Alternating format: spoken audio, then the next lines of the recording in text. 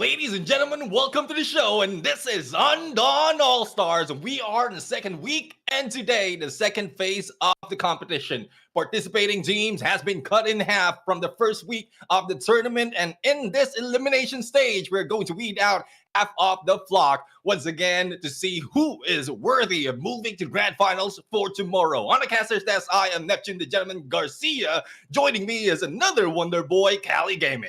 It's been a while since we last started up Neptune. It's great to be Oh, finally yeah. be back in Garena and be here with you to bring in the action for all of the regions that we got here in the Asia Pacific. We got no MSP teams. That is unheard of because now we got the Thailand region, the Taiwan teams, and more possibly these Indonesian squads that are looking to try to take away the championship here. Yeah, definitely. I mean, these three regions, specifically the teams who are left in here in phase two, has brought in fire to their gameplay. There are a few losses, but we know, or we saw as well, that they came back from those losses. They came back hot, and we're going to see if they will still maintain that heat in this battle. So this is the standing from the groups. From the group stages, and as you can see, we are looking at Dragon as well as Hersus in the top of the flock right now with 3 points each, but the rest, even with one, has a good chance right now because today we're going to introduce not only Annihilation, we are going to jump in Domination in these matches. A more objective approach that these teams have to prioritize on, right? In a team like Dragon, we know that they can be winning that gunfight, right? We know that they have Tiger Yep as their best player in there, always taking those MVPs, but what are they fighting for? They're fighting for this type of money, right? It's overall, if you combine all of these RCs, you're going to get at least 17,500 US dollars. Definitely a huge sum of money that can make these teams really get that title to be the champions here.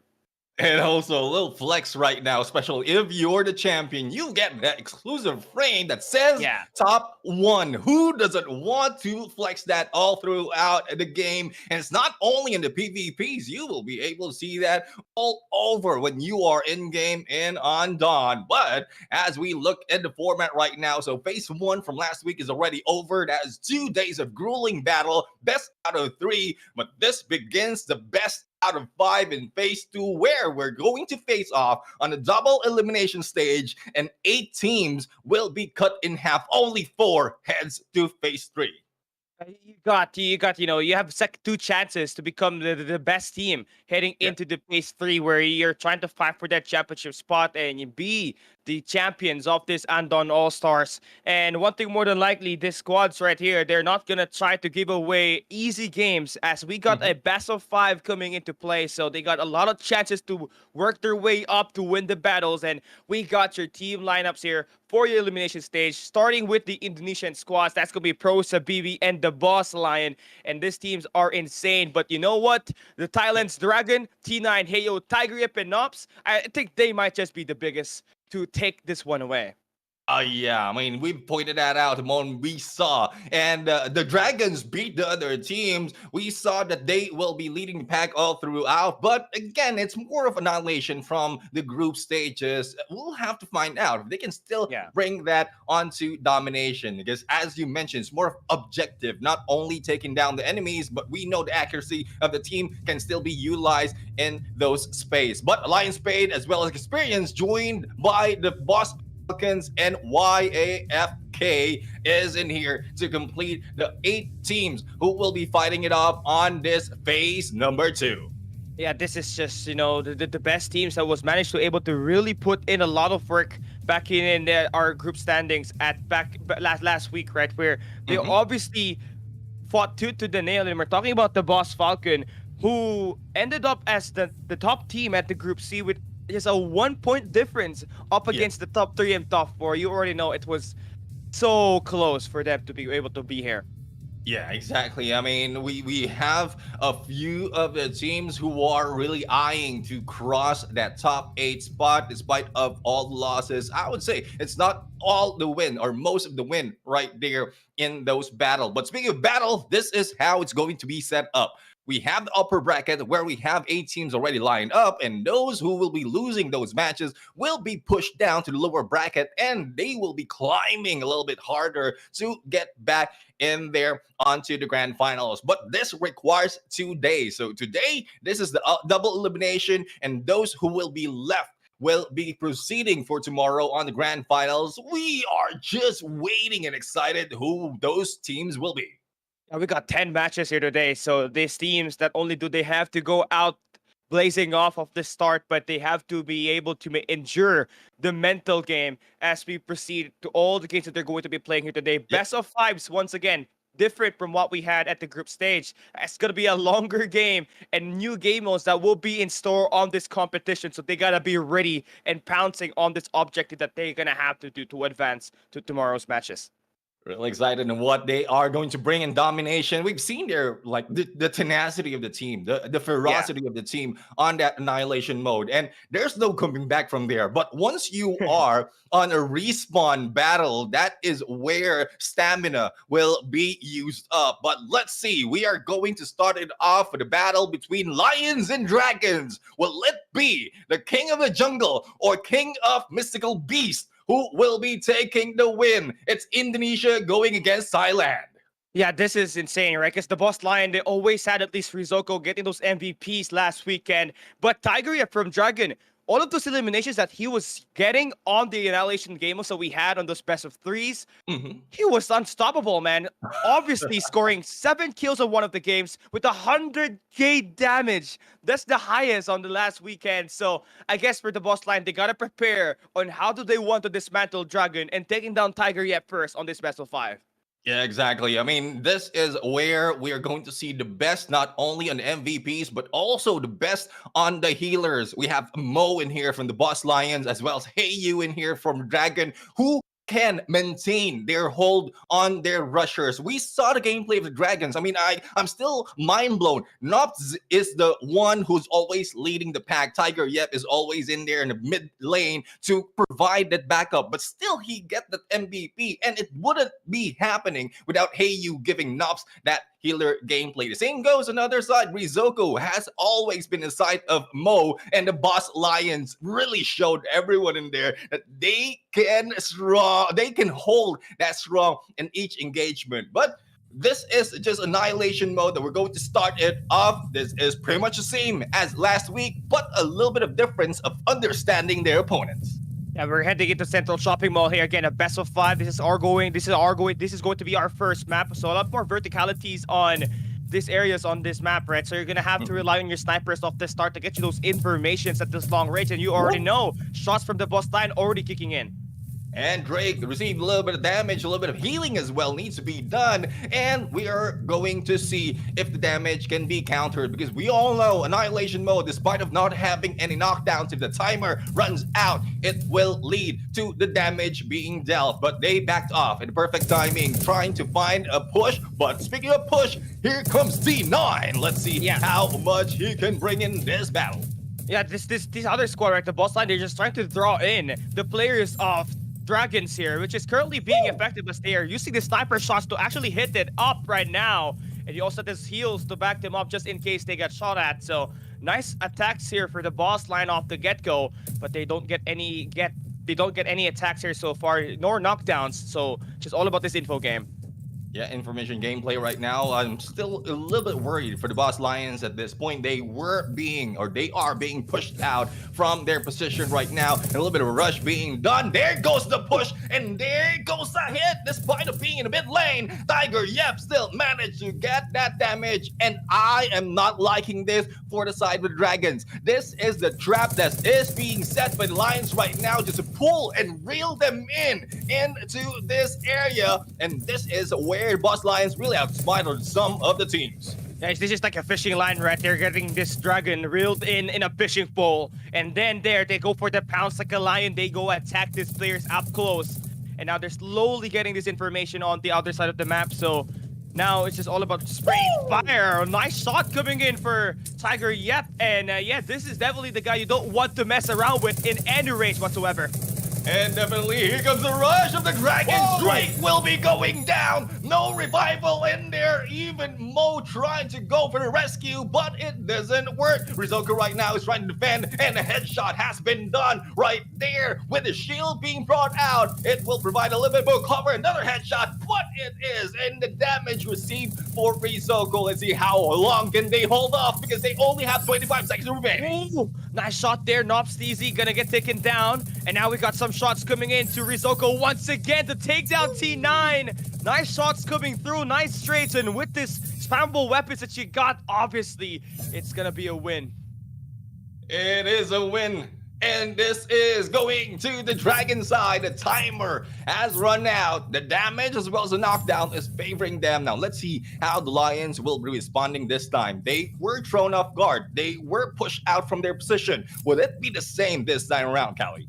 I mean, they need to actually play aggressive because when they played slow, we knew how Tiger Yep and Nops was able to push in way behind their lines and actually take them down one at a time. All it takes was a shield barrier to actually push through and provide them as cover to close that distance down up against the boss Lion. And the thing with that is you really have to stop at least Tiger Yep or Nopsteezy from getting all of these attacks at the early game to provide you that 4v3 initially. Yeah, let's see how can they do so. Mid square already being taken, and once again the Buzz Lions being pushed out of the area. A little bit of damage being received. Rizoko is healing up right now, but Tiger Yep is not backing down. Shot is possible. Here comes the foam bomb. And see you against the Dragons, but blinded at the spot.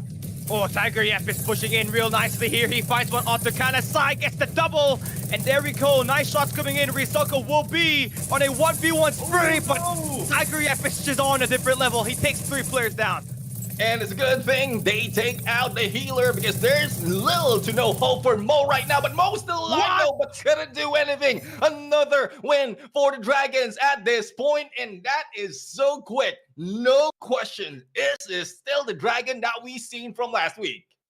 Yo, man, I was watching Tiger Yep last weekend. I was like, okay, he's great. But man, to experience it firsthand, boy, this guy is something great. He was able to get all of the eliminations, almost all of the eliminations on that last round, able to win that first round for Team Tiger Yep and the Dragons, truly becoming one of the best in this arena on Undawn All Stars, man.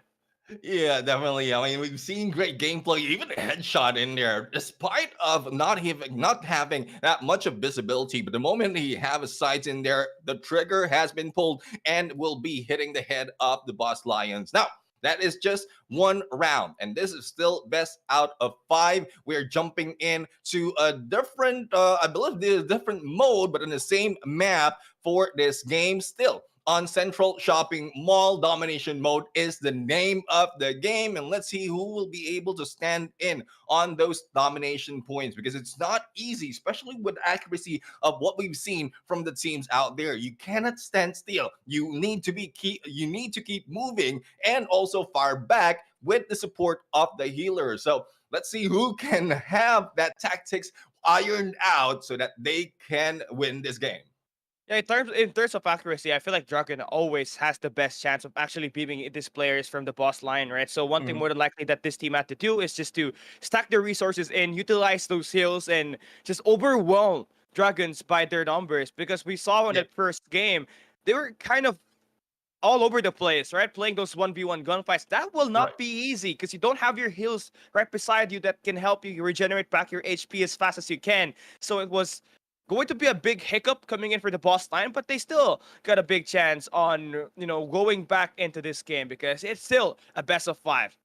Yeah, well, still best of 5, and we'll have to find out what tactics will be brought in. Again, it feels like, and background, we were talking about dogs earlier. It feels like the Dragons are acting like dogs. They can smell fear, and they will take advantage of that fear, especially if you back out from your position. They will not be phased. They will be pushing forward, and with Nops and Tiger Yep, as you mentioned, already to bite, they will not be letting go of those advantages. But in a bit, we're going to see the score lines as well as how many eliminations has been brought in. And there we have it, still the MVP with 60k in the damage. Tiger Yep with 6 knockdowns. And not only that, we have, if I'm not mistaken, oh yeah, it's Hey You with 25k. Not so high though on a healing, but there's not so much of need for healing Yeah. compared to what we've seen from the Boss Lion.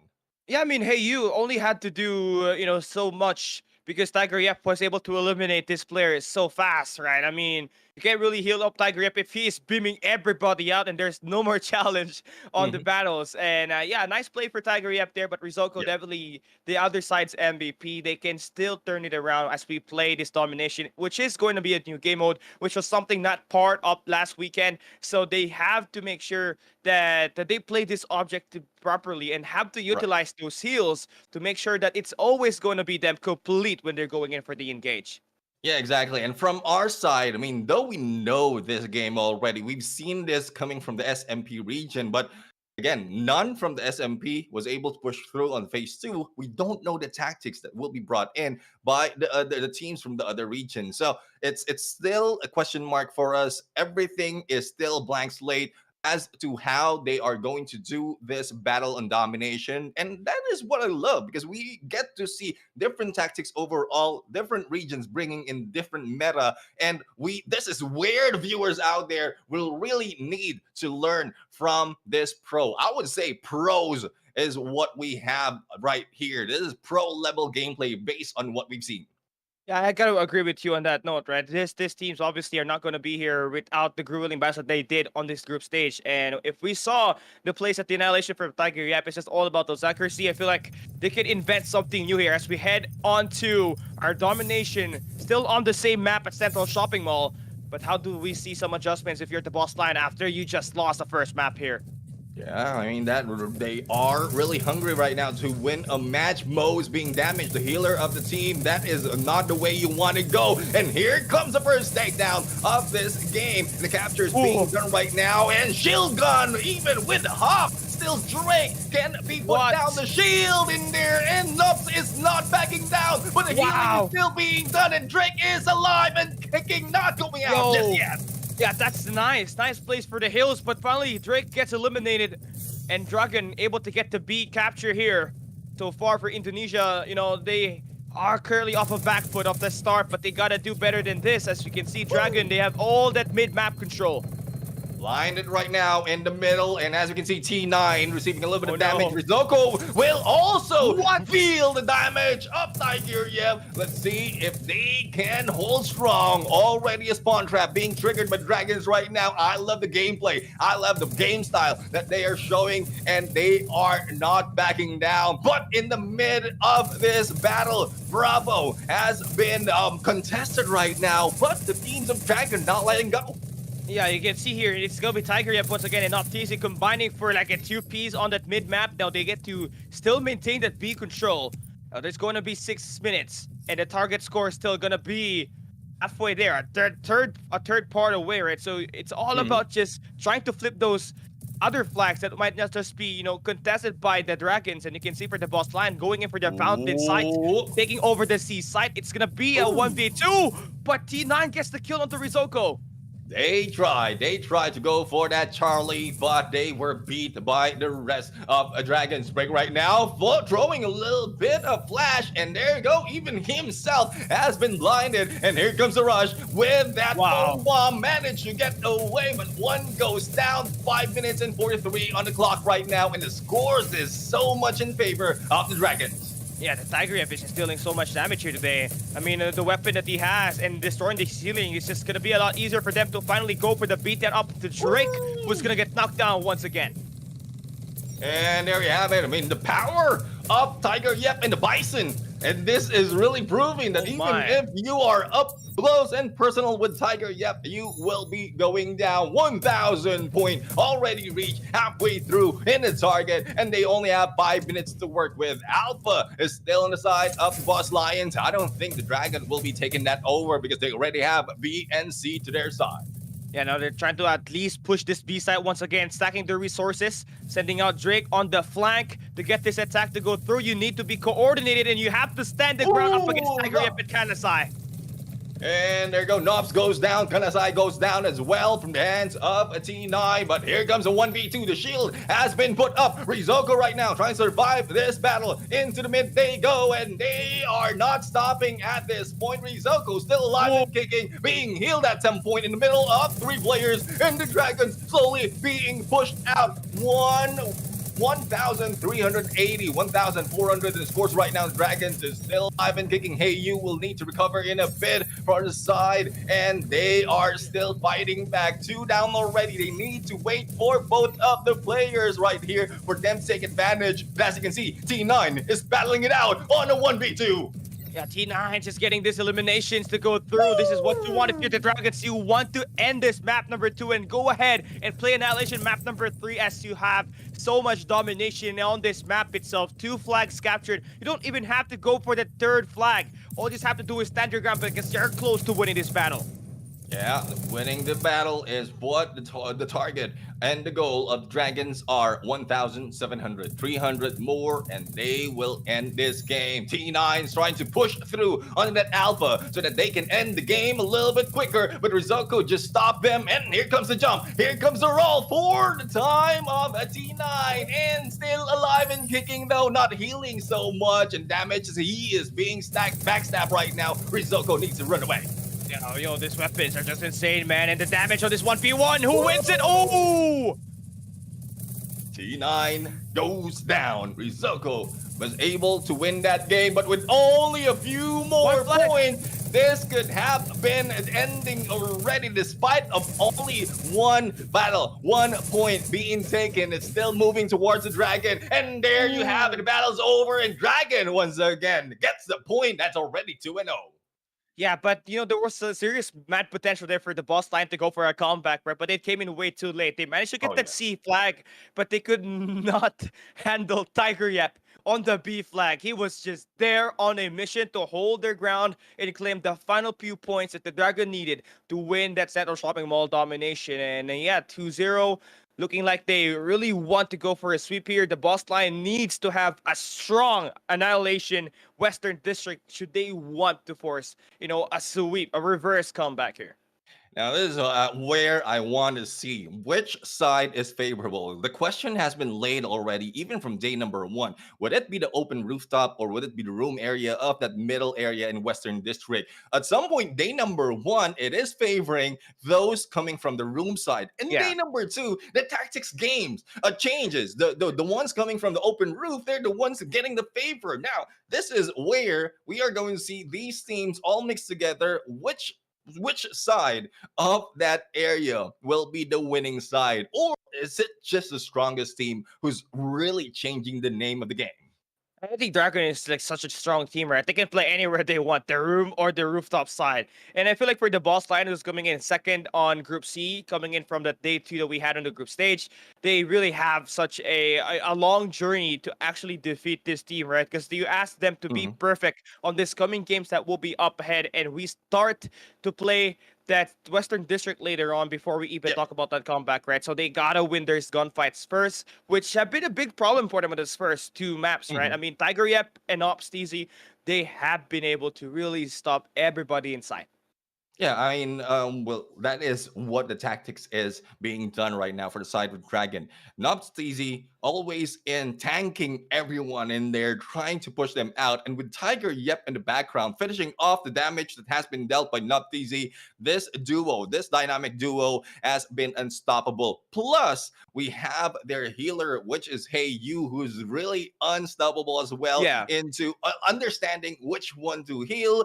And with also T9 in there who can go solo against the Boss Lion, or Rizoko, the MVP of the Boss Lions from the previous games, can be a deadly team. Both, rather. Noptz as well as Tiger Yep with 8 knockdowns. This time, Noptz takes the MVP. Yeah, but the thing with this squad, right? They have so much elimination, 16 for the first 2 two players, Tiger and Nopstation, combining for 16 kills. Mhm. Man, they got like 75k plus damage. And the thing with this team, right, they can get your attacks to line up on those close and long range. Then they got the backline from Heyu, who can Yeah. play that healing game to the best of their capabilities. And the boss line could not just keep up, gotta work their way back in here in order to take one map and force map number 4. Yeah, exactly. I mean, as we often see as well as say in here, once you are in there on a healing galing gameplay, there's not so much that you can do. The strongest players of the Dragons always up front, and then from the back end, you have in there a player who doesn't stop in healing those tanks as well. And that is the Dragon for you. One thing I would say, especially we're back in Annihilation, is they take out Hey You first. That is Yeah. one of the tactics that can prove to be, or that has been proven to be the most efficient. You take out the healer, you deal with the rest, the remaining three players, and even if you lose one player from your side as a rusher, as long as you have your healer still alive and kicking, there's a better chance for you to take the win. I gotta agree, right? Drake is obviously one of the best players out here in this arena on Dawn All Stars, man. And all it the stakes is to where do you want to exactly find Hey You Hmm. on the Dragons when you're playing on this annihilation match. Once you do take him out, it is just gonna be quicker and easier for you to take down Tiger Yap and Nosteezy, who has just been searching up those MVPs back to back now. Map number 3, a crucial Ooh, one for the what? Boss Lion, and they started it off with them getting shot at by the Dragons. A little bit of progressive move from both sides, and there You you shut go, it the off. Boss Lions, and the trade up from Yeah. both sides. And let's see who goes down next. 3v3 situation. Kanasai What? being battled, and another one is being taken down. But there goes a takedown. No revival being done against Revival. Risoko. It's now a 2v2 situation. But T9 Yeah. goes down, and the Dragons still manage to win that game. No, that is so amazing. I mean, to be fair, the boss line was able to not just take down Hey You, who is the healer, but they just could not sort down the final clutch where the gunfights really matters a lot, right? So the boss lion still, they have that idea to take down that healer so that Tiger Grip cannot have unlimited health when they're fighting. So just need to slow it down one more time and plan out that strategy even better. Yeah, speaking of slowing down, we are seeing Dragons right now don't want to deal with that super aggressive gameplay that we've seen from round number 1. They stay back in there from the spawns, and let's see how will they deal right now with the Boss Lions understanding and knowing where they are. So far, Izoko is still trying to look for the enemies, but the buildings in there, the two buildings that is in there in cover for the spawns for the side of Dragons is not giving them that much of information. Yeah, this play for Rizoko, right? I mean, having a Bison in hand can just spray and pray the enemies up close with a lot of bullets and just racking so many damage for the boss lines. But it is not just gonna be an easy fight for them, right? We saw them on this close range battle up against Dragons on this rooftop, same exact area where they're trying to hold right now. They had it rough, but they're gonna slow things down. It's going to be stopping that pace and rhythm that Dragons been able to build up off of that round number 1. But you gotta work your way in. A minute and 41 still a long time, but Mhm. as much as you want to do this, you have to play through your snipers to get you those first engage. Yeah, let's see Drake right now also putting in a little bit of fight and still finding where the Dragons are. But this might be a surprise. They have no information. But as we can see, Oh. Mo is being damaged. That is what we're talking about. The ones in the back end usually is the healer, and that is who is receiving the first few damages. Drake right now goes down. Kanasai goes for another. Only 2 remains. Let's see if they will be revived. They did, but it's a 3v3 situation, and it is still Tiger Yap dealing so much of a damage as well as Oh. Nobs already behind enemy lines. Only 1 remains. 3v2. Yeah, 3 knockdowns for him already, and now he's using the sniper to actually do the damage here on the long range. Nops, 1v1 situation onto Rizoko, but the healer is there to actually provide the support. Ooh. But now Tiger Yep takes down Rizoko. It's all down to 1 player, and it's down to Nopsteezy to take down the last guy. It's gonna be Mo back against the wall, and he's just getting sprayed on by Heyu, the healer, and we got the Dragons mauling over the Boss Lions to win the first match of the day. Eeny, meeny, miny, Mo. Mo was the last guy to go, and there you go. There we have it. The battle has been ended already for the first match of this day. And the Dragons really sweeping the floor with the Boss Lions. I don't know who else can beat the Dragons at this point. Yeah, I projected them to be, the best team in this Mhm. bracket on this double elimination ladder that we got, right? So I feel like the only team that can get close to them has to be the team that played on day 2 of the group stage. I think Herzus Yeah, has the best chance of taking them, but it will have to go through towards the semifinals, which will be held tomorrow to actually find out what. But who cares? But who knows, right? Because we still right. got the quarterfinals later on, and for a team like the Dragons, they will be either meeting YAFK or the Boss Falcon. I Yeah. don't think that it is gonna be an easy match for them, but I Mhm. guess we just have to find out one later on if ever they And do get attacked. yeah, and at this point, the favor or the advantage is giving towards YAFK because from the group stages, we've seen them beat Experience, and Yeah. Experience is another team coming from, if I'm not mistaken, coming from Thailand as well, and we know the gameplay.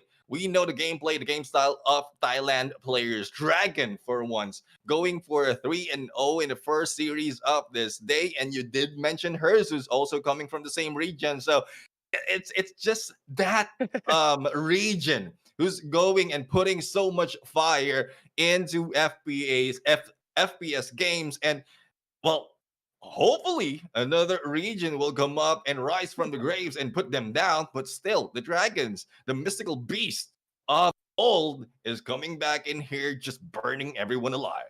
Yeah, they were undefeated on the group stage, to be fair, right? I mean, they obviously just dominated the Boss Line, who is the second best team in Group C when we played it on last weekend's day 2. And Yeah. they're going to have to feel great. They have some time to rest and later on warm up against whoever is going to be the winner of this next game that we're going to have. But the Dragons, if not Nobs TZ, as well as Tiger Yap, Tiger, yep. the back line is also strong. How do you defeat a team like this is the main question. Yeah, I mean, the position is already being set. Though we are reading their tactics, we can see their tactics. The only question is, yeah, you can see it, you can read it, but the question is, how are you going to counter it? It's not that Yeah. easy. You did mention the front line, not easy. Plus Tiger Yep. Supported by T9 on damage. The moment one goes back, T9 moves front, and then there's Hey You in there just healing everyone to do his best. And it's really tough to go against the dragon if this is their gameplay. One thing that would really work is similar to what we've seen earlier when the dragons pulled in the boss lions. They beat Mo first. So as Mo is being distracted healing himself, there's not so much of time healing the rest of the team. Thus, they went down one at a time. Yeah, so he's just taking down the Steelers, right? Which is gonna be like Right. the biggest meta here for everybody that's looking to try to dominate the annihilation matches. And for a team like Dragons, they really know what to strategize in this game. And then you can see the scoreline once again. The result of this Western District Ooh. annihilation, Tiger Yep once again getting that MVP. 6 knockdowns for him, and he has no down whatsoever. Every kill that he connects, he always go for the beatdown. Yeah, definitely a beatdown has been done again. Still, despite of not so much of heal being done by Hey You, it is because the rest of the teams are that strong and staying strong in the front line and mid line. So Hey You, not so much of effort. He can just deal with those who are backing out, needing his help, and then the rest of the teams or the rest of the guys from Dragons are just moving front. So they're just rotating. The first three are just rotating their position. And Hey You says, I'll be sitting back in here laying still as you ask for my help. I'll give it to you. So I just that's not so much of healing being done by Hey You. I mean, just let me know if you need some heal. I can provide you that one. That has to be in the comms of this team, right? But Yeah. obviously, the games happen so fast, and they have to be in a serious mode. And for the Dragons, it's just all about keeping that consistency all Mhm. throughout in order for them to reach that grand finals. Remember, it's a double elimination. Any team that might just have a bad day here today on the Yeah. upper bracket can just work their way up at the lower bracket front, where we might just see a Cinderella story that will be made by either of these teams. Yeah, but the thing is, it's much easier than to say than do because we've Yeah. seen some of the teams really struggle when they are facing some of like those on the upper bracket. But those in the lower bracket are much hungrier because Yeah. like Dragons already have their play. So even if they play the next game, they still maintain their position and that they will have that confidence. For those in lower bracket, it's either they're demotivated or much more motivated to climb back up, which makes it like a little bit tougher. There's nothing to lose anymore because you're already in lower bracket. So it's much heated later on once we jump into that plane. I couldn't agree more with that statement, right? I mean, every other teams here, they want to at least be part of that top four, play at the Yeah. semifinals tomorrow. But in order for them to do that, they have to beat everybody as soon as they can. And yeah, it's gonna be tough, emotional, and you have to be at your 100% in order for you to advance to the highest of stage possible in Garena Undawn All Stars. And I feel like for the Boss Lions, who just taking this Mhm. loss up against the Dragons, they still have their chances, but they gotta have to do more than what they did up against the Dragons in order for them to defeat the players that they're gonna be facing at the lower bracket later on today. Yep, definitely. But the boss journey is not yet over. We are welcoming another team from the boss, and this is the boss Falcons. This time around, going against a team from Taiwan, YAFK, right now. And this is a different set of region, but Indonesia is still in play. Abil, SNS, LCE, and Judith, the most dangerous of them Yeah, all, especially for all adults or yeah, most of the adults out there. You don't want to go and deal with yeah. Judith right now. Yeah, I mean, I gotta tell you, once the payment date is there, it's due, man. Due date. Judith. Yeah, I was wait. I know I know it has to go there somewhere, right? I mean, obviously Judith is one of the best players for the Boss Falcon, by the way. Yeah. He was able to get a lot of tag downs yesterday, but one thing more than likely that I have my eyes on is AA Mhm. May from Taiwan. I think as a sub player, he has transited to become one of the better players in this team. So let's see how are they gonna do well as they go up against the Boss Falcon here in this best of five. Yeah, let's see right now. Battle begins and Boss Falcon going against YAFK. And I don't think the team of YAFK will be going AFK at the moment, but 20 seconds already has been spent and no engagement is happening just yet. No, I love this more of a passive approach for both squads, right? Earlier at that game one, everybody was playing aggressive off the start. It ended in just like a minute and 30. So this time, just trying to play with their strategies. And the Boss Falcon, have to play through their snipers here this time as Oh. they look to play it slow. And they have the mid-map control already, so that's gonna be a lot better for them now. And Bill received a little bit of damage right there, but also has been was able to deal a little bit of damage as well for the team of YFK. But they are backing out right now, really not really jumping in onto the mid square. And we're going to see if they will be able to go in for a flank or probably a rush now that they know the position of the teams of the Falcons. Yeah, KK, they're just letting themselves take again the backside. Well, the Boss Falcon gets a little busy with this attacks on that mid map, so they're just really trying to waste time and let these players be the ones starting off the aggressive. Mhm. And yeah, I mean, just trying to reel them in once again, which was the Boss Falcon strategy earlier up against the Dragon. So let's see if that will pay out as these players gets ready, as we got a minute and 20 seconds left.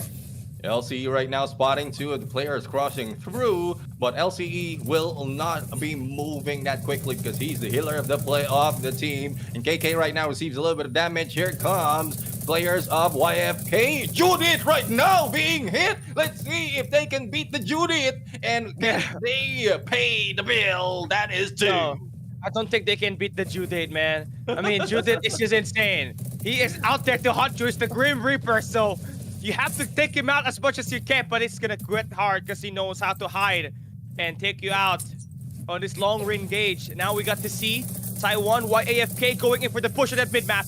Oh, mid-map battle is now starting, but they are only dealing with 32 seconds remaining. Judith right now together with LCE will be moving in for the rush. LCE doesn't know who to heal first, but there goes first takedown, and it is for the side of YFK. Another one goes down. 3v1 situation, and just in the nick of time, there goes the boss Falcon taking the point. YFK left in the dust for that day. You know who greeted YFA first? It's Judith, Judith. man. Judith got the first kill on that round number 1. And right after that, things fell apart for YAFK. Need to find a bit more of aggression and a bit more on their healer because that guy just got taken down early today. Judith, bye! This is what we don't want to see. Every 15th and 30th of the day, foam bomb be thrown onto YFK. Shield has been brought up, and let's see if they can bring down players of the Falcons. There goes one down, but the recovery is that quick. And as you can see, the jump and stare being done against Judith. Judith is still alive and can't be taken out. They can't beat the Judith right now, man. There has to be some time expiration for him, but no. He is there, staying alive, but Taiwan, Steam, YAFK, able to find one kill on the kill feed. Now they're going to have to search their way into a bit more of a team out, but the healing is there for the boss Falcon to maintain their life out there.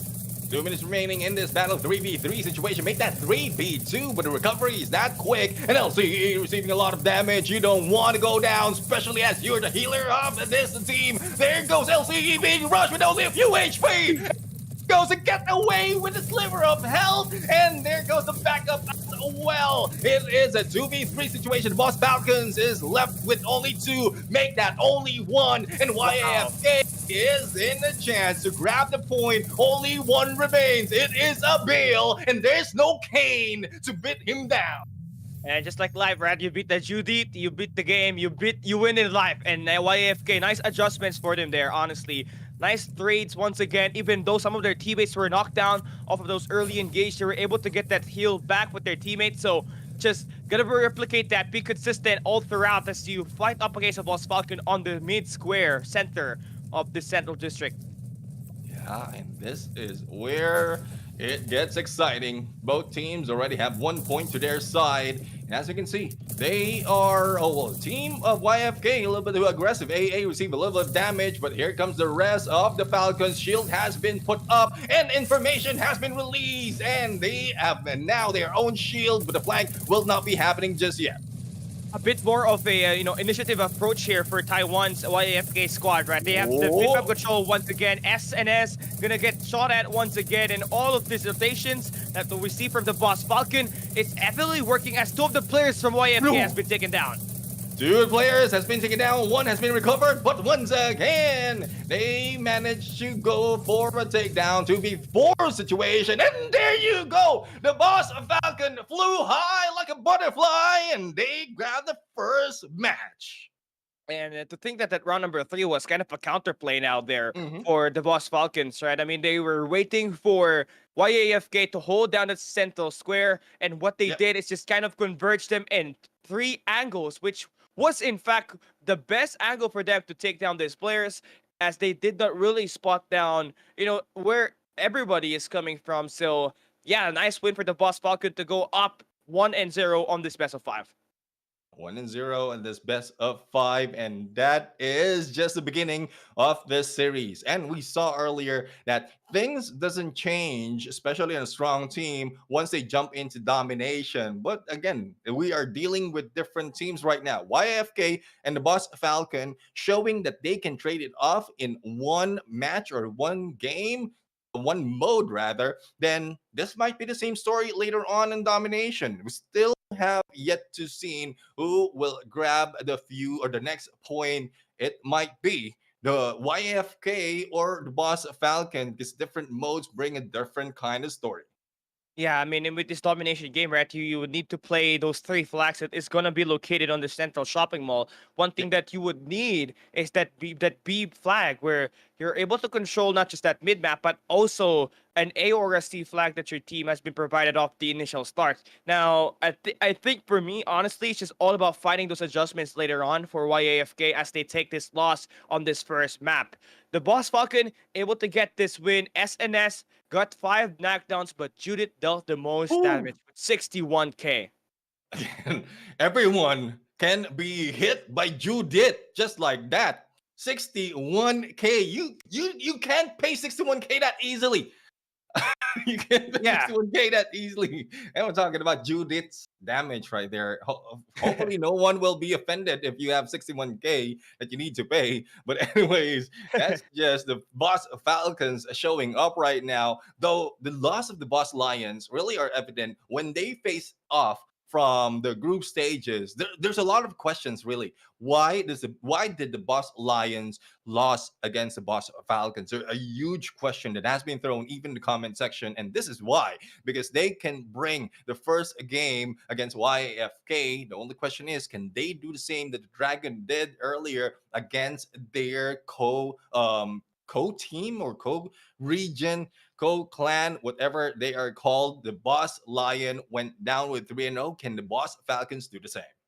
Yeah. I feel like, like for a team like the Boss Falcons, I think they're going to do a lot better against YAFK. Although we did not see a lot of healing that on the stat sheet earlier. We did see a lot more of the damage coming into play, right? Because all of these teams were trying to play very, very passive, and they had to let the first a minute and 30 to run down before they actually initiate those contacts and go up for these attacks. And Yeah. I feel like that has to become a big factor starting the day off and all throughout this quarterfinals that we're gonna have. But YAFK, after dropping the first map, needs a bounce back on this domination central shopping mall. Let's see how they do well with this mid map.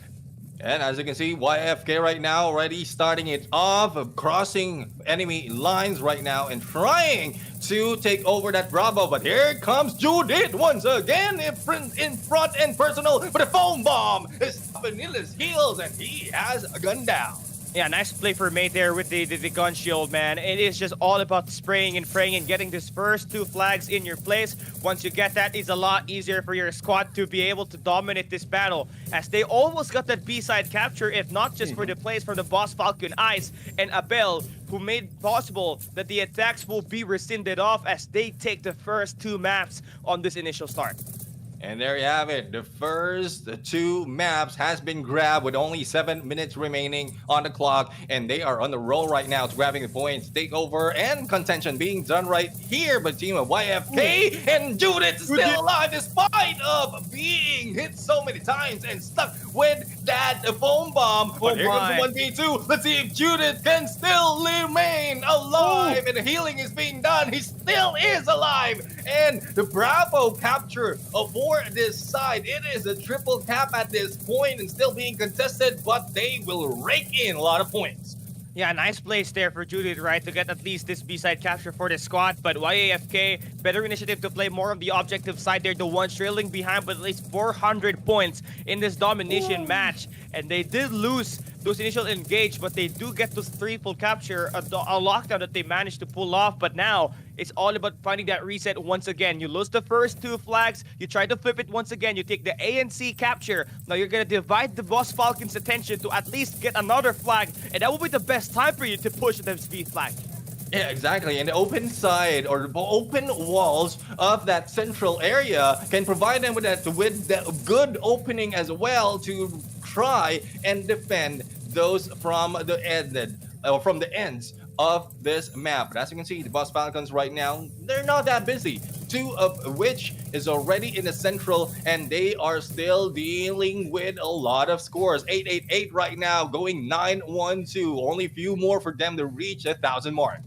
Yeah, again, the Boss Falcon is still going to be in a very close battle up against YAFK. Still trying to figure out the pacing of this battle, but gunfights on that mid-map once again. YAFK, they have that heal to actually put them off, but just the presence and the numbers that Boss Falcon has on this mid square. They got at least 3 players in there. And when Taiwan YAFK actually push in one by one, they all get ganged up. And it is not just going to be a great sight as we see Indonesia's the Boss Falcon almost getting all of the eliminations on the kill feed. Yeah, and this is now the last 5 minutes of this game. 1,200 and still moving up from both side. But as you can see, Bus Falcons is in the lead. They have two captures already. Both A and C. Bravo is still being taken. And there you have it. I think this is a turnaround.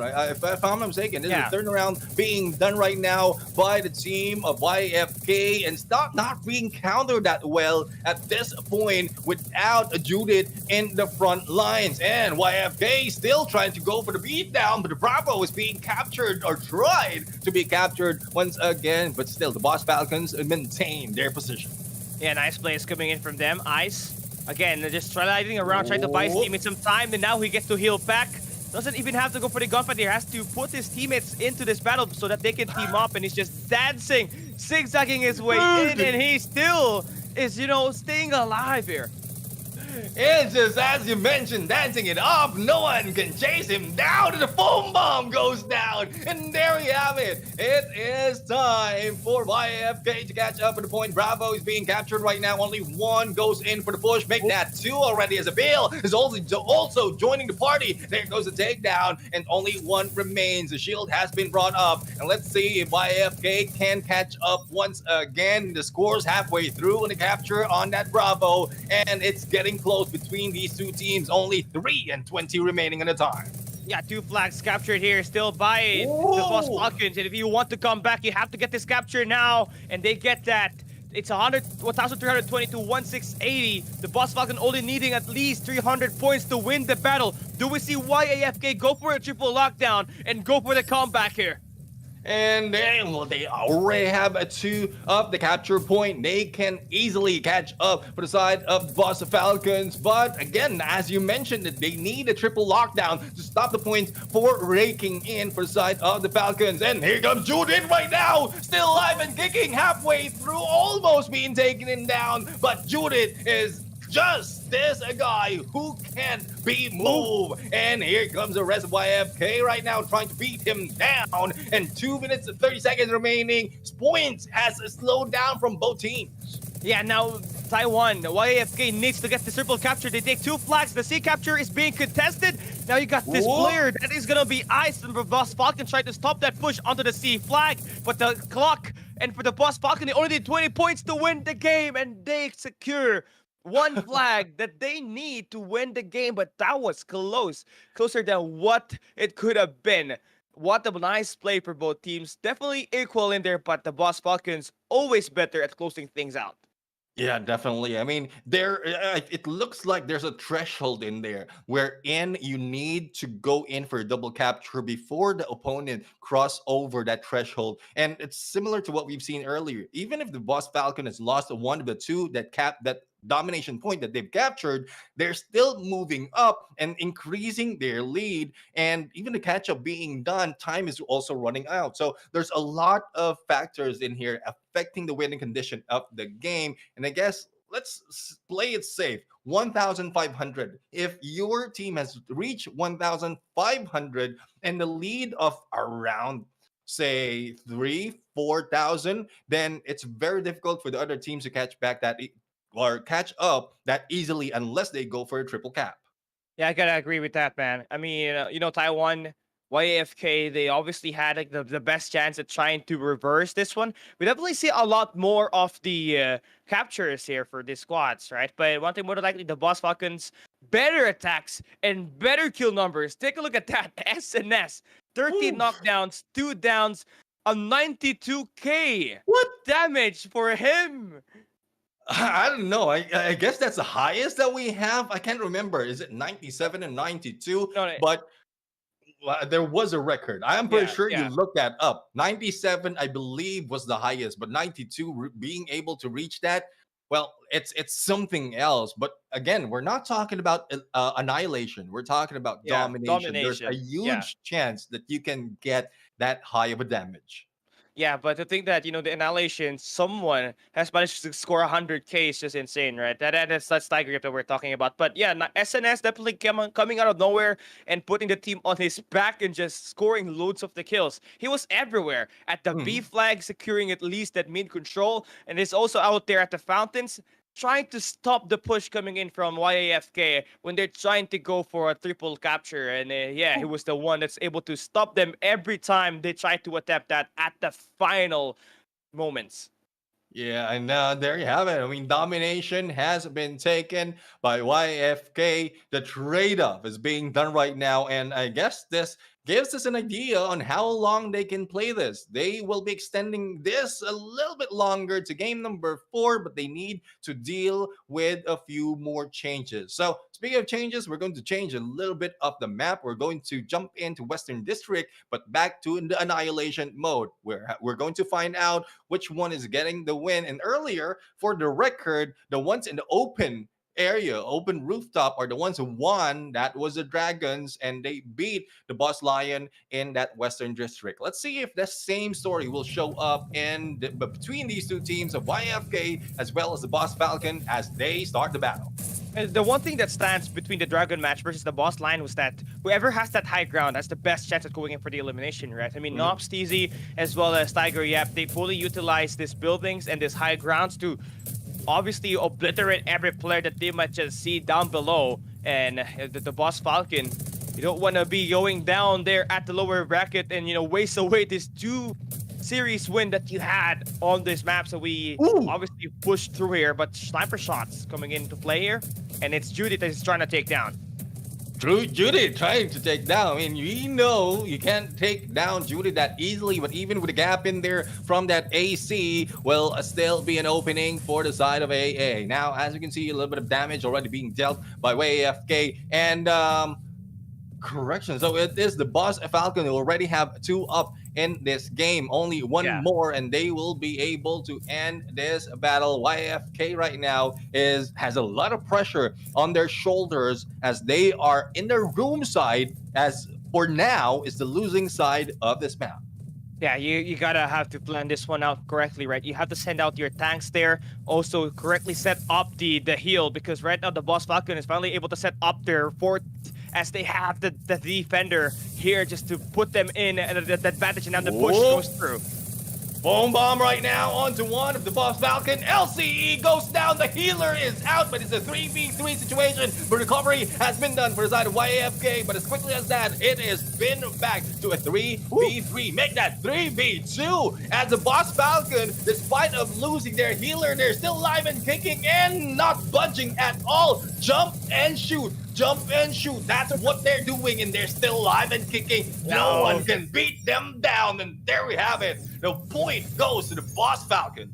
Yeah, 2 guns just going in for that aim down on sight, and then one guy was going in for that bat beat down. That was how you want to end that round number 1, in a position for the Boss Falcon to go up against the Dragons on the next stage of this competition is now in their hands.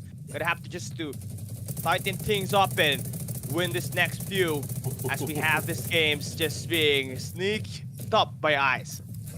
Eyes right now, really sneaky. Getting them for the information, not only for the visuals, but also that information that you can get from the sound cues by the team. So he can identify which ones are running up, and also seeing those already moving in. ICE, good chance for the backup, but let's see AA right now already rush in. Hit with a foam bomb, being tagged up, and one goes for the side of YAFK. Yeah, fight started over to YFK. They did have 2 of their players taken down, but they still clutch up with the phone bombs. And now look at the reverse coming in for YAFK. Even though they lost that first blood, they still managed to get that kill. But man, it is what it is. Dude, that was less than a minute from the initial engagement. They spent 20 seconds setting that up, and it ended around 2 minutes and 5. So let's say that is around 45, if I got it right, 35 seconds to end that match. And that might be the fastest, if not the second to the fastest, after what we've seen from the Dragon in the Annihilation mode. But speaking of fastest, this battle has been done. Another record being done by on this best of 5, because 3-0 as quickly as that. Yeah, these teams are not afraid to really set records, right? After all, what they want here is not just those individual score lines, right? But they want this team to shine and advance deeper into this playoff run. So we got here today. So as much as you can, you take down these players as fast as possible so that you get to at least get more relaxation after you get these eliminations. Because after this upper bracket, we're heading down to the lower bracket where we're gonna see these underdogs with only one life still left trying to stay alive down there.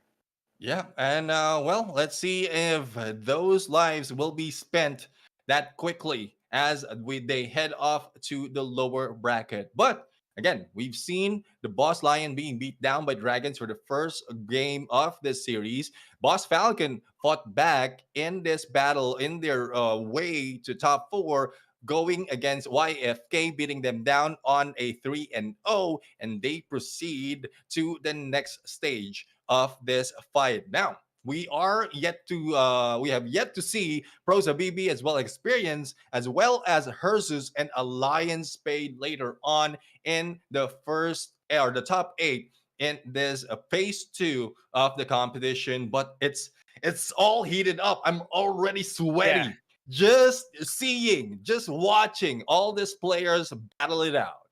And you know, this first half it is intense, but the second half is just gonna be a lot better on this upper bracket because it's going to be a Thailand versus an Indonesian region battle once again, and it's gonna be very interesting who Whew. takes this battle. But for now, on this match result, it's SNS is gonna take that MVP once again, and the Boss Falcon will be going up against the Dragons on Mhm. the upper bracket quarterfinals. So you're gonna have to feel good about that. Yeah, definitely. I mean, they should feel good about that, and that they were able to say, go in for a payback and make their teams or their organization move up against the dragon once again. But the thing is, the boss lion was beaten by the dragons.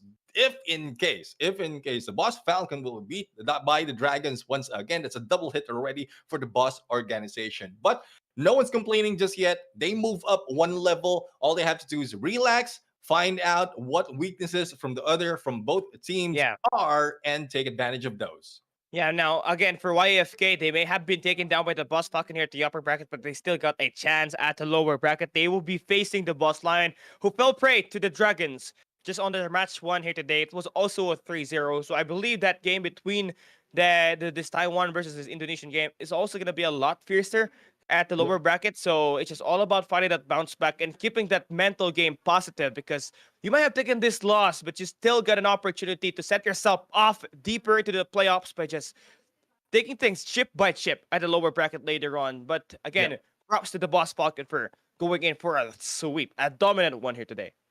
Yeah, I mean, it's really a good play that we've seen right there, despite of YFK really showing that a little bit of light to their side to take over. Even in domination, we've seen a good chance for YFK to grab a point against the Boss Falcons, but the Boss Falcon says, nope, we can't be beat down because we have a tough team to on our side, and we're going to see right there later is tougher between the other four teams lined up for this elimination round. Now, there we have it. Two teams already moved up.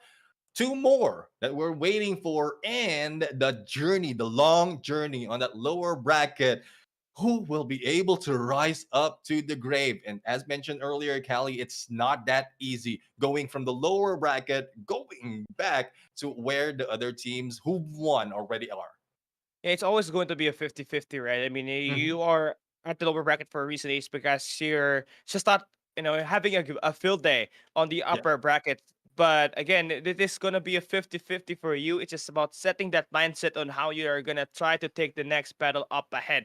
And one thing more than likely, you need to come up aggressive. You need to Mhm. be 110% when you try to play this coming teams that are going to be sent down to the lower bracket later on. So this time that you're going to get on this first half is going to be the best time for you to actually spot what kind of rotations are you going to do when you play the annihilation and the domination match on this best of 5 for later's quarterfinals. Yep, definitely. I mean, it's the one reason why we have this as well is so that a lot of teams will be able to understand how the gameplay, the meta, and the tactics are being worked on, and then use that to their counter. So we're going to talk about that later a little bit more, but we're going to go for a quick break. When we return, the second half of the top 8 who's battling for the next level will continue. So we'll see you in a bit.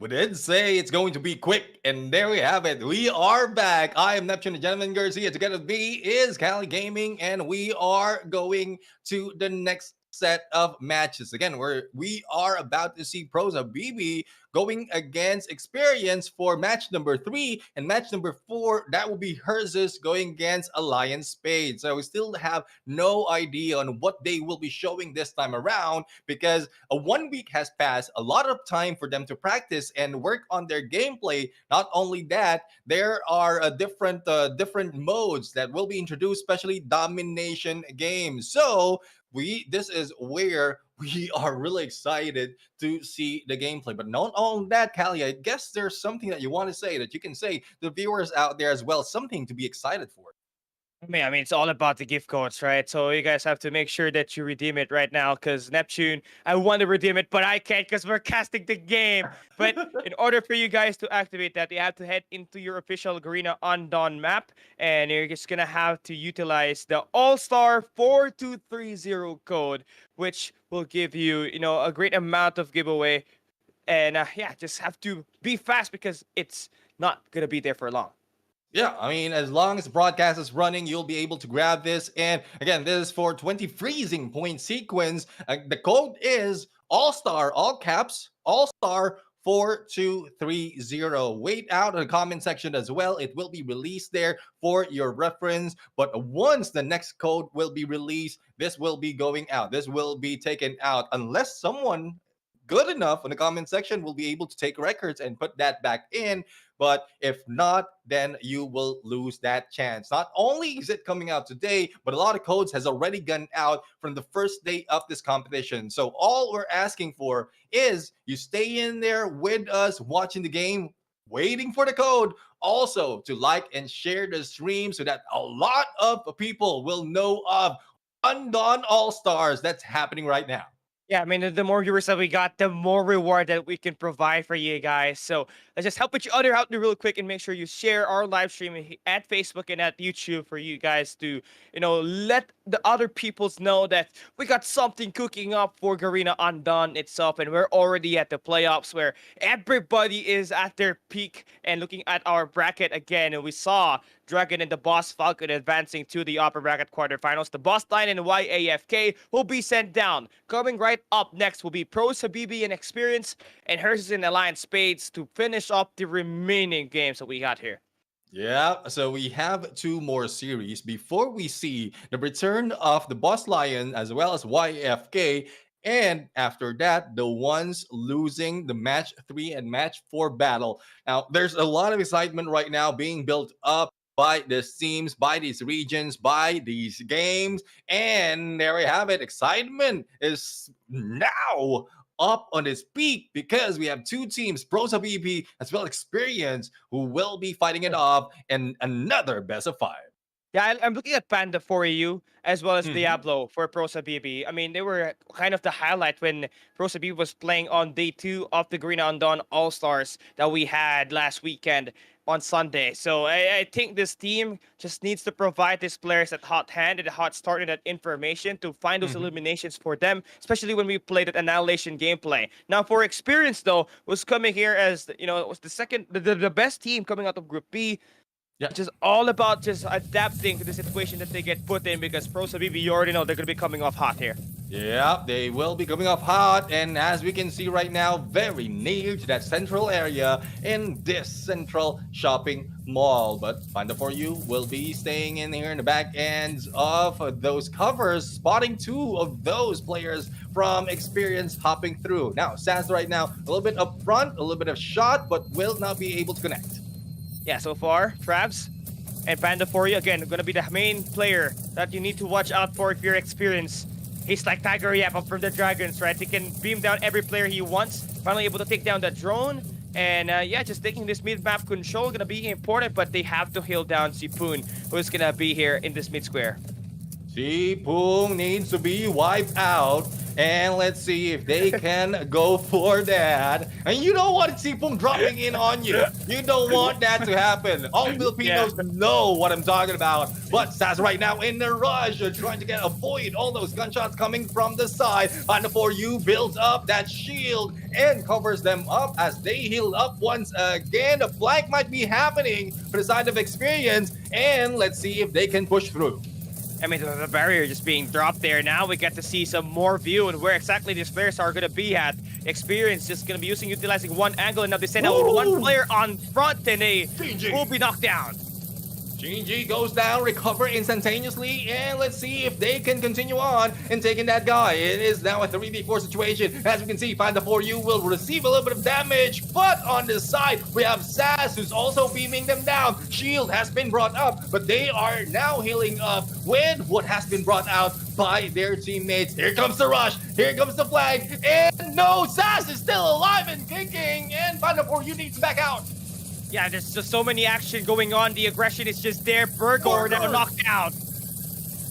Burger has been bitten in here, and let's see, there goes a 4v1 situation. Only one remains, and Experience right now will be losing this game. Pros, Habibi, showing up with a 1 point. Yeah, I mean, everybody was just locking in off the start, right? Doesn't even matter if they're gonna play off aggressive and play those close range, because they got those heal strategies basically lined up to sustain their lives a bit better than the other players from Experience side, who is coming off, again, playing individual when they were trying to isolate one of the players in this long range. Pros of PB able to capitalize onto that, build up that 4v3 situation, and with Sipong able to get those first shots, dripping down those players, gonna be a lot easier for them to just overwhelm them with the 4v3 numbers. You don't want Sipong dripping down on you. You Yeah, don't man. want that to happen. You don't want him to be stagnant as well. Otherwise, it will be so hard for him to be taken out. But anyways, we still have yet to see any damage being received. And as you can see, Pros Habibi right now, Panda for you. Good position on the top lane. This might be a good surprise that can be brought in by Pros Habibi at this point. Unsuspecting Experience might be caught off guard as they are just waiting it out. 2 minutes remaining in this game. No one's pushing through just yet. I mean, after all of the aggression, now they start to think that, hey, I think it's not the best time for us to just go our heads there and barge our way in. Just let's play it slow. Just wait for these players to engage at the final minute and just let them decide where they want to be at. But Panda for you, I think has already got that information that there's a guy holding down the edges of the square, and now he's holding down the island. And 3 spotted already. Let's see. Still no aggression being shown right now. Saz is in the lead for the side of Experience. And let's see if this Experience will really be a great teacher for this team. Because not so much of being shown by Experience. We thought that they will be coming up similar to what the Dragon has, because they're coming from Thailand as well. But right now, there's a good chance to show up and show back what the Thailand team has to offer in this battle. Otherwise, we have Pros Habibi, who has been so strong in most of the battle that they are in, might be able to go and grab another point. Drone has been laid out for distraction. Shinji will try to fire back. And 5x4U has a heal here right beside, so he's not going to be having a hard time just getting back that HP and just shooting down these players, providing the damage for the team to fend them off of this battle. But one thing more than likely, there's 4 in front of this guy, so if you get run over, it's over. It's over indeed. Find the 4U being chased out and reeled in. Saz for the backup. Now let's see if Saz will be able to heal up. No! From the side, a hit, a bomb will be thrown. No, that was a fun. And let's see, Diablo right now will be hit as well, but managed to hide out. Now they are back, but only 13 seconds remaining. Let's see who grabbed the first point, the first down, and there you go. 1 knockdown has been done, and this might be a point that will be received by Experience. There goes the time, and Experience grabs the point. Yo, nice adjustments coming in for Borgor and Experience, right? I mean, they knew that they cannot have it easy if they're playing up close. So what they tried to do is just play passive of the round number 2.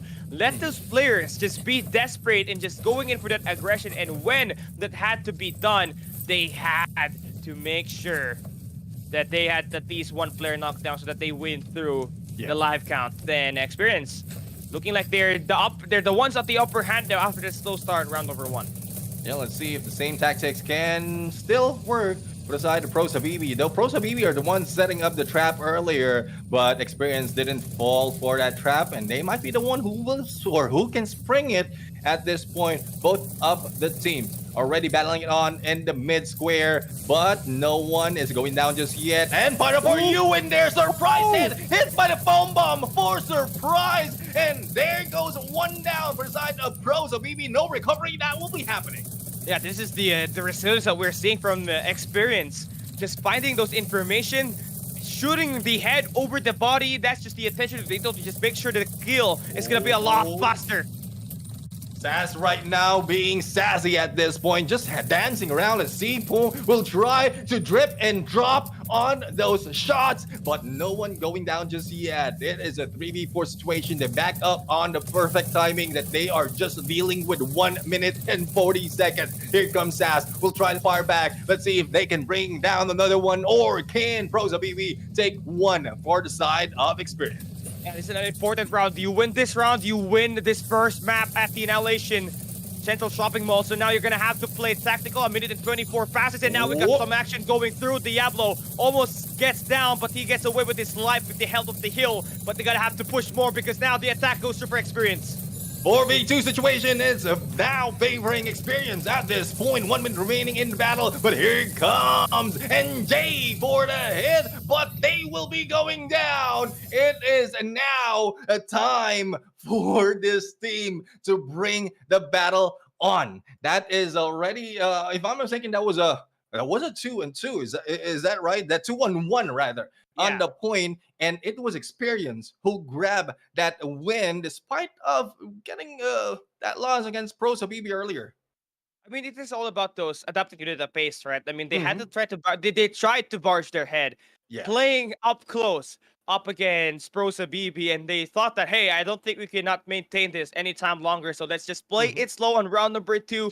That made it so much easier for them to really spot the players on those long range, get those informations, and they had to rely on a knockdown up against Pro Habibis to win through a live count. And at round number 3, man, they combined the aggression and the passiveness and just beat down the players of Pro Habibi. That's exactly the mind games that we're talking about in the adjustments from Experience that truly won it at round number 1. Exactly. And one thing I can say is for Pro Habibi, that one guy who was caught with a foam bomb is the for their team, because there's a very little chance that you can survive out there. And if I'm thinking, that was Panda for you was caught with that foam bomb, and that was taken advantage of by the team of Experience. Borgor right now is our MVP, biting out the beef out of this team's of Pros Habibi, but Saz will be following him with also 3 knockdowns and 1 down. NJ has healed up 33, almost 34k of those damage, and a good job for him. Travs tried to do the same thing, but didn't work, especially as for the final moment, Panda for you, their MVP or the team MVP for Pros Habibi has gone down early. And the status just got a lot better in round number 2 and round number 3 for Experience, right? They immediately just changed the pacing that they were trying to pull up after that individual gunfights that they were trying to take on that round number 1, especially at that mid square at the Central Shopping Mall, which paved out the way to be, such a big disaster for them. And it's a great thing that the communication is there for this squad, especially at that latter round, because they were able to adjust to the strength that they usually have when they were playing at the group stage, and it's just playing passive, let these players be baited out and just go in when the time runs out, and be aggressive along the way. And nice plays coming through for Experience. But I feel like this domination is gonna be closer than what we have on that Annihilation match, because everybody is just proactive in playing that objective. And I'm looking at maybe a close finish on what we had on the first 2 domination match that we had today. We'll have to see. We'll have to see. Again, it's more of, well, initial parts. They will be going for the capture of the points for both A and C. And earlier, we saw a little bit that some of the teams can capture like their part a little bit faster. So it's already an increase of numbers in their Yeah. side. Now, the battle in the mid lane, that is where everything is in like that will change the game. Because the moment you grab that Bravo and a little bit early, then that will increase your chance to take the lead. And as mentioned earlier, if you reach that 1,500 with a 400 for five or 500 lead, then that would be a crucial battle. That it's already a winning game for you. Yeah, so now we are starting the game off again, starting off aggressive here. It's going to be Pros and Ooh. BB. Now, shots coming through. Experience again. They don't want to miss out on this B flag. So they Mhm. try to capture as fast as they can, but not going to be easy as we got four, all of them, obviously, in the mid square. Rosa BB right now halfway through, but it's being cleaned up by Experience. One goes down, Sass goes down for side of Experience, but Panda for you will still try to go. Burger being beaten out, but only a few HP managed to dodge those shots. But up front and personal, there is no way out once Panda for you is in front of you. And there you have it. Bravo right now. Oh, not only that, Alpha being captured as well as everyone is busy in this Bravo. And as quickly as that, we have Experience taking the lead at this point and almost halfway through into this B. It's the communication that's just being relayed as fast as they can here for Experience, right? Hey, there's so many attention over towards B. Let's try to capture one of the other flags that is going to be available on the map. So they try to do exactly like that. And Pros and BB is kind of divided. Where do they want to try to take this? Because right now, you try to give away the B side. It will be open for Experience to capture if you ever try to focus on getting at least the Alpha, all the Charlie flags. So you're going to have to play it slow and be tactical about this, or else things will just spiral out of control. Speaking of tactical, I mean, this is a very smart move for the side of Experience because what you can do right now is you can have two players, like two players from both Alpha and Charlie. If in case the team or another team from Prosa BB push into one side, the other team, the other set will be moving into that Bravo, and it might look like a checkmate for the side of Prosa BB. So there's not so much of movement, and they're only dealing with 5.5 minutes remaining. I mean, there's already two flags right now in favor for Prosa BB. Still trying to figure out where do they want to push this B side, but they do, have the capture on the B side already. Experience actually will take it away for the moment as we get to see them get that full capture, but full attacks pushing through, all the utilities being stacked in. The drones are there as well to back these players off. Prosa BB again losing two flags once again. Yep, and they have Alpha and Bravo for side of Experience and very close to 1,000 mark. And Sass is not going down just yet. Here comes the rush for by Panda for you, as well as a team or a C-Pong in there. And the takedown has been done, but recovering quickly has been taken over. But as you can see, there is an attempt that's being done on that Bravo. It's not pushing through just yet with 4 minutes and 40 seconds on the clock. It will not be easy, but it will be very close. Yeah, Pros and BB now able to get that lead change. Again, obviously, if they ever stay and maintain these two flags that they have been had, but you have to expect Experience, again, to go for that wraparound and get that Alpha flag because that's what they've been doing if ever the B-side push is not going to be into play. But again, Pros and BB slowly chipping away that lead, almost about to get that, and all of this gunfight able to be won by them. But here comes Experience. Experience right now trying to go in. Burger Ray still alive and kicking. But as you can see, it's just a 100-point lead between them. Almost very, very close with 4 minutes on the clock. Battle for Bravo is still happening. No one's taking over the point, and halfway through is the contention being done by the side of Prosa BB as Experience still grab more points. No, it is Prosa BB grab more points right now. It has been turned around, and the battle on Bravo is not yet over. Yeah, it's a race to 800 points here to win that map here right now. Experience gonna be trailing behind up against Prosa BB, who's got two flags in their lineup, but Experience actually tried to take away the Alpha flag, but they will fail. Actually, they will be successful, so it's gonna be insane. This is gonna be a late stretch. Everybody has to play their A game as we go down the line.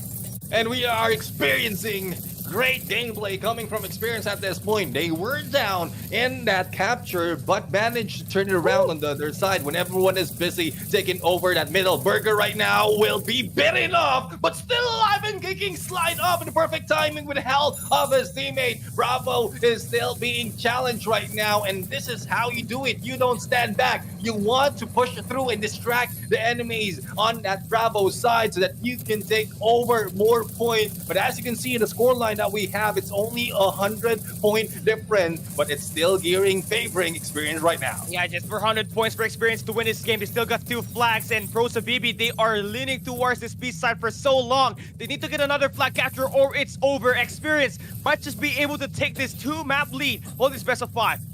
Yep, let's see if they can. They will be able to turn this around, similar to what we've seen earlier, but they only have 2 minutes and 19 seconds to work with, and they are stuck right now in this Bravo. They don't want to let the players of Experience rush in, and they don't have any information just yet. Spotting one, but backs up in the perfect timing. Yo, this is just insane strategy that we're seeing here for Experience, man. They're not even engaging that mid-map because they just have to guard the Alpha and the C flag. And with Experience not getting taken down, they have to make that long walk ahead of that flag capture. And that will just be too long, and Experience just won this game using the brilliant mind. They were playing mind games up against Pros Habibi on these first 2 maps.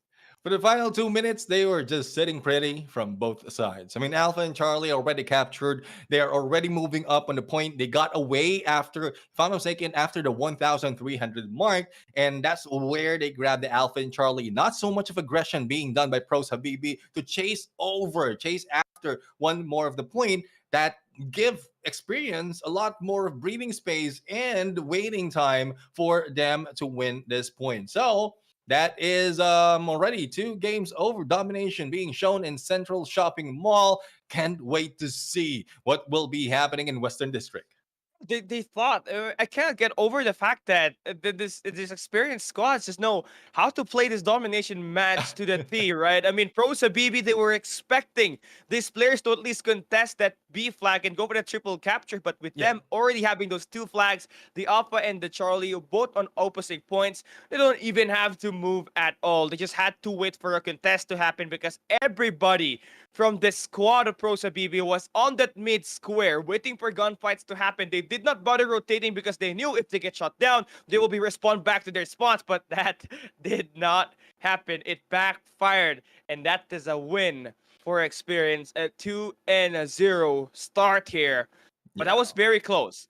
Yeah, very very close, especially on the mid of that game. But again, Pros Habibi being taught by Experience, and who doesn't want to be taught by Experience at this point? Yeah. But it's not just experience overall in life, it's experience of losing 2 matches already. And we are going back to Annihilation, though we're going to deal with a different map. It seems like Experience has a better chance of taking a win. Burger right now, our Wow. MVP with 7 knockdowns, 5 downs, and almost 70k on the damage. Okay. And also NJ did a lot of healing. Not only NJ, even Sass did a lot of healing in this game. So this is a good plan for you.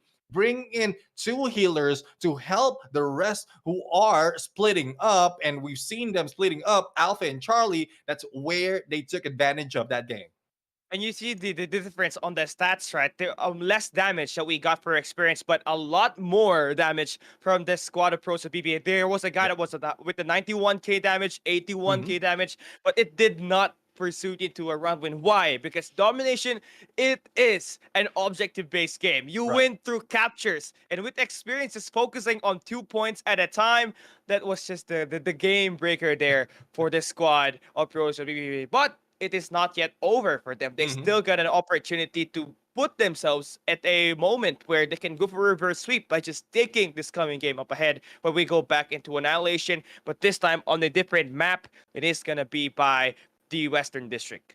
Yep, definitely the Western District is where they were going to play it on. So far, the pattern emerges that the open side is still, the open rooftop is still the winning side of this map. It's up to both of these teams to prove us wrong once again, but I thought Pros BB and Experience will be so fair. I'm not saying it's not fair, but like so much in the same level that they can grab both points, each of points by match number 2. But it's not working that way. Experience really showing up this time around, and won't be surprised if they will be grabbing this third match because they're in the open rooftop.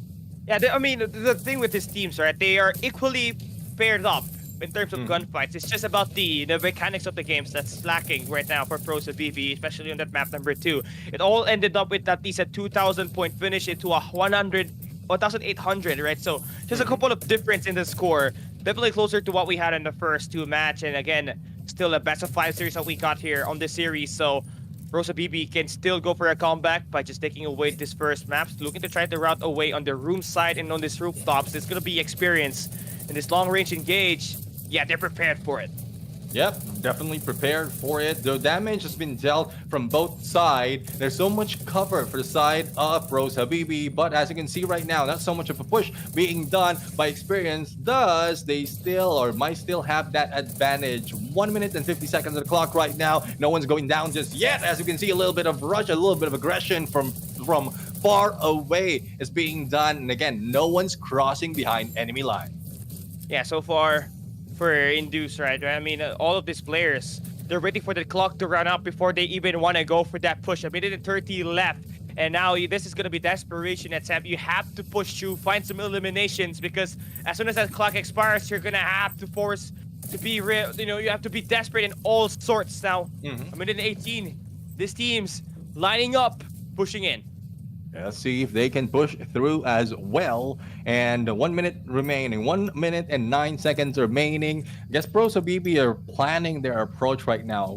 I didn't memorize what we've seen earlier in terms of damage, but I guess Experience is a little bit confident that they have enough damage to not lose this if in case no one goes down. But the moment that we see that 30 seconds, we might see the aggression from both of these teams. As you mentioned, they're just buying time. Experience right now, Saz is in front. Yeah, now they just have their front man waiting for a push to happen. And, you know, I was about to think that they're about to go for an attack at the 1 minute mark, but no, they're just waiting until the last 30 seconds. Grenades connecting, and now the push going through for Experience for real this time. And there you go, the split up has been done. There goes Experience losing one of the players. Recovery has been done, but Prozo BB will also meet one on the floor. There goes Diablo hitting the floor as quickly being recovered. Only 13 seconds remaining. Shields up for both sides, and only one entry and exit for both of the teams. Who will grab the knockdown? Prozo BB has a 1 down already. 2 seconds remaining. Experience grab the first point. Yo! Talk about chaos. This match and this series has been chaos, but Experience still giving Pros of BB that lesson, and again taking this match point, this game point as well on this Western District. We need Pros of BB to force overtime. They need to win this round to stay and survive at the upper bracket. I love how the push is working out as early as this. A knockdown has been done, but recovery is already brought in. Drones also being brought in, and here comes Panda for you, already crossing behind enemy lines. Let's see if this is worthy for this approach. And the moment it goes in for the backstab, one goes down to their side once again. 4v2 or 3v2, and Experience right now in the losing end. Pros Habibi, this is comeback, they say. Yeah, this is about the adjustments that you have to do. Just be aggressive. This is where you were able to take down Experience on round number 1 at the Central Shopping Mall. Overwhelm them in close range and finally able to get that kind of pacing. You're going to have to be pretty happy about that. So you're going to have to do the same exact thing in this final round so that you can force a map number 4.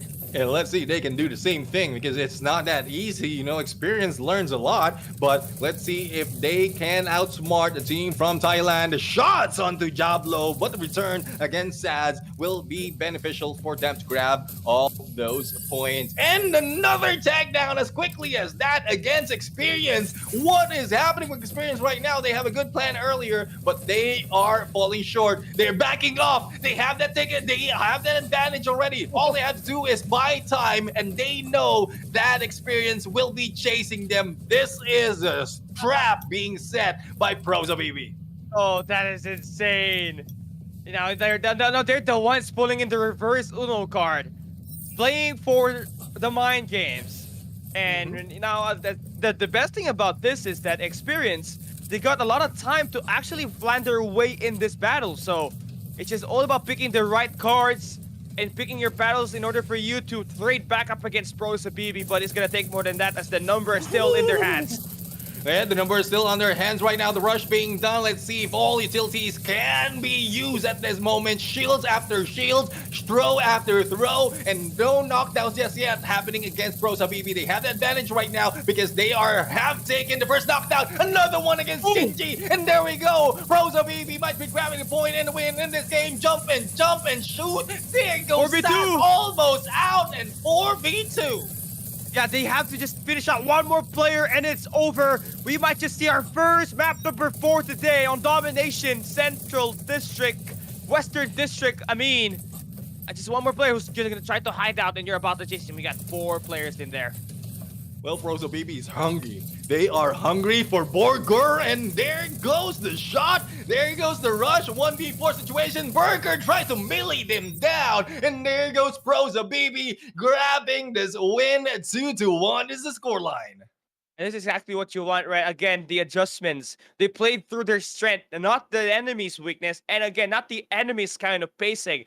They knew that when they try to play aggressive, they can overwhelm experience in terms of those close range gunfights. And man, we got something cooking up. I think we might just have ourselves a series on this match number 3 that we got between experience and Pros Habibi. Map number 4, Western District, gonna be another game mode. So they just have to make sure that they focus on those objectives, those flag captures, instead of those damage and kills. Definitely. And the way I'm looking at it, it will not be that easy for Experience to do the same thing that they did in Central Shopping Mall, because in Western District there's a lot of openings right there once you Yeah. move in and try to flank in from either side. So there's a good chance that they will be caught off guard if they try to go in from ends to ends on a capture on domination point. But I'm still mind blown what Pros Habibi has done in that annihilation mode in Western District. They know from game number 2 that they can go for a knockdown as early as the first minute. So they did that on the next round, and the moment they got that knockdown, they know that they have the advantage already. Backed off in the perfect timing, pulled them in, and that's where the trap has been sprung. Yeah, man. This is just insane, because now I think experience has got to be thinking, what do they want to do here? Because Western District can be a tricky. There's, like what you said, a lot of opening areas on these flags. And I feel like in this close range, they will be the ones at a disadvantage, knowing that Pros BB has finally locked in their playoff mode, and it's just in the best way possible, in a way where they are going to be in elimination contention. So they lose one more round, it is gonna be over. So they activate that one up, trying to go for a reverse sweep by winning map number 3, and now we get ourselves a map number 4, a domination game mode, and it's just all about finding that right rhythm once again. If you are Panda, for you have been able to light things up for your squad. Now you gotta do more than that to score potentially a reverse sweep. Yeah, I mean, it's looking like a great potential for Pros BB to do so. But again, Experience will not be backing down. Pretty sure they're angry after what happened right there. They were played, they were taken advantage of, and Experience will try to fight back. Will it still be the same tactic though? Will it still be the capture on both sides of Alpha and Charlie, or will they just utilize that they have, because of the opening that they have from either side? It's also a good chance that they can still leave 2 players or probably 1 player on both ends, and probably sniper, and still have an opening in the middle. But before we go anything else to that domination, this is the match result right here. Diablo is our MVP with 5 knockdowns and 78, almost 79 on the total damage. Panda, for you, not so much of damage as well as knockdowns compared to Diablo, but Borger has tried to brought in, especially in the final moment, a few more to their side, but it's not enough for them to win that game. Yeah, Diablo is that second fragger for this team, right? If he pops Mhm. up, you already know that they will have a great time. Panda for you did kind of struggle here, only getting two knockdowns, but Diablo, he makes up for it with his amazing finish. Yeah. And again, that map number three, round number three, the final round, it was Mhm. very essential. They just had to get that pick, and they just had to go down to where Yeah. they will be in a safety net, a sanctuary where they just had to wait for experience to go for the initiation, and then they were able to get the elimination. Yeah, definitely. And well, it is the question of, does it end on this next domination or will it extend, especially if Pros Habibi grab the point? That is what the teams will be answering right now. Will experience show a different tactics this time, or would it be the same tactics in domination that can be? And the risk is, if you show the same thing, it can be replicated against them once they head in onto the next level. Whether it is an upper bracket or lower bracket, we still have yet to see. And Prosa BB is same question for them. Yeah, same question again. Honestly, for Pro CBB, they gotta play it a little bit more with communication. They have to relay down where exactly do they want to take that hit. I mean, you can get this B side capture, but you gotta make sure you protect your own flag, your home base, before even going about this B side. Yeah, and as you can see right now, we have a capture on that Bravo already initiation, but it is being left to experience on both Alpha and Charlie. This is not the way you want to start it because this is where they lost this game. Only Bravo has been taken by Pros Habibi at this point, and Oh we my can see the god. scores already moving up 200 mark for the side of experience, and Panda for you will be stuck in here distracted by the rest of experience. This is exactly what's the problem with Pro CBB on the Central Shopping Mall that we had earlier, Mhm. right? They always try to get this B side on their favor and not even worry about the A and C flag, which is gonna be paying off dividend at the end Whoop. because you get more flags, the higher points that you're going to get on this domination battle. And you can see the contest going through now, and they finally are able to secure their home base. That's gonna be two flags now for Pro BB. Nice adjustments coming Two through. Two flags indeed. I mean, it is a good start for Pros Habibi at this point for them to catch up on the 400, almost 500 points that Experience has. But we'll have to find out what tactics will be brought in by Experience to grab another point. And there you have it, What? Alpha being recaptured at this point. There's no rest that will be given to Pros Habibi, especially as Experience is playing against them. Yeah, man, Prosa VB, this is kind of very annoying if you're trying to think of it, right? Because you may have taken that A flag capture, but the experience just took it away in just Mhm. mere seconds, and they still are scoring more points up against you, and is trying to build that lead to go even further. So it is gonna be desperation attempt for them now. We take a look at the experience, trying to get this Oh. B-side capture this time, going in for a triple lockdown. Definitely in their hands. The mind game is strong.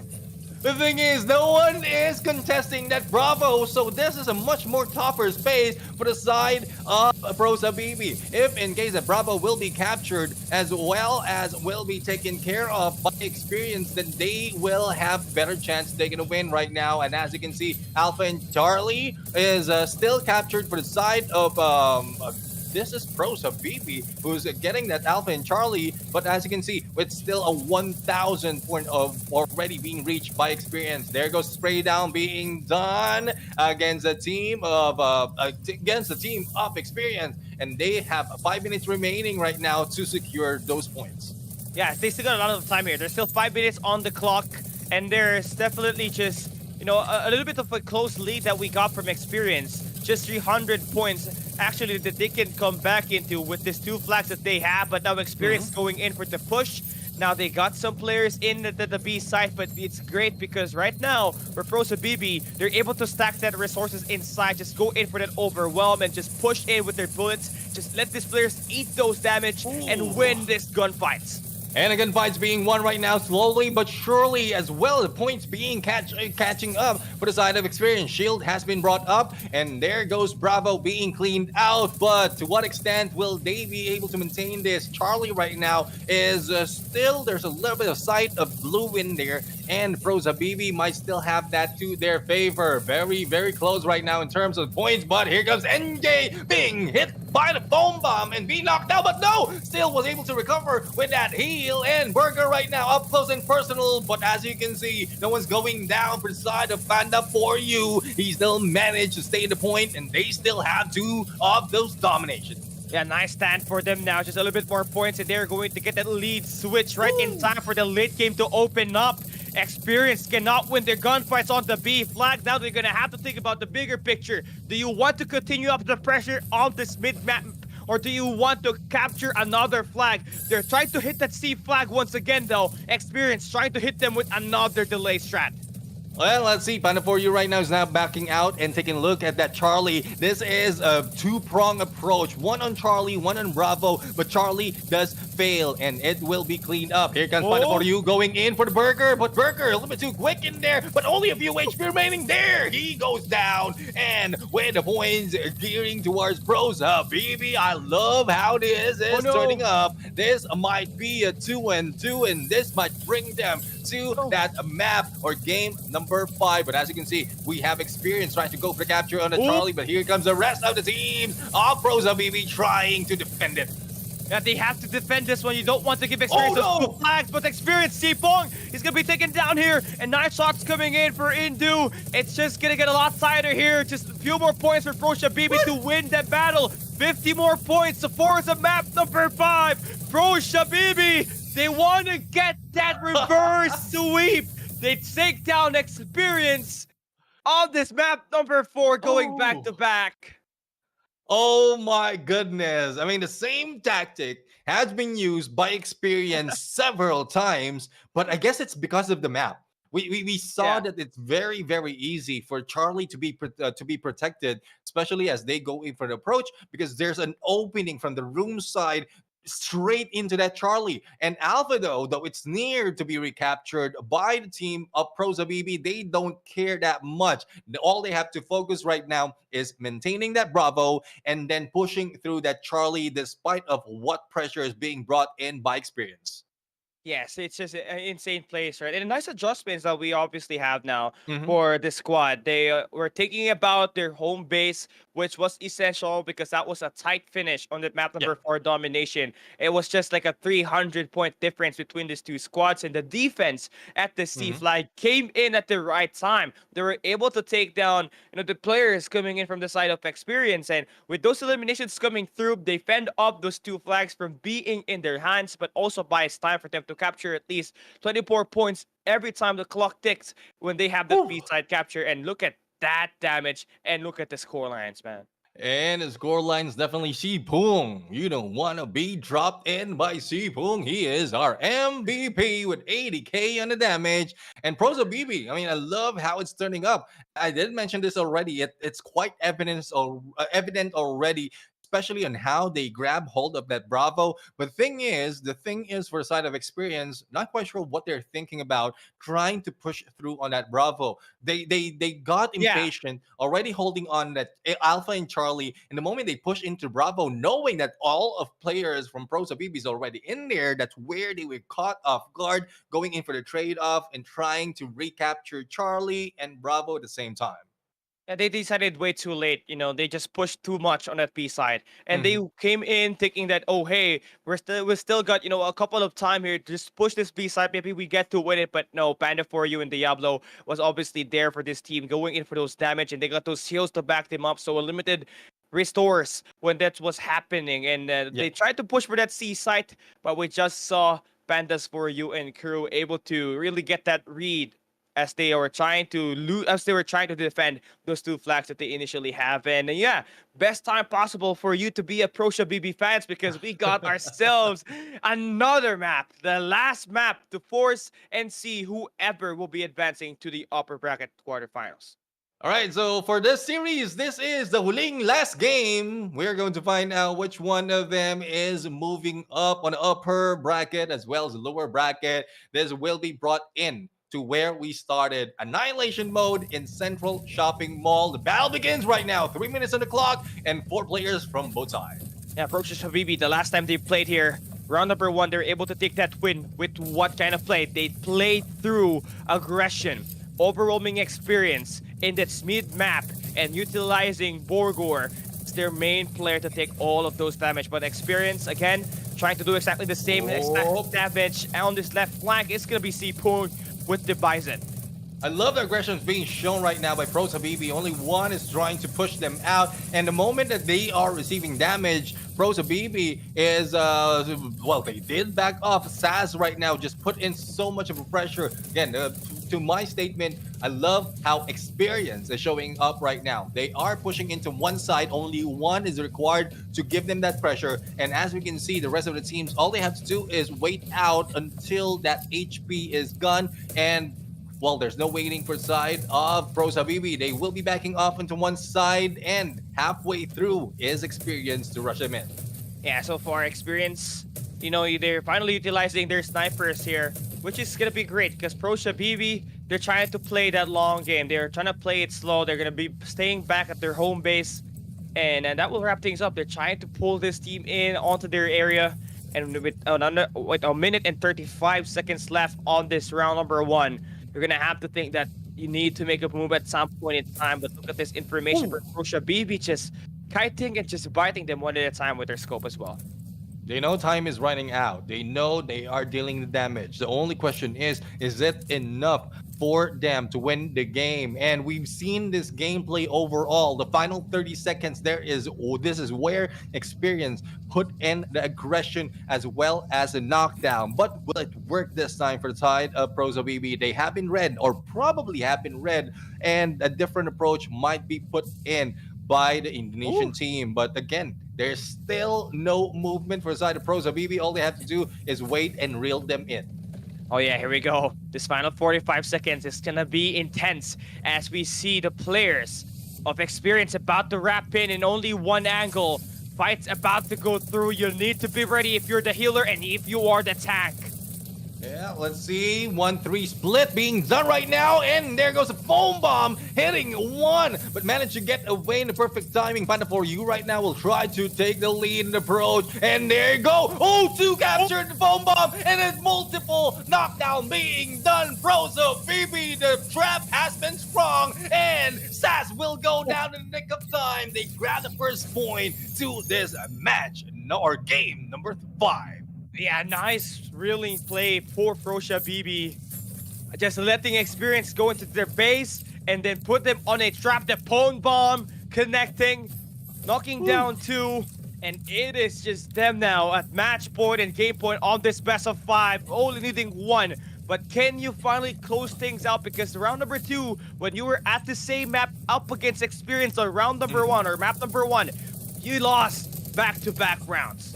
Yeah, let's see if this is something that Pros Habibi will be able to turn around to. A little bit of aggression being shown right now by Pros Habibi. But the thing is, the way I'm looking at it, it's the impatience that experience is showing at this point that's really costing them. So they receive a little bit of damage, and the moment that they get that pressure of not getting enough by the final 30 seconds, that's where they are being pulled in. And as you can see the position of Pros Habibi, they just try and peek. The moment they have an opening, they try to snipe it or probably shoot them down to get more of a damage. But the way I'm looking at it, 2 minutes on the clock right now, a little bit too early for Pros Habibi to back off to their spawns. Not quite sure if it's still the same tactic or a different one. It has to be the same tactic that they did at round number 1, just letting themselves figure out where exactly experience is trying to take that route. Remember, experience was only holding one angle when they're trying to go for that push, and it makes it so much easier for Pro Shabibi to line up all of their grenades and all of their weapons. And you can see now it is going to be Panda for you, able to spot those initial engage. And Pro Shabibi, this is the best time for you to finish off the series and win through a reverse sweep. Let's see if they can reverse sweep this, or they will be swept to their feet. Saz right now putting out a little bit of a drone action and will try to go for a pinch, but they're receiving a little bit of damage as well as they rush in. They are stuck in this position, and I guess it is Pros Habibi who has a better advantage at this point, spotted with that drone and damage a little bit, but no rush just yet. 1 minute into the clock right now. They are just waiting for time. Yeah, this is essential. Experience again, only pushing on one side. This is where you got taken down by the pwn bombs. So you have to really plan this strategy out. You gotta be spread out They're sending out Indu actually here to go for the push now as we got a Oh, 1v2. 1v2 situation. Let's see if they will work it out. And fire! The moment he Oh, sees that guy, they were able to show up in time. But NJ didn't survive that battle. And Experience right now has lost one of the players. Let's see, 25 seconds remaining in the clock right here. And there goes another one. Experience is losing this battle. And Pros Baby has a grab this match and the win on chance onto that upper bracket. oh, talk about the mental resilience for Pro Shabibi. Losing the first two rounds, they lost their identity and then finding themselves back in it by winning the Annihilation Western Districts and chaining that map win back to back to back. And they will be giving us our first best of five, map five win. And it's through an amazing story, a reverse sweep to wrap the day Oh. up against Experience, who was the number one team from Group Mhm. B last weekend. The thing is, one thing that worries me for the side of Pros Habibi, there's a good tactics overall.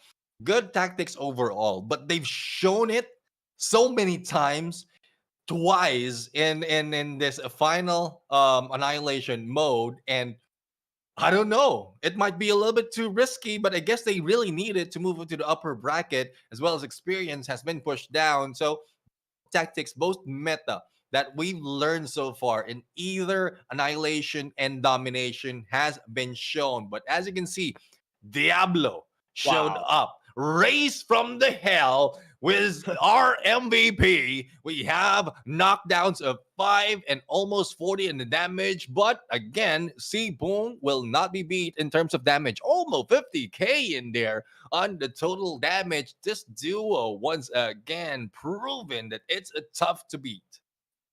Yeah, I mean, there's definitely some tons of potential for Pro Shabibi. If there's anyone to be named the comeback kings, it has to be this team, right? I mean, going down 2-0 and then winning the next three maps, it takes a mental fortitude to exactly execute those kind of plays. You have to Mhm. keep your mental game in check, and you have to be perfect. And they did that, playing Yeah. the mind games up against Experience on the next three maps, an Uno reverse card that they were able Whew. to pull off, and now they advance to the upper bracket, keeping the two life count advantage on this tournament.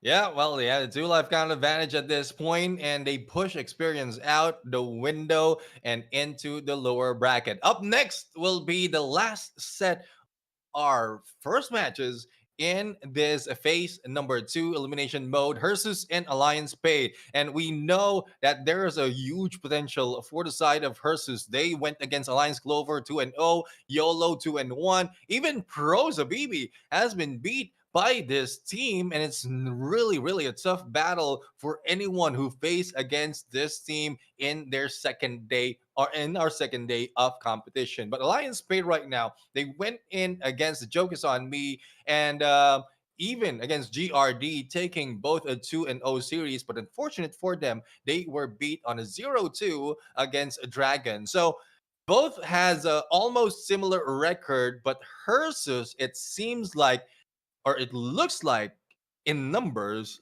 I would say the not the strongest team because they had one loss against YOLO. But in terms of what they have to offer in these games, it's looking like Hersus has a better chance in winning this.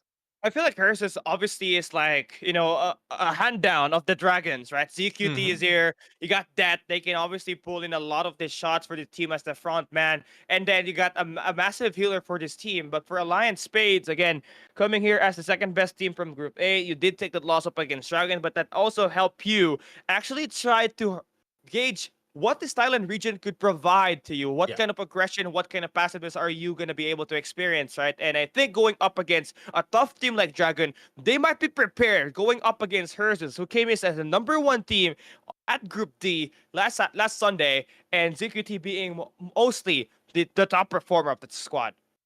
All right, so well, at this point, this is the third installment of the Thailand and Indonesia battle. So far, we started it off with Dragon and the Boss Lion, and then the next one is Prosa BB as well as Experience. So that is the second installment. The third one is Hersus going against Alliance Spade. I love the numbers that you've shown and the points that you've shown in there for our viewers. Now it's up to them to really live up to this name. Is it something similar to what we've seen from a battle of Prosa BB and Experience? Or will Hersus finish this off similar to what we've seen from Dragon? That would depend on the players as well as what adjustment they have done, especially with addition of domination and the extension to a best of 5.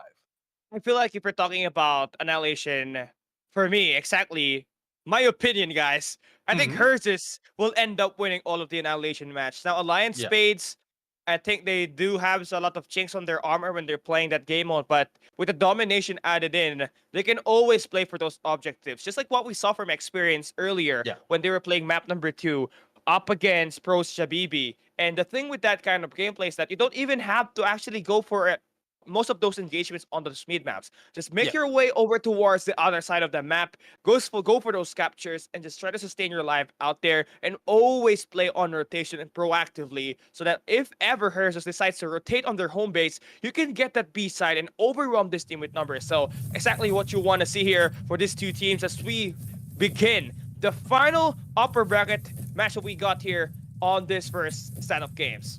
Yeah, let's see who will be initializing this battle. ZQT receives a lot of damage, a little bit of utilities being thrown against the team of Spade, but they backed off in perfect timing. A little bit of flank action being done by the team of Hersus, but ZQT once again hit hard with half HP remaining. Yeah, nice shots for Alliance Spades, man. Just looking at this game, I feel like Parlix, he has to be that player that needs to really stand out for this squad. Now we take a look at Hersus. It's just going to be, death on your screen. They got this mid-map control and they're pushing out. I mean, backing away just to try to hold on to the aggression that we're seeing from Alliance Spades. And what they need right now, Hersus needs right now, is a knockdown to balance it off from both sides. Now, we still have 2 minutes to play with, but I guess they know the assignment. They've seen the gameplay that happened earlier as well. Death and Death's door is already waiting for anyone to move in. It's a good thing that on the side of Alliance Spade, a healer is out of sight and also in good view of the rest of the teams. But they need to be careful right now because they are knocking onto the doorstep of Hersus, and they might fall for another trap similarly to what we've seen earlier. Chalk right now up close and personal, but managed to get away. Ooh, and again, this is all about finding these rotations. Now you got this player spotted out, the knockdowns being forced through here by Alliance Spades. Ooh. All headshot indeed, Zeke. Yuri up close with a shield gun. Ooh. And there you have it. A quick turnaround being done by Lion Spade. They grab the first point. Mang Hussein in there showing up in this battle. Now let's see if they can bring it back for the side. Hersus has backed off in the perfect timing, even with the damage. They're ready in losing end, but we saw the aggression from Lion Spade. This might be their ace. Yeah, I might just be wrong with my statement earlier. I think with the way that Alliance Spade played that pacing on this round number 1, there's obviously a great chance that they can just topple off first. So just trying to play off very passive here off the start. But now we got to see, again, Void, they're stacking all the damage here. The squad is ready for the gunfights on that mid-map as we prepare this team to go for those knockdowns. SF being knocked down right now, and their paybacks being done by players of Void. And let's see if they can do that as well. 2 minutes remaining in the clock right now. They need to back off, and as you can see, Mangse is being gunned down coming from the mid. They need to recover. They need a little bit of healing, Galeen coming from their teammates. And Chalk right now almost caught, but Foam Bomb not used to stop him to his heels. Yeah, slowing things down here now. This time it's Alliance Spades. They lose this mid-map control, but they're using the corners to actually spot down these players one at a time. And there goes a slide and a little bit up close and personal battle by Chalk. They are blinded at this point. 4v3 recovery has been done. Here comes Utilities. That is stopped. And there goes the takedown. Let's see if he can bring brought up. And ZQT right now is also paying back. And there you have it. Very close on the 2v3 battle. Or 3v3. Chalk is not joking at this point, trying to get away, but into the rest of the Spade team. Yeah, man, just two more players alive here for this squad. They gotta hold it down a little bit more, but now Hers is going in for the pounds. It's a 3v2 situation, and they take down the hill as well. It's the best time for them to take this game into a round number 3 as Hers lines them up. It's a back against the wall moment for Ace Spade as they get steam up on that mid-map. They get eliminated, Void. Eliminated. We got ourselves a round number 3. I love the accuracy from the players out here. The moment they go for that ADS, it's already aiming for the head. Despite of them being stuck in the foam bomb, they still have a fighting chance. And it is a fighting chance for both teams right now. They have a point for both sides. Let's see who's going to take this win in this central shopping mall for game number 1. Now again, a crucial round here to win the first map. It is going to be heavy as you look to try to at least start the day off for your playoffs with the win and use that momentum to carry over on the next succeeding maps that we got. So far, for Hersus, they really were trying to play a very aggressive round number 2, but this time opting for a more long-range approach, just utilizing these corners that we got from the mid squares.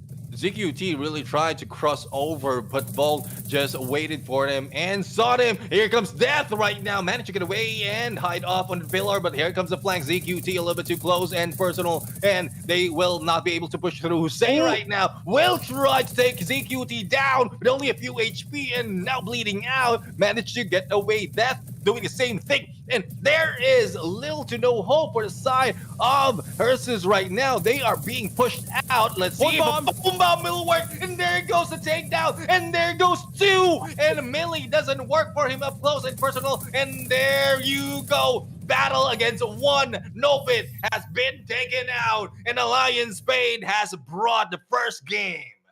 Yeah, and talk about the adjustments, not the adjustments, but the movements that we were just seeing from Alliance Spades. They were bunny hopping in and out of gunfights, just flying through and overwhelming Hers with those aim and just throwing them off in their accuracy when they're trying to shoot those shots. And man, talk about another close game. This Indonesia versus Thailand series that we got going on, it definitely will be in it until the grand finals that we got so far. Between the games that we have on the first 3 maps, it's 1-1. This series will dictate who's going to take that lead between these 2 regions, right? And starting the day off, it has to be the Indonesian team, Alliance Spade, doing a lot better up against Hersus.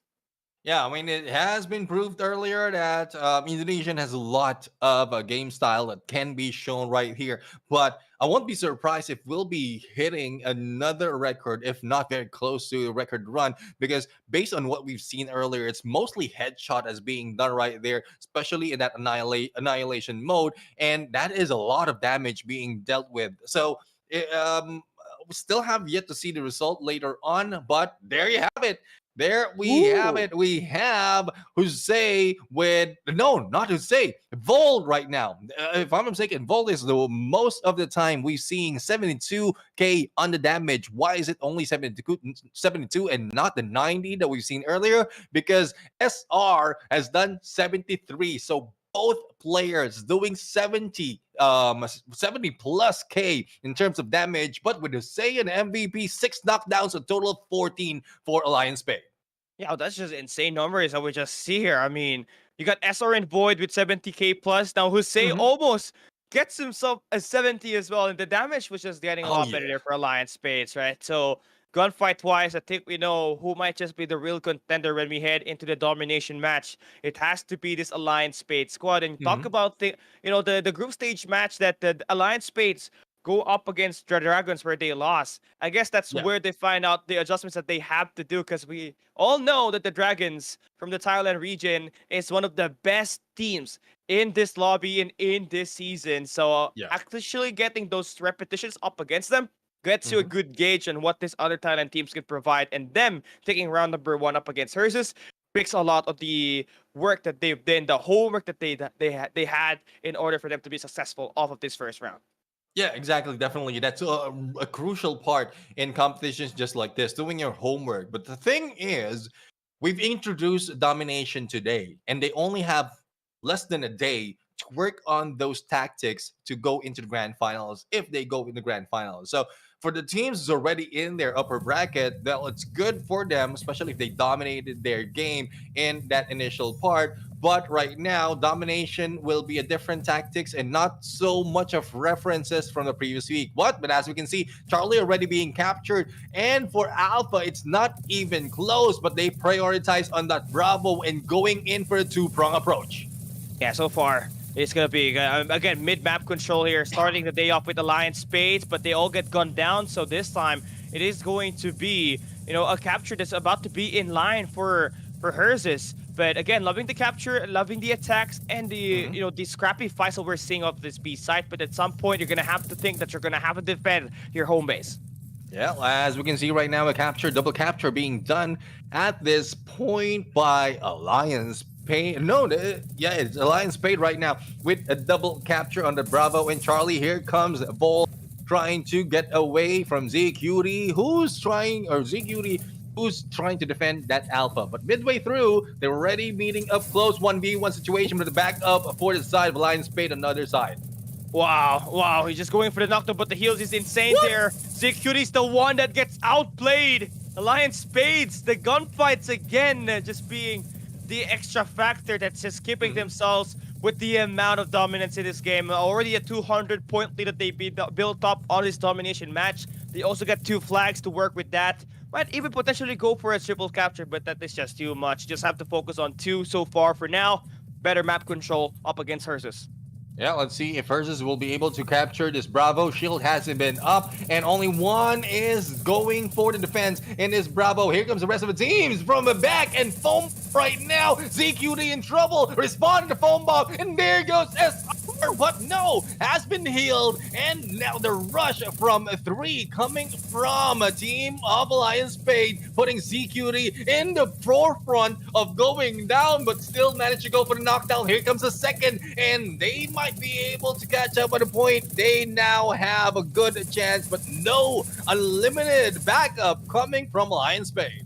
Yeah, just need to take care of the guys at that mid-map, but you can't because Boyd and SR, they're just too good at holding down angles all on their own, and they can single-handedly do most of the kills for their side. And that's just what makes this team so much of a threat up against Ursus right now. The gunfight was just a lot better. We saw 3 players at least getting 70k plus damage on an Annihilation matchup. At least you're gonna have to think that this is gonna be translated on this domination match. They have maintained a half of a deficit here. 500-point lead right now for Ace Spades, and a triple capture, by the way, to top it all off. Ooh, a triple capture will increase their chance and increase the speed of the points to their side. And ZQT right now still in front. Not quite sure what ZQT is thinking about right now, but it seems like this is no way back for the side of Persis, and they are stuck with only Charlie to their side. Not only Charlie, but ZQT is stuck as well. Foam Bomb on his feet, and the defense of Alliance Spade is just too tough to beat. Yo, Alliance Spades, they're onto something here. 600 more points for them to win the battle. Hersis, at this point, needs to get a triple capture all throughout the rounds in order for them to win. It's gonna get, it will take quite a miracle for that to happen right now. But you gotta do it chip by chip. Now you have 2 flags already captured, but you need this B flag and maintain it as soon as you can, because right now Alliance Spades only needs 400 points for them to win this round number 2. 4 minutes in the clock right now. Bravo's still not being contested. It's only now we are seeing ZQT, but the Foam Bomb will miss the target, and face off against SR begins. Here comes backstab. SR managed to get away with a sliver of hell, but 1v1 will not work for him. Bravo will be captured as Alpha has been taken back beside of Alliance Spade. But is ZQT enough to maintain this point on this Bravo, because another challenger has jumped in? Yeah, here's this. Oh my god, they are just getting bullied out of that mid map every time there is going to be some gunfights in there. It's always them falling down on What? all fours. Alliance Spades, 200 more points for them to win. It's just closer than you can get for a 2-0 lead on the best of 5. The thing is, we can see they have a ZQT managed to survive longest in that mid map, despite of what the result will be. ZQT has been so tough in this battle, but as you can see, we have Alliance Spade right now trying to go in onto the other side as the capture is being done Oh, by the team of Perseus. Will they be able to take it down? Only 100 point remaining right now, and even before anyone goes down in this 1v3, it might be over, and Alliance Spade will grab that point. Only a few more seconds remaining as the clock is now beating the as the clock is being beat by the scoreline. There we have it. Alliance Spade wins this match. yeah, they just managed to just win their gunfights early game, and it really affected the way Yeah. that the other team was just thinking, right? Because they were trying to win through the B side, but they could Mm. not really win every set of gunfights that they tried to throw on this area on the map. So at that late game, they tried to take that C side attack. It also did pan out successful, but it was just Mhm. kind of too late. The push was just too much, and Ace was able to get there in time and buy the team that eliminations and an opportunity for them to take those 2 flags to secure this map 2 victory. And there you have it. I mean, I love the initiation as well, especially in the final on that domination, because we've seen that we thought that one of their side has been left off, not being taken, but no, they are trying to capture that Bravo first, and with that attempt, they only need one person the time as well, wherein no one is going in for the other side for extension onto the other side for them to go and capture two of the domination point. But as we can see right now, it is SR, our MVP. And this guy, Wow. this is the one who went in head to head, toe to toe against ZQT on that mid map. And as you mentioned earlier, with the number of damage that they've done in Annihilation, no question that they can stand off, maintain their stamina towards this domination. Yeah, and look at the MVP stats for SR, right? I mean, Yeah. 80k damage for him, all for himself. And the thing with that kind of gameplay for him was that Mhm. they always set him alone on that mid map, and he always stands his ground up against 2 players from the side of Herzis, and it just Yeah. speaks a lot on this guy's experience and his Mhm. ability to be confident at winning those gunfights every time he ever faces a couple of players right in front of him, and that will give Alliance Spades that 2-0 lead on this best of 5, just only needing one more map to finish things off. But if it's just look Whew. and watch that last game at that match number 3, you already know a comeback can't be possible. All it takes is for you to have that win on the swing game, which is going to be map number 3. Yeah, I mean it is reverse right now in terms of region. So it's Thailand team who's hoping to go for reverse sweep at this point. But again, Alliance Spade has shown us so much potential. It's not that experience is not showing that aggression that we're expecting that they should, but it's more of the tactics that we are seeing from Alliance Spade that is beating them. So if they can turn it around, if Hersus can turn it around right now against Alliance Spade, then it's a good start for them. They might be like the Thailand region might be taking the reins of that upper bracket, will that and then pushing the Indonesian region down the lower bracket for the shorter or for the longer run of this competition. Yeah, and it's just going to be a lot more defined right after we see these games head on through. But now we get to hop into the game once again. Western District is where we're going to be at. And Alliance Spades up 2-0 on the series. Only needing one more map to win this best of 5 in advance to take on Prosia BB on the upper bracket quarterfinals. But it's going to take more than that. You need to win this game and not let hers just build up some sort of lead. And you can see them actually struggle for the moment, but they turn it around. 2v2 Ooh. now. 2v2, make that 3v3, 3v2 as recovery has been done right now, but Lion Spade losing and Herzus brings it back to their side as Oh. quickly as that. aggression is what Hersus has to offer in this annihilation mode, and I love how it's turning up. I won't be surprised if reverse sweep can be done, similar to what you said earlier, Callie. Yeah, just throw them on the mix, put them on a blender, and then Mhm. grind these players one by one, overwhelm them with just those bullets up against you. Now, these teams on the rooftops, you already know Lion Spades is the initial advantage, having this initial control at this early start.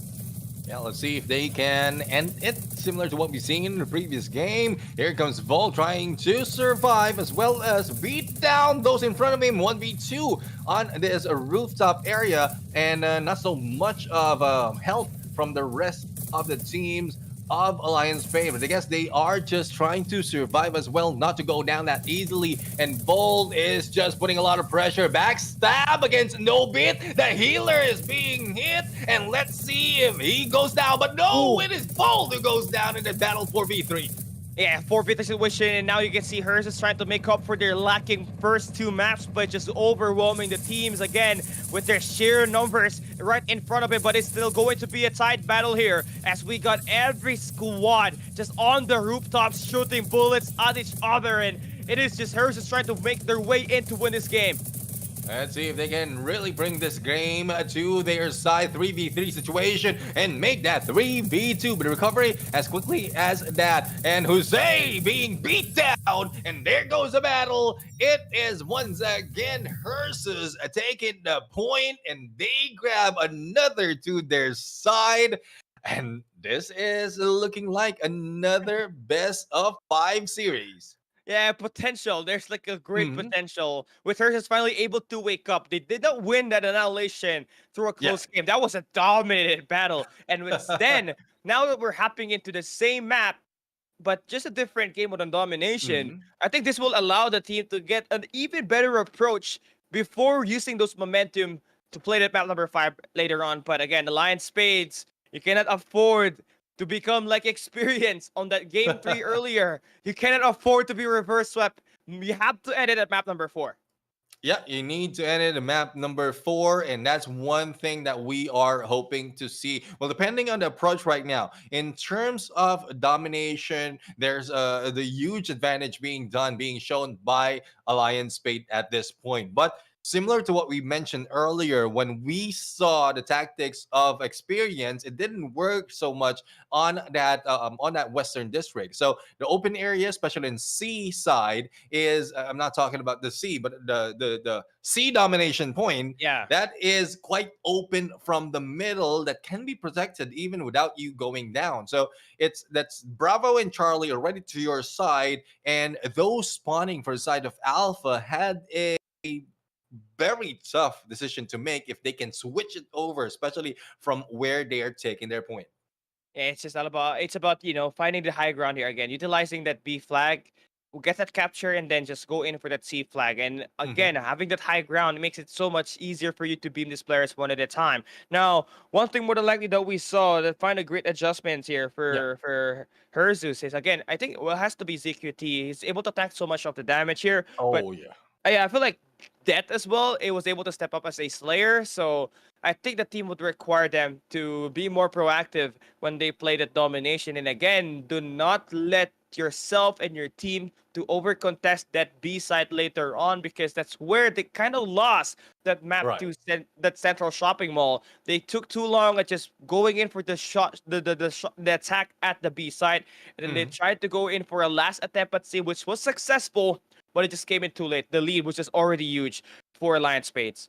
Yeah, looking at match result from that annihilation mode, our MVP ZQT followed by Death. Again, the duo of ZQT and Death right now going in for 8 knockdowns in this battle and also close to 40k on the damage. That is just a match number 3, game number 3 in this series, and we're still about to see if they can extend it to a game number 5. But there's a huge chance as well that Alliance Spade might be able to put this to a close right now, because domination, their tactics in domination was so pristine in that central shopping mall, which is they can carry it over here in this side of Western District. But all points already has been given out, even coming from me as well as Cali, that it's not the same tactics. It's not the actual same tactics. There's a little bit of adjustment that needs to be done for you to maintain that winning condition.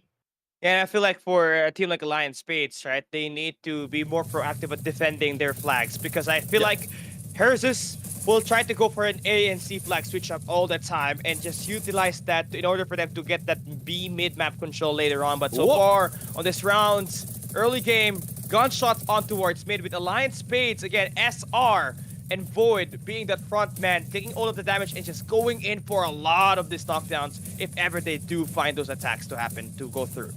Alliance Spade has already crossed over into either Alpha and Charlie earlier before we saw that switch up. But let's see if that will pay off. Bravo right now is the next one that needs to be taken. But as you can see, eliminations being done by the Alliance Spade. And they will be able to control this Bravo at this point. Early in the game, good control on both Alpha and Bravo. But I guess their plan is to take Charlie as well. Because as mentioned earlier, they have a good opening coming from Bravo towards Charlie compared to what we've seen on that Alpha. There's so much of open space onto that Bravo side if you're trying to recontrol or if you're trying to protect that Alpha side. Yeah, nice patience here by Void, but again, he gets caught up. There's too many players right in front of his face. He gets knocked down, and Herzus about to go and push at the B side. And let's see ZQD right now going in for the rush, and whoever moves will be shot at. Barley right now with only a few HP, and he goes down. Let's see if he'll be able to recover a little bit and also bring down another one from Alliance Spade. SF thus goes down, and Bravo is being captured by the team of Herzus. But the only question is, can they maintain it? Bang Jose still alive, the superhero that you can buy. Yeah, a triple capture just provided here right now by Herzus. Finally, though, Alliance Spades able to get back on one of the flags. A side is where Jose is holding with the help of his teammates. That's gonna be there. Need to team up and get this kill onto the other side from Herzus' team. That's going to be that one of the top Reapers on this team on this map number 3. And just like that, Jose gets shot down by the gun shield. And as you can see right now, as quickly as that, the point of Herzus is moving up so fast. Bravo has been giving out to Alliance Spade, and this is the position that they can maintain and they can hold. But here comes Alliance Spade right now, trying to take over the Bravo or maintain their hold on that Bravo. Charlie might be the next one to be recaptured, but they managed to go and try and push Alpha first. Now, the battle of Bravo begins once again, and ZQD a little bit too bold to go against 2. Yo, this is some insane battles that we got in here between Herzus and Alliance Spades. Again, the scoreline is just a difference of just 20 points. Herzus, though, still has got that lead. Trying to go for another reverse sweep. In Thailand, they had a long, bad start on his first 2 maps, but they did win the Western District at map number 3, trying to chain it over that momentum over here to this side. But again, for Alliance Spades on the other side of the map, Void trying to play the C flag capture. And let's see if he'll be able to go for the capture, because as the way I'm looking at it, 2 is trying to stop him to do so. No backup just yet, and there goes Bull going down. Charlie will be recaptured once again. Herzus continuing their role as the dance is happening for the side of Jose against 2 players of Herzus, but he's not going down that easily. They have a heal on their side, and Nobi will be hit as well, but the knockdown has done. Parlay was able to rescue him, and let's see if he can survive once again. Yeah, 1456 to 1196 for Alliance Spades here. Was gonna try to get this A captured. They don't have a home flag, by the way. They do have that B side in their hands, but they cannot find that second flag to work on their side as Herzus continues to win the gunfight. A triple lockdown coming in for Herzus, forcing a map number 5 potentially in the series. Let's see, SF right now, or SR, trying to survive. SF rather trying to survive from that Charlie, but as you can see, Alliance Spade will try to take over that Bravo. They have lost this so many times, and let's see if the foam bomb can pay up for what it has done. Only 1 remains in here, and 1v3 Bull will be stopped on his heels as he jumped in and out from battle, but the time is running out. Not only the time, the score for the side of Herzus is already moving up very close to that 1-9, and there we have it. Only a few seconds remaining, and they they will end this game. Another comeback is up front, and there we have it. The battle is 2-2. Hersus went back. Yeah, they woke up a little bit too late, but hey, never too late. I mean, to get this win on this game number 5, where you have already steamrolled the competition, winning the last 2 maps, and at this point, you Mhm. know, for Alliance Spades, that medal game is gonna be kind of 50-50. They're gonna be able to question themselves what went wrong on this last 2 maps and why cannot close it. We had 2 chances, we can't close it up. We're gonna have to try to force our way into game 5. They might Right. just be coming off aggressive. They might be playing impatient. I think Herzus has the jump on this team. Should they have that mental fortitude again to complete a comeback in this upper bracket?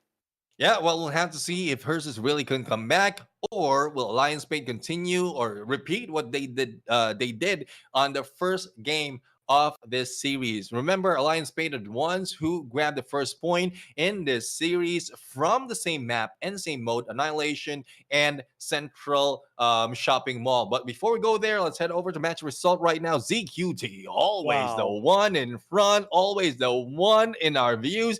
8 knockdowns and 76k on the damage, and that is with the help of Nobit as well as Chalk. And well, let's not put down Death, because Death has brought in a lot of knockdowns as well. It's just the team play that they have, the communication as well as rotation, that brought them that win. Yeah, one thing that stands here is that this time they were able to win at mid map, which Yeah. was unheard of on the Domination Central Shopping Mall that we had when they're going up against Alliance Spades. Now, Yeah. finding the right adjustments is gonna be like a big talking point, right? Because finally they are able to win their gunfights, and it's gonna be in the right moment. Because now that you've won the last 2 maps, you're gonna be you're gonna be feeling confident that you can take down Ace Spades in this map number 5 when we go back to Annihilation Central Shopping Mall. Yeah, I mean, let's see. Let's see if Alliance Spain is already motivated after a back-to-back loss, and hers is just warming up. That is what we've seen in the previous match of Pro Zabibi and Experience, and like Pro Zabibi just turned things around that quickly. A surprising experience at that point. So Hersus might have the same plan in this game, but Lion Spade, hopefully they still have the stamina, because it's quite tough already going in for a battle of 5 matches. It's not just Annihilation. Annihilation is already taxing. What more if Domination is in the mix? So let's see if they have that mental fortitude, as Callie mentioned, as well as the stamina to withstand all the battle. Yeah, round number 1 essential for you to get that initial game point on this map number 5 with potential match point as well. Herzus, we saw them at number 4, a 2-0 win up against Alliance Spades. It was a blur, sir. Alliance Spades needs to recuperate back and find a way to win this close range gunfights.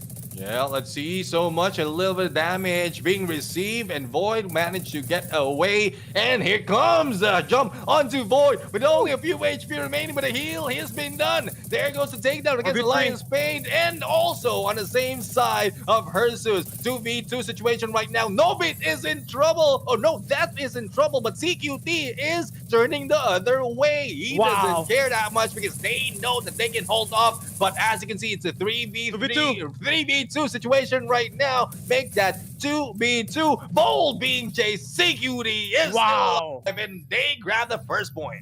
Yeah, all of the downs that we saw for Hersus, ZQT was a part of that. And now, game point, match point for Hersus to complete. A reverse sweep. Comeback for them possible should they get this map. Let's see if they can get another win. The aggression is on for the team of Hersus, and Alliance Spade is having trouble. I mean, they're trying to push through, but they are going so much behind enemy lines. And even with CQD right now, just pulled off that shot already on a headshot, and a lot of damage has been dealt. Yeah, I mean, ZQT, he cannot be contained any time right now. He's like a freight train, unstoppable, immovable, and every time it tries to throw something against him, he's gonna be bullying his way in. And again, for Alliance Spades, you need to team up against that dude. He needs to be sorted out first before even going up against Death or Chalk. Yeah, let's see if they can sort out ZQD at this moment. But again, another winning condition is take down on the healer because ZQD won't be that bold without anyone healing him. But ZQD is still so much on the front lines. SF can fight through on the side. And there you go, the takedown against Hersus. But recovery has been done. Foam bomb in there to stop Hussein. And there goes another hit, but still was able to recover.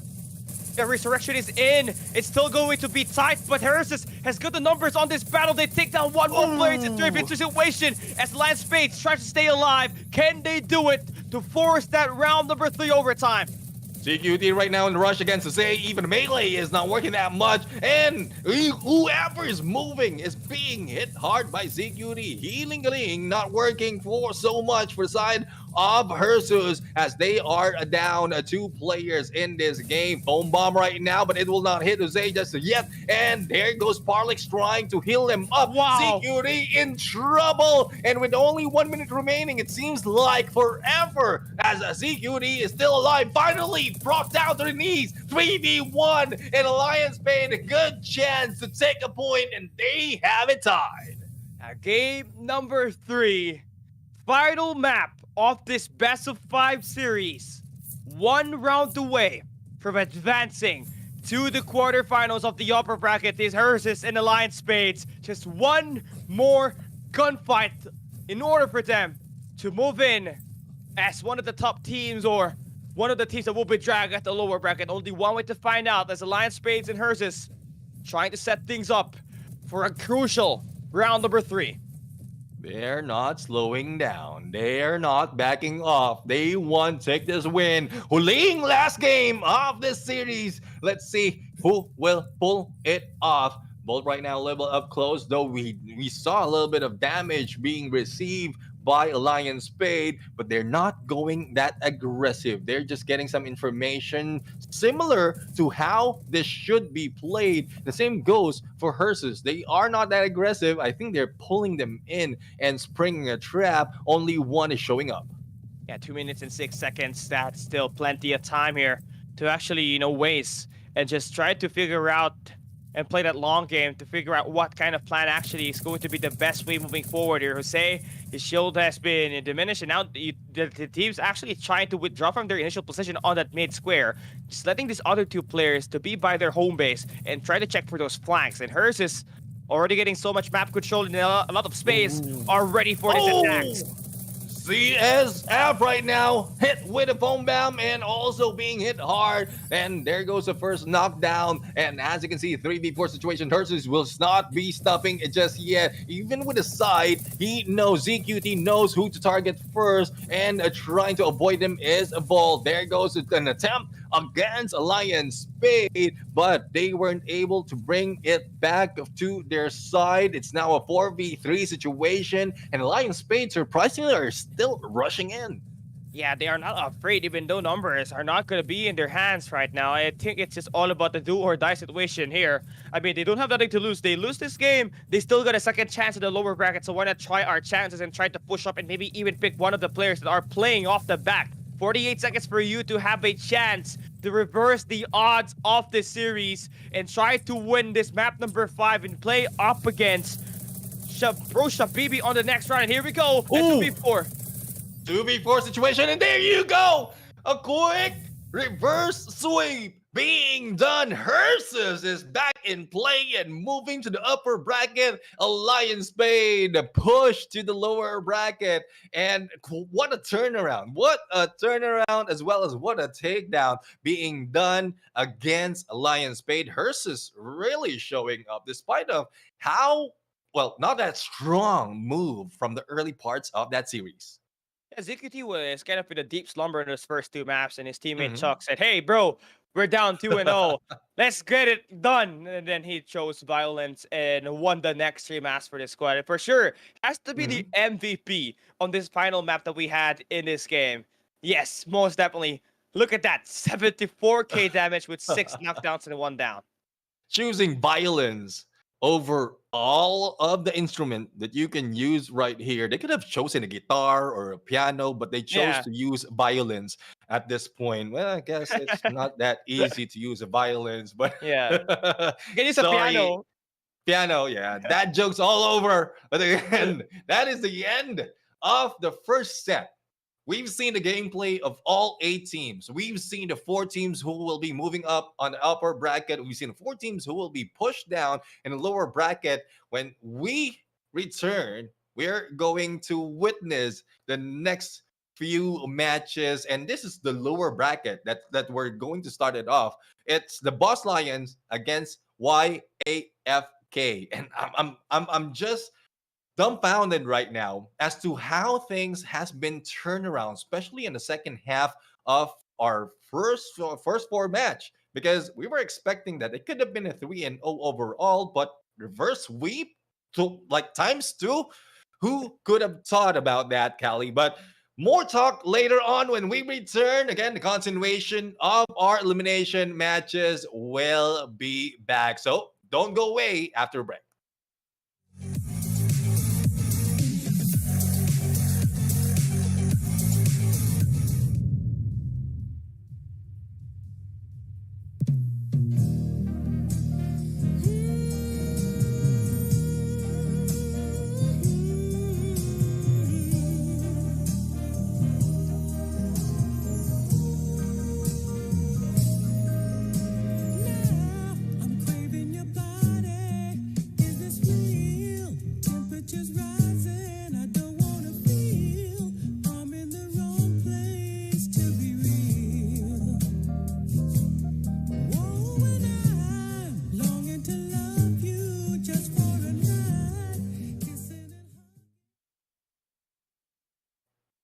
And we are back for Undawn All Stars. We've seen who moved up on the upper bracket. We've seen who has been pushed down lower bracket. And the next match will be for those who have been pushed down on the longer route. On the caster's desk, I'm Neptune the Gentleman Garcia. Together with me is Wonder Boy Callie. And we are back as voices for the Undawn All Stars. What can you say about the battle that we have next here, Callie?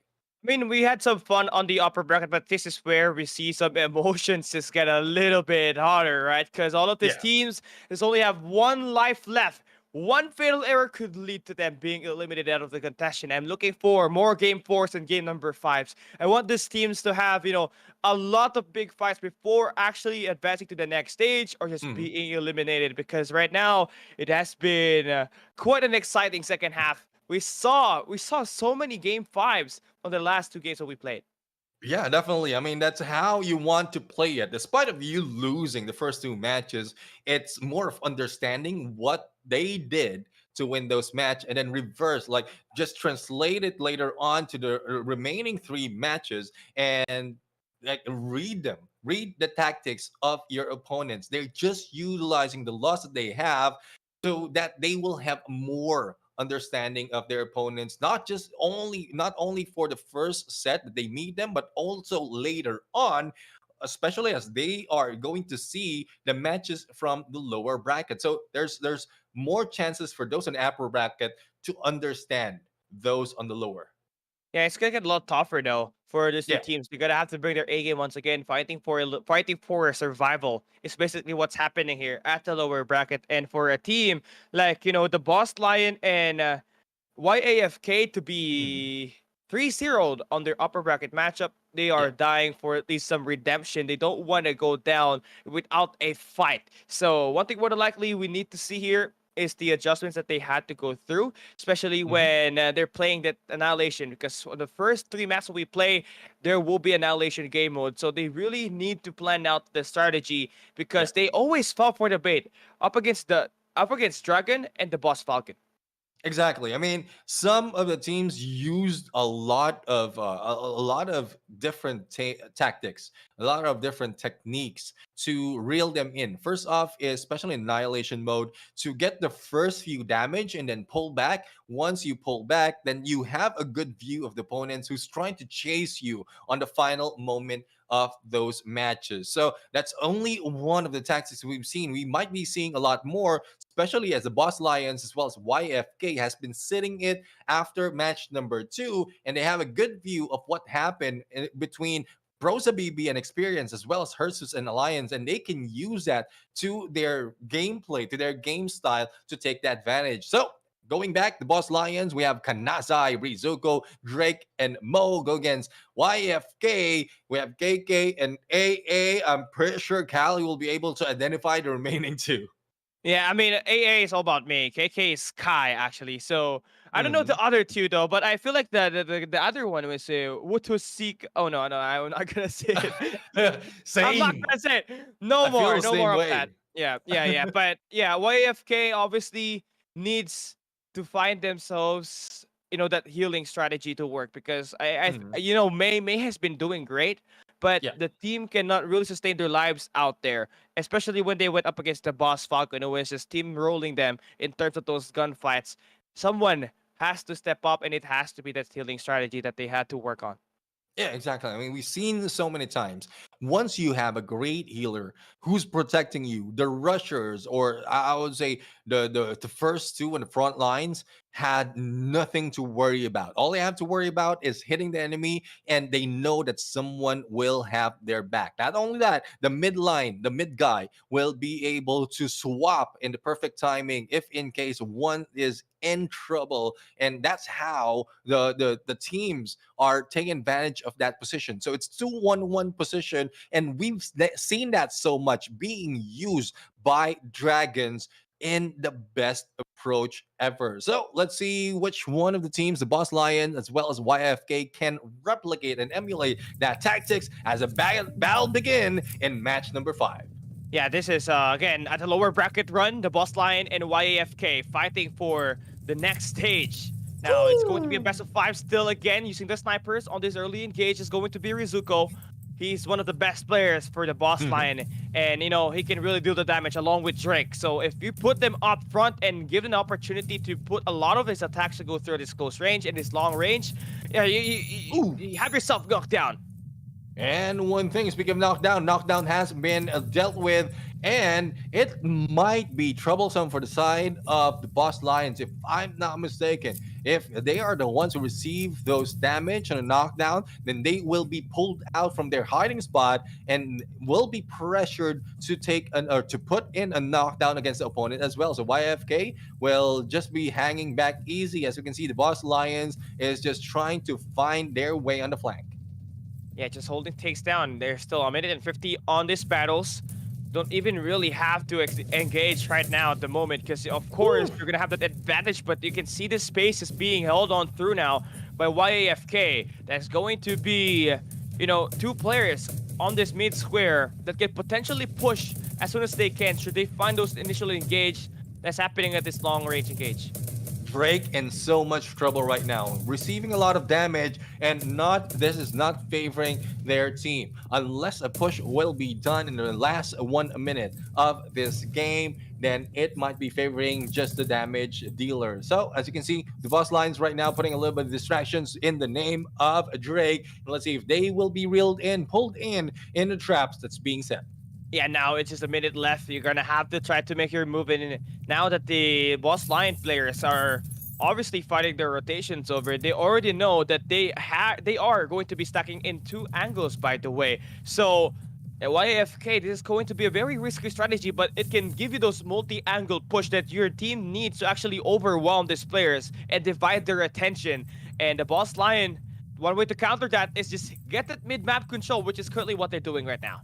Drake right now a little bit boost so that he can speed up a little bit more. Shield spotted. Not only that, we have the drones being taken down and dealt with. Now, the Boss Lions right now is being pressured with only 20 seconds remaining on the clock and not so much of hit. And speaking of hit, Kai has been hit so hard. And let's see if a knockdown is possible in the remaining 10 seconds. Yo, grenades going out, and again, this guy's on Oh, your hair. Drake jumping up and down, able to find some players, but their players gets knocked down. It's just all about you woo. getting some shot in, but it is going to be YAFK taking the round number one. You kind of took too long going in Mhm. for the approach.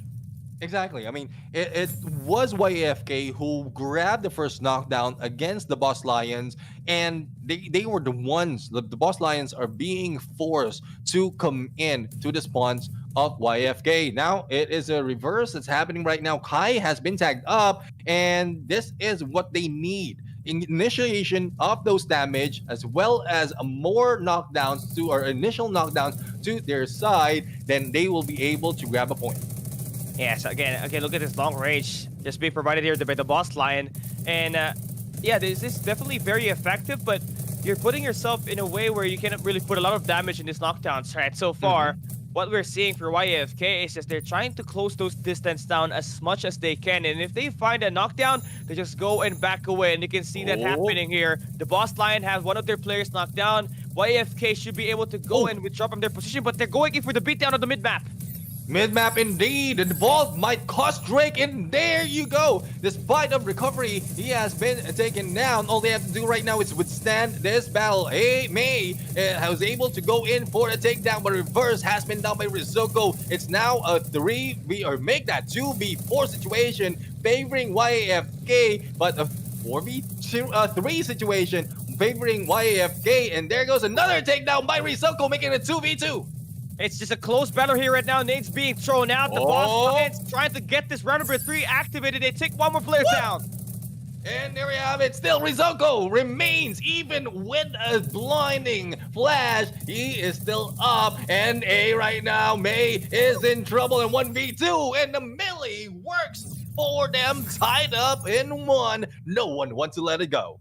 Yeah, I'm not sure why YAFK decided to just go in for, a very aggressive mid-map push on that mid-game. They could have just backed down because they had the first knockdown on the battle. Yeah. But yeah, the Boss Lion, I feel like they reeled them in very well and made them think that, hey, we got the best chance at trying to win this battle, but hey, it's not. Drake as well as crew was able to take down most of the players that went through elimination, and that will Mhm. wrap things up. Round number 3 about to go down here.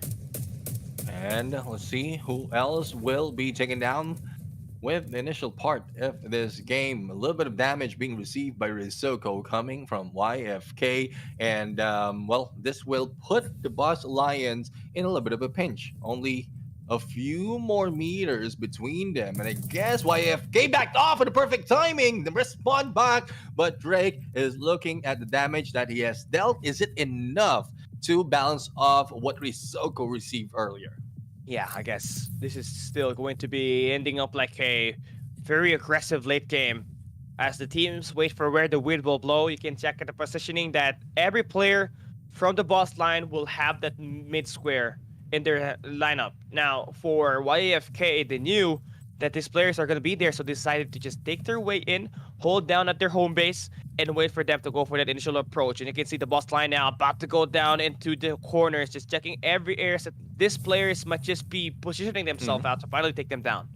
Kanase already in lead, a little bit of utility gameplay being used, but no one has been spotted just yet. It's good hiding. I guess the team of YAFK is quite good in hide and seek, which we couldn't find where they are. Finally, they showed up. A little bit of gunfight action being shown right now together with Shield. And let's see if Drake will be able to go in for a damage. The thing is, he's not safe as one is on that ledge who's gunning them down from above.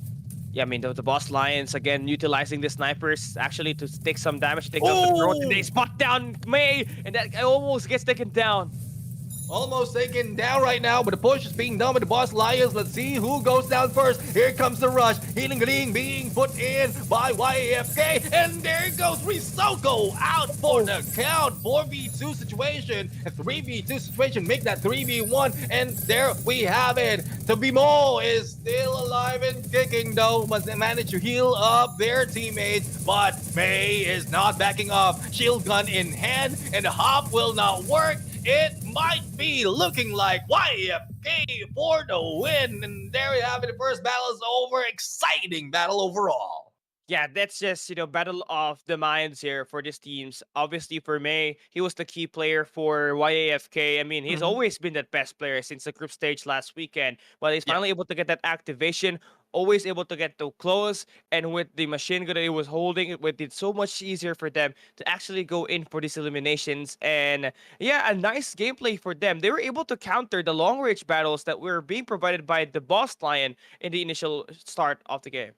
Yeah, it's more of the accuracy of the snipers that really reels in the opponents or the enemies that is receiving damage. Earlier, we saw Drake. Drake is so worried about dealing so much like the damage from a long range because Rizoko was just out in the open, and that's one thing. That's one part of the winning condition that you can do because even if you wait, as long as you have enough damage above your enemies, you will still win the game. And that is bringing so much pressure for the boss lions in that annihilation mode. Now let's see if the same pressure will be carried over onto our next mode, which is domination, still in Central Shopping Mall. Yeah, but again, different game mode means there's going to be different strategies here. They did kind Yeah. of get that feel when the boss line was going up against the dragons, and Mhm. we saw them actually have a rough time because most of the map control was heading into the dragons, right? But this time, going up against YAFK could face a similar thing. But one thing would like to know we know for sure is that Mhm. this Taiwan squad, they know how to always flip those flags. And that's the reason why they were able to keep it close up against the Voss Falcon despite the loss that they took on that map number 2 that they were playing. So most of the time, I guess it's just about, utilizing your best players to its full Mhm. extent. Always give that healing strategy on to his face so that he gets to survive out there and finds those eliminations. Definitely. I mean, it that's one way of winning teams, especially if your teammates on the front lines not that confident of your healer, then you can just pull them in. Put yourself behind a wall because you will have less of a chance being flanked and being in trouble once you are gunned down. So that's just one game. It's a best of five between these two teams, Boss Lions, YFK. But I love how YFK has outsmarted Boss Lions in that first map. Question is, if this extend on game number 5, will it still work against the Boss Lions? Because showing that tactics will change the game later on if and only if it extends to game 5. Yeah, I feel like this could either go down to a map number 3 or a map number 4. But with the last two matches that we Mhm. saw, there's definitely some tons of potential here, right? But the Yeah. boss line, if they continue to show up struggling, YFK could just go in and honestly just overwhelm them with the momentum that they were able to build up after that round number 1 win. Now we get to see the domination once again, all about this mid map control and always communicating with your teammates where exactly the players might just be rotating at so that you get to jump them before even a capture takes place. And speaking of capture, it is YFK ready in a double capture on Alpha and Bravo. And rather, it is a team of Boss Lions right now who has an increase of numbers in terms of points. But as you can see, we have YFK dealing so much of damage, clearing up this Bravo, and they are capturing this B right now. Only Kanasai is the trouble on their side, and there we have it. Beat down and cleared out. Bravo has been captured, but to our surprise, the Boss Lions move in onto the other side of their point. Yeah, again, just trying to divide this player's attention is the boss Lions, but they actually lose that A capture, so they only got one flag left here. Going in for the contest off the B site. Two players in there going in for the team up to take down May, who's going to be the only player for YAFK. Yeah, Rizoko right now will try team up against the rest of the teammates, and three players beating up May will not be surviving for so long. Now, they're going in for a triple cap ABC. Simple as a 1, 2, 3. That is what the story has offered by the Boss Lions up to a YFK right now to bring it back and bring it back there trying to do. Yeah, there's two flags, almost a triple capture here. Should they get the C flag? There we go. Look at the lead that they have been able to build up. YFK could not handle any of the heat that Drake and Rizoko has been able to pull up on this mid-map attack. Getting this attack to go through is going to be successful. Now you gotta have to make sure that you maintain at least two flags here. You're gonna lose the other flag. That's going to be the Charlie now. being taken away by YAFK, but you already built so much lead. And by the Oh yeah. time you take the 1-5 mark, at least you're gonna have to only defend one spot. And very close and reaching 1,000 right now for the Boss Lions. Not even crossing half of that for the side of YAFK. It is a tough spot for teams from Taiwan. But the only question is, will they keep themselves in this area? And as you can see, Charlie once again has been recaptured. Triple cap overall, up close and personal. The foam bomb, oh, being hit and hitting my in the middle. Only one is protecting it. It's only Drake who is in the mid square of this area. And 5 minutes in this match, they're very, very close to end it. Yeah, they really want to get this thing bad right now, man. So far, it is going to be the Boss Lion once again, trying to make sure that they at least finish things off and tie up the series 1-1 on the overall series. So far, again, just Whoop. not needing to even go for a very aggressive pusher. All you have to do is only hold one of the flags left. But if you're YFK, you need to be desperate. You need to take every flag as you can get. You already done 2 flags so far, but you need to see flag to make sure that the push and the score doesn't grow on the Boss Lions side, because they only need 400 points to win this game. Yep, definitely. If in case they go for a triple cap, they stop the numbers for the side of Boss Lion. But how can they do so? Only a few more points remaining for the Boss Lions to win this domination mode in the battle, and the dance is still on. Drake still managed to survive that gunshot, but will be backstabbed here and eliminated. Now, capture on Alpha and Bravo being done by YAFK. But as you can see, we are already on a 1,800 and not even crossing 1,000 is YAFK. All they have to do is fight back, fight strong. But despite of that, they are still not getting close. Yeah, they really want to make sure that they obviously have, at least much of this dominance as they try to chain that into an annihilation match later on. But this game is set and over. The Boss Lion able to get right back into their feet and pouncing onto YAFK. And we got ourselves another series here. A map 4 will be forced to play. Definitely. And if I'm not mistaken, that is the quickest that we've seen on domination mode, especially when going for a triple cap and increase the numbers, the time that you have in grabbing the points. And they did it twice. Like the team of the Boss Lions did it twice, throwing YAFK off their knockers. They don't know what to do at that point on how to recapture one of the other. But Charlie is their first option. Trying to defend Bravo is tough enough, but especially if you're being hit from either side of the spawn. So the Boss Lions takes it this time. As you mentioned, Callie, they are forcing a map number 4. Yeah, so far, who is going to win the swing game? This map number 3 is going to be the main topic because most of these Yeah. teams are trying to iron up for, again, surviving out the first set of rounds at the lower bracket. We take a look at our match result first. Rizuko from the Boss Lions able to step up with 10 knockdowns and 78k of damage. Really overwhelming YAFK on this domination with the help of Jake, who combines 16 kills for these top 2 players from the Boss Lions. Oh my goodness. I mean, very close to 20 eliminations at this point for the Boss Alliance. But again, it's very, very tough. It's not just about the elimination, it's not just about the damage, but it does help, especially when you're trying to clear out one of the domination point to recapture or to capture it. So, domination is already over as quickly as that. We're back to annihilation mode, but a different map. We are now standing in to Western District.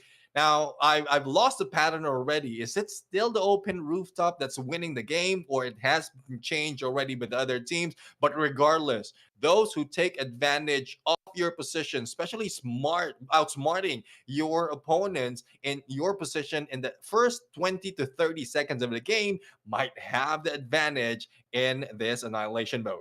Yeah, it's always about the rooftop control here. If you're one of these 2 squads playing, right? And I feel like for the Boss Lions, able to find Rizuko, that momentum at that map number 2 is essential. Now that he's been able to win those gunfights, confidence is going to be kicking in. And this momentum-based game so far, we've seen teams able to steamroll once one of their players actually pops off. So the Boss Lions, Rizuko, he is gonna be that main player once again that will be highlighted as one of the players for the Boss Lion to win this series and entirely this map number 3 that we got at the Western District. Element of aggression being brought in by the Boss Lions, but they have been the first one to go down. YFK, though, no recovery is happening right now. And let's see if Kai will be able to survive 1v1 with the great one. Drake is in here, not really looking back as another one for the side. YFK is hitting him from behind. Now, YFK only have 2 remaining in this battle. Make that only 1 in this battle. And the Boss Lions really bringing this to a final roar. Yeah, Rizuko again was the main factor of that win. Through kills at least on the round number 1. Able to highlight again this close range engage and this momentum just beaming it up, man. This top control that they got will be a lot even better as they were going to be starting on the room side. Looking to try to find a way into the defense that YFK is able to set up on the generator side. And there you go, shield as well as utilities being used. One has been caught in the foam bomb, but a backstab being done against Amai. There goes a little bit of shield action and will not be able to go for the takedown. Oh, a quick reverse has been done by YFK. Only 2 remains. Risoko with only a few HP is being gunned down, being pushed into the room. Yeah, nice resilience for YFK. Better rooftop control. Now they push in on towards the room side. Rizoko, they still got 2 players alive, but this guy needs to survive the gunfight, but his teammates gets knocked down to a sliver of health. 3 players gunning him down, and May secures the final point, and YFK able to close it up, and we got ourselves an overtime. They tried indeed, despite of only having 2 players make that 1 player in the final moment, but they couldn't balance it off. Now it's balanced right now between these 2 teams, 1-1 in scoreline. Let's see if YFK will be putting so much of aggression right now, especially with them winning that game or round number 2. But Drake, together with the rest of the Boss Lions, not too aggressive compared to what we've seen in game number 1. Yeah, again, with the Boss Lion having that early start, YAFK again had the rooftop control, but this time it's going to be flipped once again. It's the Boss Lions holding down the room side. AA May, again, almost about to get eliminated there. And one thing more than likely that this team obviously have is, again, Rizuko, one of the top players that can close things out with the help of Drake, and now the grenades connect.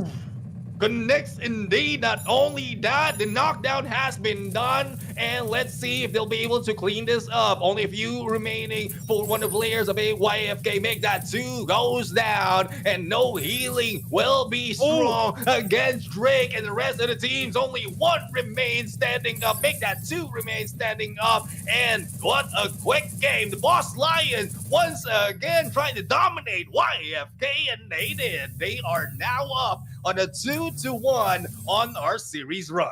Yeah, Rizuko playing so much of a factor on these battles that they've been taking. On the last 2 matches he has played, he has transcended the Boss Lions win rate to the top. Even though losing that annihilation at the Central Shopping Mall, it did not had a chink on his armor. It just said, it says another map. Let's pull it through.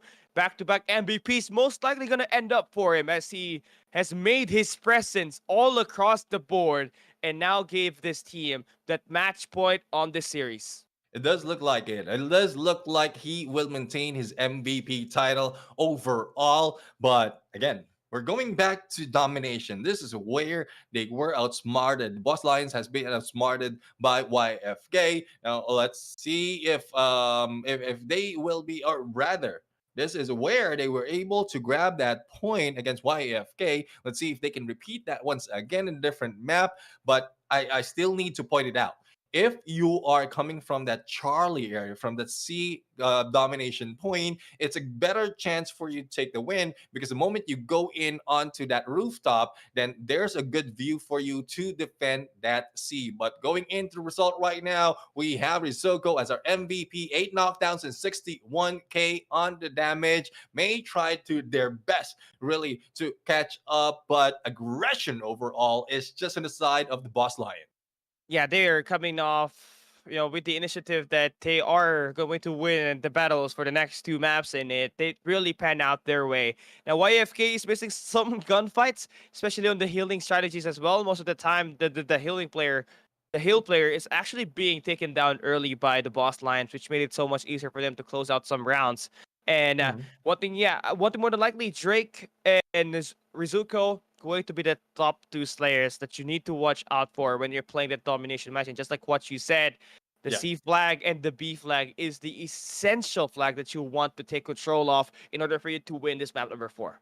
Yeah, definitely. That is what they need to strive for, unless other teams can prove and show us a different approach, especially in Western District. Because so far, like even if when you're coming from A, you need to switch it up onto the other side so that you can take the win. Because those coming from A doesn't have or have a little chance really to grab the point, because it's quite easy as well to jump out to that alpha if in case you're coming from B. So a lot of pressure has been being put out for those spawning from that A side. So we have yet to see a great tactics from teams coming from there. Again, we still have the Boss Lions on the lead against YAFK. This is a good chance that YAFK can turn things around if they spawn from the seaside.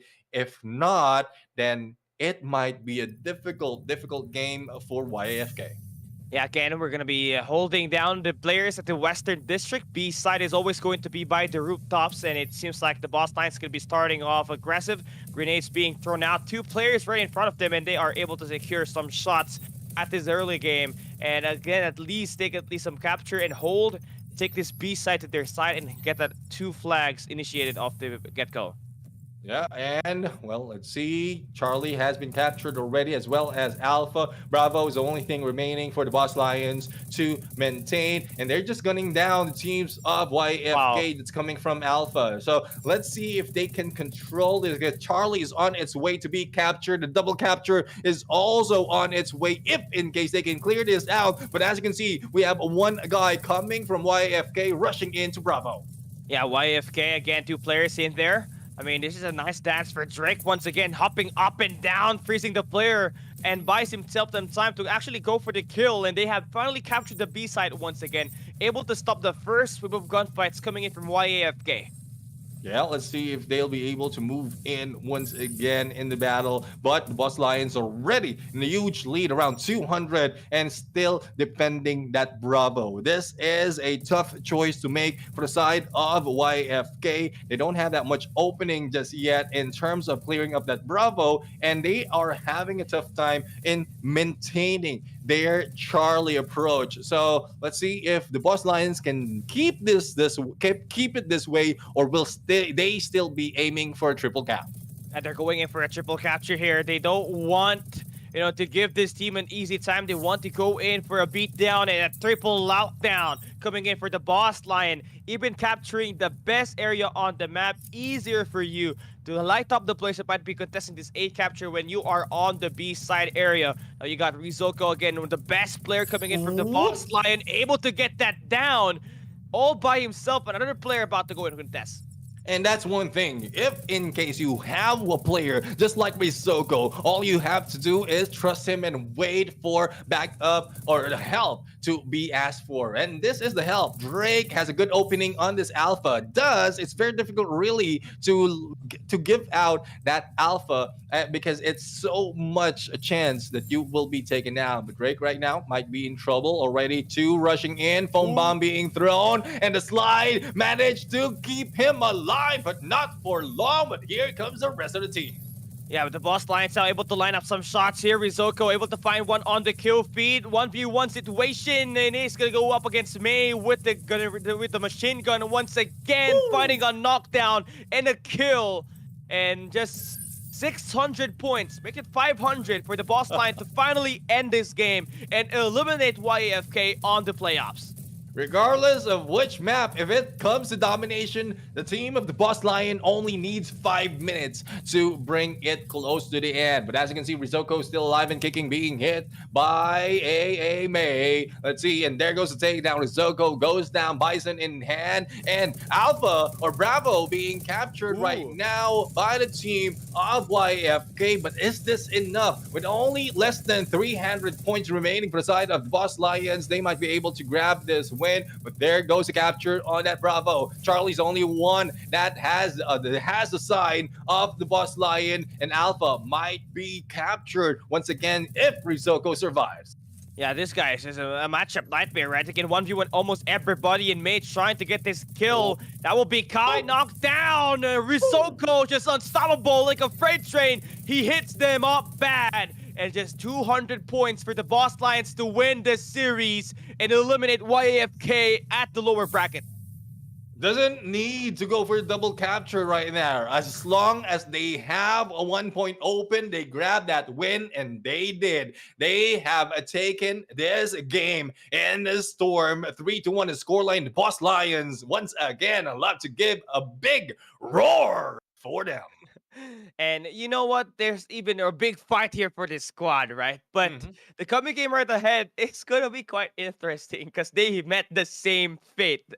Even worse than a 3-0, a reverse sweep loss for Experience and hers for Alliance Spade. So that will be an interesting match at the lower bracket later on. But man, nice play for the Boss Lion. Rizoko really gave a big roar to finally finish things up against YAFK, who was the MVP of the 2 wins that they won on map 2 and map number 3. And I feel like with that kind of performance from him as well, those 1v1 gunfights always being won by him, could potentially end up with the 3 MVP run on this 4 maps he played.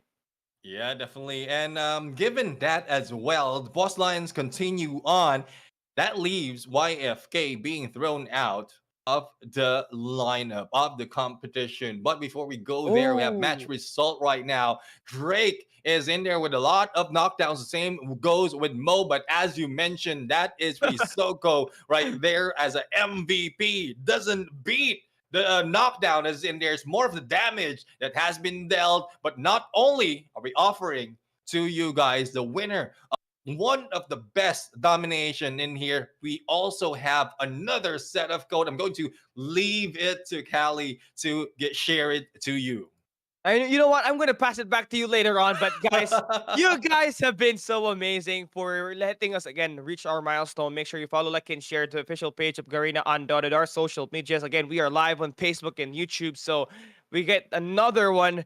And as the day and as the hour passes in our live stream, it will get a lot better here, Neptune. Yeah, definitely. And well, I guess you throw it back to me. A lot of not so much of explanation needed anymore. What you will be getting is tactic samples. So the code is the number R 9439. So for those of you who don't know, it starts with All Star 9439. 439. So just in case you don't catch it from us, it will be placed in the comment section. As you can see, the first code is already pinned in there. In the moment that is pinned, you will be losing the first one. So make sure that you grab the first one as well from this day. And similar to what we've seen in here on the comment section, and also we've said so many times, the more we bring in more viewers, the more you share the stream, the more you react to the stream, well, positive reacts to the stream, then the Yeah. more that we'll be able to give all these rewards for you. So make sure that you like and share the stream to your profile. Every 30 minutes will do. That will not the Facebook will not ban you if you share it every 30 minutes. That is one Yeah. tip for you guys, especially if you want to share Undawn to all your friends. Just don't share it like one time and just share it like 50 times in multiple pages. Man, you're gonna get flagged. That's not how you want to end things up, right? But again, Definitely. yeah, you guys have been amazing so far. Now we get to take a look at more action, experience, and alliance page playing at the lower bracket. Best of 5 is coming up ahead. It's another extension of the Thailand versus the Indonesia series. Both of these teams lost through a reverse sweep. They only Oof. needed one more map to take that victory, but could not get that job done. Now, do we see the same exact fate happening? A map 5, do you think? What, Snapchat?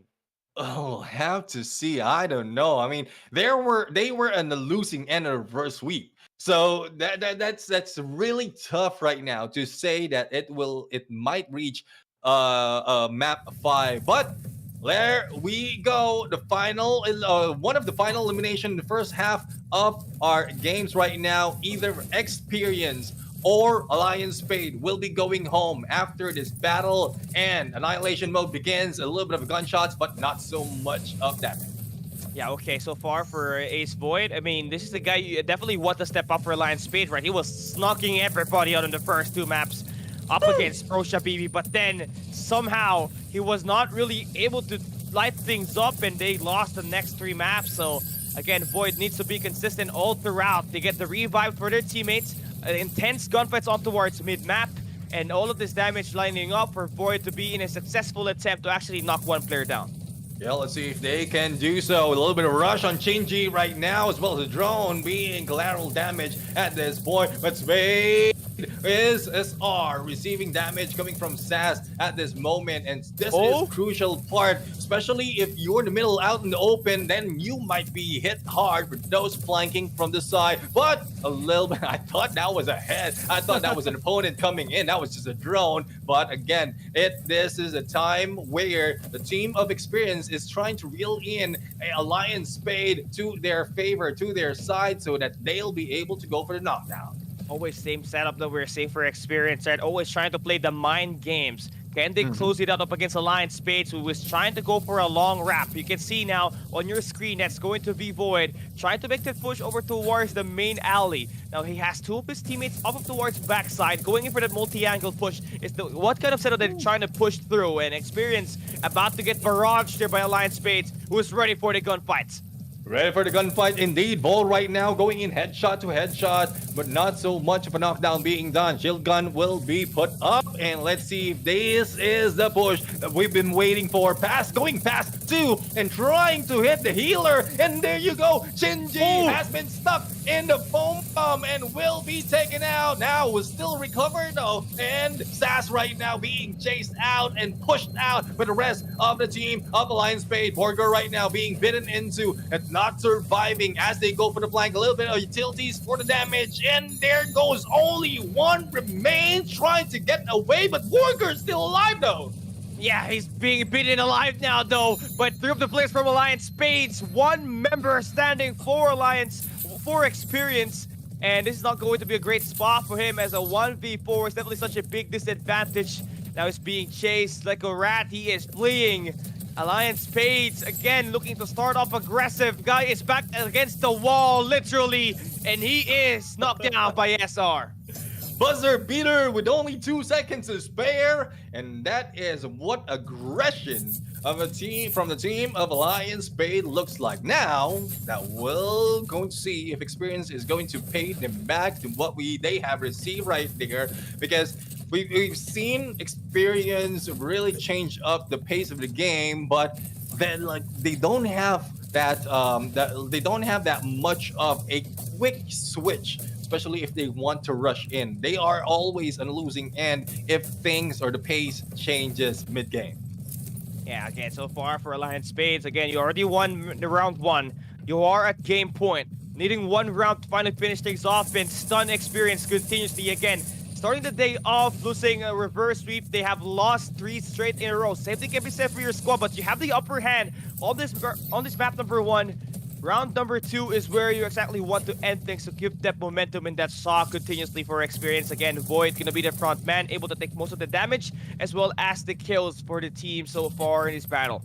Let's see if they can battle it on right now. So far, 2 minutes remaining in the clock. Oh, up close and personal surprise. Even I was shocked. But there goes SR right now trying to get away. A little bit of armor damage. But here comes the flank for the side. Melee action. But will be hit hard with the Bison. And let's see if anyone from experience can fight back in here, as they lost one of the players. And they will be moving back. They cannot get away from the clutches of Alliance Spade. Yeah, they are just being hunted down here now. Spades are able to hurt them very bad here. Experience, again, the struggle is just insane for them. They're being shot on at the long and the close range engage. And the thing with that is Void has always been a big factor off Ooh. of that. Gets another knockdown. And just like that, these players are down to their low numbers. Only two remains right now. A little bit of hide and seek action and 1 minute to play with. Yusei receiving a little bit of damage from the back. And here comes a jump. Burger being beaten into it, but still healing. And there Ooh. goes one down. Bull still in the rush. And even if he is in the front line, he is not losing his fight. Yeah, Lion Spades, again, last player to take down. And they win the first map at this lower bracket match up against Experience. And man, nice bounce back there for them after dropping the map up against Prosia BB. So yeah, this is going to be an insane battle for Alliance Spades. They take map one. We saw the initiative for Void, always able to put himself in the front and actually do most of the damage for the team. So expect him to do more of the attacks at the domination when we hop into that map number 2. Yeah, one thing I would say is Alliance Spades still have the momentum that they have coming from that match number 4. So though they were beat by Hersus in that battle, they still have that fire, similar to what we've seen in that match number 4. And the Boss Lions really ended it quite well on their battle against YFK. So Experience are the ones who are sitting this a little bit too cold at the moment. I'm not quite sure if they can warm up that easily because they're already down 1 point. Yeah, so far, again, the good news is again for them is that they have a best of 5 year. They still got plenty of opportunities to bounce back. And the thing with the roster here for, like a team like Experience, the gunfights really lack. And we saw that from Prosia BB. The only reason why they won the first 2 maps up against the players at the upper bracket is because they played through their mind games. That will not work up against Alliance Spades to just barge their way inside with the fast, aggressive attacks coming up from SR and Hussein. And the thing that Void is there as well to become that bigger threat. You really have to watch out on all of your angles. Most of the time we see Vold already going in like rush after rush, and probably it's because of Parlix just having their back. But SR right now, SR, if I'm not mistaken, is just like pretty much what Tiger Yep is doing for the side of Dragon. He's not so much in the front line. He's the ones backing Vold up in those engagement, and he's the one getting most of the knocks. But you like SR will not be able to do that without Vold already initiating battle. So that is a good tactic to hold on to repeat. But this is domination that will be coming up next. So let's see if that will still work, because this time a little bit of split up will be beneficial for them. So one who is going for the mid man in this battle needs to switch over for a healing gameplay so that they can split up, probably capture A and C at the perfect timing before heading over to B. Yeah, a 2-2 split is actually going to be very good here if you're trying to play this domination match, right? Just so that you can take down the guy that might just be defending that home flag for their opposing side. And that can easily be overwhelmed with the numbers game that will be provided here by whoever's going to try to play for that captures. But here we go. Alliance Spades and Experience, map number 2, domination still at Central Shopping Mall. Who takes it is gonna be, in such a big fashion, because not only do you get to tie it up, but you also get that match point if you're Alliance Spades. Yeah, Experience right now halfway through and capturing this, but the intention is going on right now. And as you can see, Saz is trying to survive the battle and also being gunned down by Vault onto the other side. Now this is a battle. Bravo. Let's see who'll be able to win. And the contention is so hard that they cannot put a dent in the color in that B. Yeah, so far shutdowns have been amazing for Experience. They got A and C in their lineup. Again, that is the main strategy that this team has been trying to amplify since their match up against Prosia BB. They were able to throw them off and win the first 2 maps, but after that, the adjustments coming through for Prosia BB was absolutely insane. Now for Alliance Space, they're gonna get to fall for that place, and now Void able to get some shots in here, grenades popping off, and Experience got shot down on the C flag. And he just went in there, guns blazing, solo against two before the rest of the teams and the rest of the enemies managed to go for the rush. BNC right now on the side of Alliance Spade. Here comes the contention, and let's see if Shinji can bring him down. No, Shinji's not enough to bring him down. Managed to get away and survive, but needs to heal up with only a few HP remaining. He goes down though, and a recapture will be done by experience. And this is what we are talking about, right? A 2-2 split that Experience always loves to utilize when they're playing this domination. Now, they got two players sent out all towards that B side just to get a distraction. And then, when that happens, they send out their two best players to capture the other side of the map, and they just overwhelm them with numbers. But finally, we see some attacks from Ace as Void gets one kill to go through. And well, right now, let's see if he'll be able to survive this once again. But again, where are the backup for side of Lion Spade? It's a crucial moment for them to really retake this Charlie and also maintain this. So if in case they will be able to clean this up, at least stay in here, leave Bravo behind, and then they can increase the number until it's tied or they are leading by 200. Yeah, I gotta agree with you on that note. Red Alliance Space, again, just focusing too much on the B side earlier, but now they get their home flag defended. It's just all about this reset. You are the better gunfight players, so you can utilize this B side push to your advantage. And of course, for Experience, they may have that B side for now, but Alliance Spades are ready for those gunfights. And let's see if they'll be able to win the gunfight right now. Saz managed to survive after a lot of battle. And, well, it is to capture for side of Lion Spade. The question is, how long will it take for them to catch up to the 1,000 that Experience already offered? Volt is trying to make a plan right now, draw up a plan to go for the rush. I guess it is very, very difficult, especially as we are looking at three players who's trying to defend this Bravo. Yeah, so far for Experience, right? I mean, they're having the time of their life. They're able to control the pace of the game, and Alliance Space is gonna play on their objective and be distracted, because the longer that they try to contest this B side and not go for an A flag capture, it's gonna give Experience twice the points that they're getting compared to Alliance Spades on this domination match. And so if you are Alliance Spades right now, you gotta make your rotation over towards that A flag so you get this 2 flag capture. If not, it might just be a recipe for disaster, and this might just be a runway for Experience. Definitely. I mean, all they have to do right now is pull them into that alpha, and then once Bravo has been cleared up, or only one or two players is holding it, and then that's when you capture Bravo at this point. But I guess it's a little bit too late. It's already a 1,500 mark that has been reached by Experience, and Alliance Spade has only reached the 1,000 mark just by now. But with a double capture, it might be very, very close. Volt just needs to survive this. Shinji putting him a lot of pressure, but there you go. The takedown has been done. The push on Charlie is on, and let's see if they can go for a triple cap. Yeah, they need a triple capture. Only needing 300 points if you're Experienced Thailand. Now, A side is going to be your main focal point of defense, as Alliance Spades try to host a comeback. Only one player holding down the fountain spawns. He will be late with his teammates. No backup there for them. Now the overwhelm goes through, and Alliance Spades about to get ganged up on their home flag as we got Experience securing this C flag.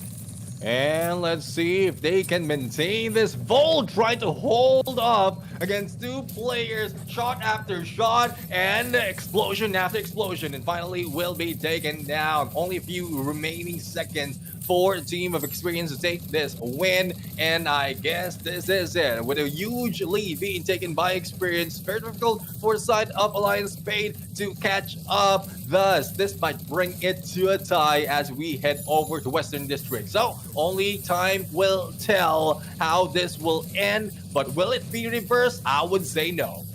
Yeah, map 4 is potentially about to be activated here. Just 14 more points.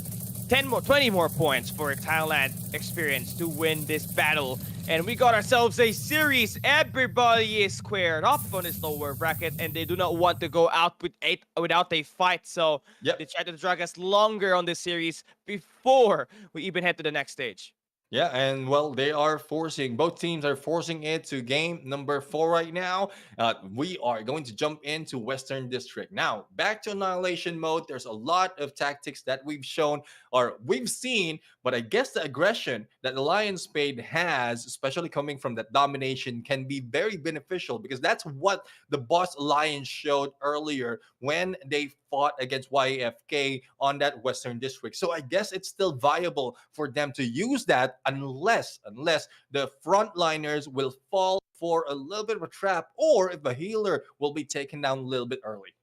Yeah, I feel like you have to go for the healer here if you're one of these two teams. It makes it Yeah. so much easier for you to at least find these eliminations as fast as you can because there's just so many health restored with the healer in a battlefield. And Mhm. finally able to get one here is going to be experience and most likely going to end up with them actually trying to chain that into a map to win. Just like what we saw Right. from a team like, the Boss Falcon when they lost at map number 1 earlier.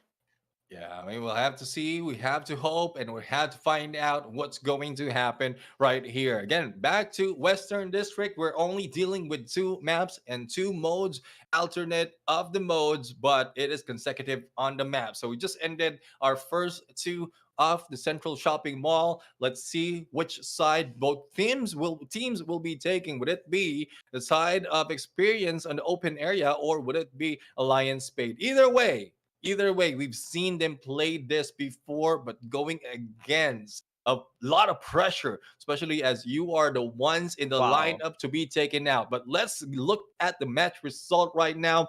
Burger is our MVP, 8 knockdowns, 4 down, and 77 on the damage. But Hussein with Wow. 116k on the damage. We didn't see him much though, but he did get 11 knockdowns.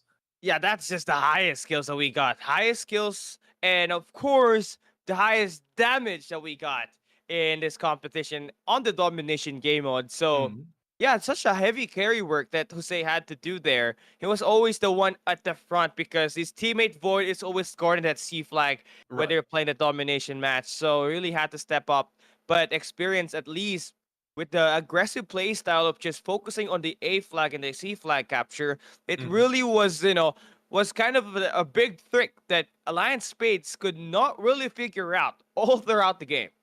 I guess they figure it out. It's just that they don't know how to pull clearing it out because Yeah. they could have started already rushing into that alpha, especially if the Charlie is being taken back. So clearing off of Charlie and then going for that alpha push gives the team of Alliance Spade just like or for the experience to have that Bravo opening. But let's talk about that later on. The battle begins with Annihilation. Knockdowns already being brought in, and it is a team of Alliance Spade who's bringing all the carnage. 4v3 situation, make that 4v2, and Burger will be bitten into. And as quickly as that, the battle is over. Alliance Spade is back. Jose was mad after that loss. He scored 11 kills and they lost, so now he's gonna pull up, get some shots in, and get a quick workout in the round number 1. Yeah, really, really carried the team right there. The thing is, even if he carried them, he wasn't able to match up to the tactics. But here, tactics is not so much of an option right now for Alliance Spade, but it's more of the aggression that they can bring into. And there you go, a little bit of damage right there on the shield that has been brought in by experience, but they also receive damage. And this is very crucial, especially as Fold will be the ones who had almost been taken down. Burger takes down Hussein, and let's see if they'll be able to trade this off. This is what I'm talking about. Despite of not going down or not taking the knockdown, once a lot of damage has been dealt, it will be a winning condition for the opponents. Yeah, so now you're gonna have to play off aggressive here, but you do have 2 minutes left. And Hussein may have been taken down, but this guy, he is back to his feet, and he is a big threat. You give him an opportunity to create the play for the squad, he will make the most out of it. He might just go in for another elimination, trying to check out some players on the high ground. Woo! Explosion damage going through, and then the attack has now been figured out as Gigi gets knocked Oh, down. Almost and will be recovered. Let's see if Jose will be able to be the superhero once again. Mang Jose, the superhero in this game. And there you go, Whoa! simultaneously a knockdown as well as recovery. But as we can see, it is the team of experience receiving a lot of damage. 4v2 situation and 3v2 situation. And the battle is on. A little bit of action in the explosion. Let's see who will be taking that domination. And the mission is over. It is Alliance Spade who grabbed the win. Yeah, I think that was the fastest annihilation game that we had today. Has to be, right? To say who chose violence yet again. They lost at map number 2, so they really wreck it up, man. They chose violence Yeah. overall. And well, that's the thing. That is what Alliance Spade has. They have that aggression compared to tactics that is being shown by experience at this point. Aggression most of the time is taking the win. Though they are in a pinch when Jose was knocked down. Thus, they want to rush in. They want to take back the damage they had, but even like despite of that, the grenade hit, the explosion damage that we saw earlier, that's already almost enough to increase that the damage being dealt to their favor. But they're already there. Why not? Why stop in the Yeah. doorstep? Go ahead and go for the rush. They know that they can do it. Yeah, they took down the players on the rooftops and in the open, and Jose gets the MVP. 4 knockdowns, but look at the damage he got. 53k. Whew. My guy is just on a skill spree, right? I mean, Yeah. 100k on that map number 3, now 50k on this map number 4 on a annihilation match, by the way, Mhm. where it's only played on 2 rounds. He carried the team to victory. Yeah, there goes Bang Jose for you. But we are jumping in still on Western District, but a different mode back to domination, where again, this is where tactics really beats aggression. We're trying to build a theme right now. So once you're on domination, tactics most of the time works, though you need that aggression, especially if you're which one was it? Was it Vald who survived so much of the time? If you're Vald, if you can survive and hold a point, then yes, you can bring in Yeah. aggression. But tactics is one thing to outsmart your opponent, especially you're trying to capture two of the points in Yeah. limited time. And the only way for you to counter experience here is to try to exactly do what they're doing. Give them their own dose of medicine. You try to play for rotations. Go for an A and C capture. That's going to be your main focal point. Don't have to worry about that B side at the moment because it will not get you anywhere. That's the reason why you lost that Central Shopping Mall domination match earlier. Mhm.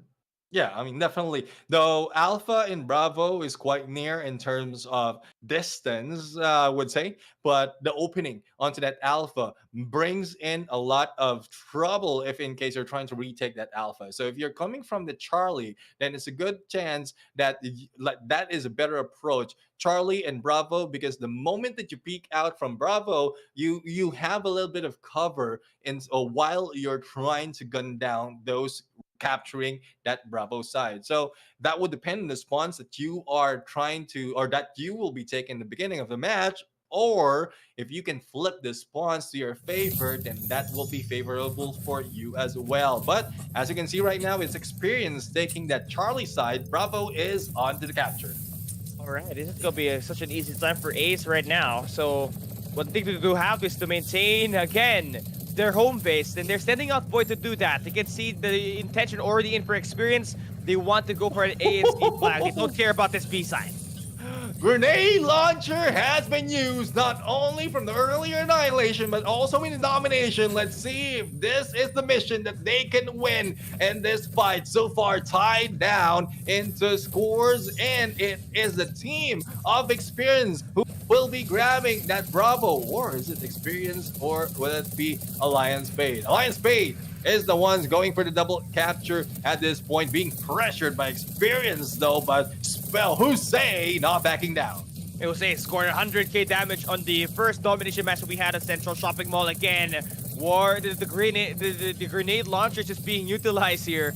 Almost call it a war machine, but hey, Alliance Spade always gonna get into play. And again, they're the better gunfight players up close, and you can feel that difference as they always overwhelm experience in these close range battles.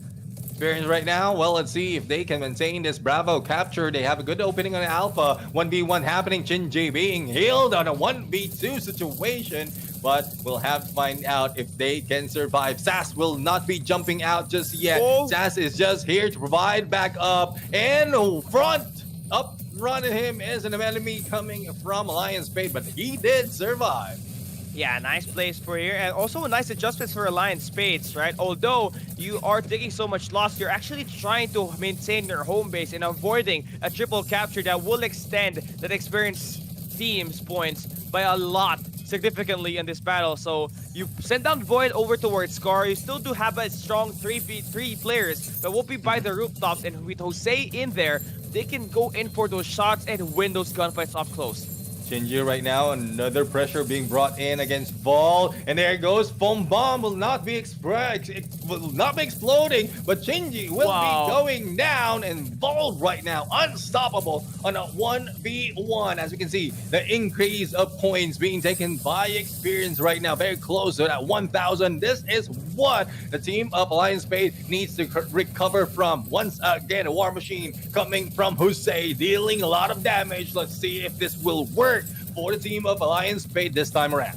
Yeah, just a few more players to take down, and you're going to be able to capture the B site here. That's going to be Chinchi going in for the recontest. Alliance Spades, again, facing so much wrath and barrage of attacks from experience, but they cannot still put in the work to get the capture done as the unlimited reinforcements from experience just continues to line up. Yep, definitely lining up, and Alliance Spade is in trouble as time is running out from them. The shield has been pulled up by Bolt. Shinji in a challenge once again, but a backstab coming from Jose. Wow. Might clear up this Bravo, but needs to get away despite of him in an advantage. Sass right now being gunned down by two players, but a backstab against Jose by Burger. Yeah, Burger, the MVP of the last domination game that we had, continuing up that rally and letting this team finally get away with a huge sum of lead. Experience only needs 400 points to actually win the battle up against Alliance Spades, who cannot get any second flag captured. Always holding down this home flag with Void in there on a 1v2 situation up against a drone and a human being. Man, not gonna be a great spot for him as he gets knocked down. Definitely not a great spot. Not quite sure, really. If it looks like Alliance Spade has the advantage in terms of how they are working their capture point. So we'll have to see right here or by the end of this game which one is who. But 1,800, only a few more remaining for the side of the blue team as they rush in. Alpha and Bravo are now secured, and Alliance Spade, or for the side of the red team, they are having trouble, as we are seeing on the final few minutes of this game. Jose right now is handing in front, trying to stop who's rushing in. Yeah, do we see a comeback happening, or will Experience finally finish things off? Only needing 60 points to win this battle. B-side capture working. The C flag is going to be working as well for Alliance Spades. It's a lockdown, and Experience about to experience something bad if they do not win this gunfight. And there you have it, the triple cap being done, and stop the time on the other side. Here comes the rush, and Experience right now can carry on. Bravo has been captured. Alpha and Charlie right now has ended, but they will still be grabbing all the points. Experience has an open Alpha to go through, but there you have it. The battle is over. But we don't have a view as to who's grabbing the point. In a bit, we're going to see it is, but the way I'm looking at it, Experience has already tied it in a 2-2. Yeah, it most likely felt like that one, man. I mean, they won by capturing the B flag. They just stacked their resources in there. They know that that's the best chance for them to actually win the gunfight, because they're able to held off so many gun battles up against this team that they're going up against, which is Ace Spade. And with that happening, it is going to be a map number 5, but their Annihilation game, got to be a lot better. They did win that map number 1 first, but Jose was able to stop them from taking anything at the Western District at map number 3, where it ended in just like mere minutes that we're talking about. Well, we'll have to find out if they will be able to repeat the same thing. They like experience that quick of a gameplay, and we were talking about like the Western District. So if they will be jumping back to the Central Shopping Mall, it will. Take a little bit longer, and the approach will be quite different unless they go in for a three-prong approach, a few in the mid and then a flank from both sides, and they might be able to take advantage of that. But it's so much risky because if the rotation is being done with the other team, like by experience from the other side, one of your teammates will be going down a little bit early. Yeah, and I feel like for them, you have to stop getting killed by a grenade launcher. Jose had four of those. He had four of those at the Western District. That was not a friendly sight to see Mhm. as your heads kept on exploding, and the games barely even advanced, and it is not just great. Yeah, I mean, definitely not so great, but it's risky as well if you have the grenade launcher because there's a huge chance that you will be damaged as well. So let's see if that can still be used, but it's not often that we see a launcher being utilized in these matches. If I'm not mistaken, the last chance that we saw grenade launcher being used was way back then in the early parts of the esports scene. But as we have experience grabbing the win right now, we hold on. So Jose is the MVP, or was it Burger? Burger is Well, on blue right now. I'm yeah. quite surprised. I'm quite perplexed on how I this mean, is working right here, but not quite sure if this is the end of the game or if it's still going in for match number 5. Well, I'm there's a little bit of one thing about this. There's a little bit of hiccup in terms of our view of the game. Thus, confusion might come up as well. yeah, and I feel like it definitely was a win for experience, right? I mean, they did almost drop it by losing all three flags in this battle, but they got that B side capture and they reached the 2,000 point mark. But we'll find out later on when we actually see the brackets, right? And who actually Yeah. stays who actually stays and gets to fly away from the competition. Yeah, I mean there's a few things that has been done well, but the way I'm looking at it, if I remember the game, it's most of the time the team of Alliance Spade who's always grabbing point, clearing it out, and then the capture is favoring them. Thus, the confusion in my mind. Not quite sure if it's a color coding that confuses me, but I'm not color blind though.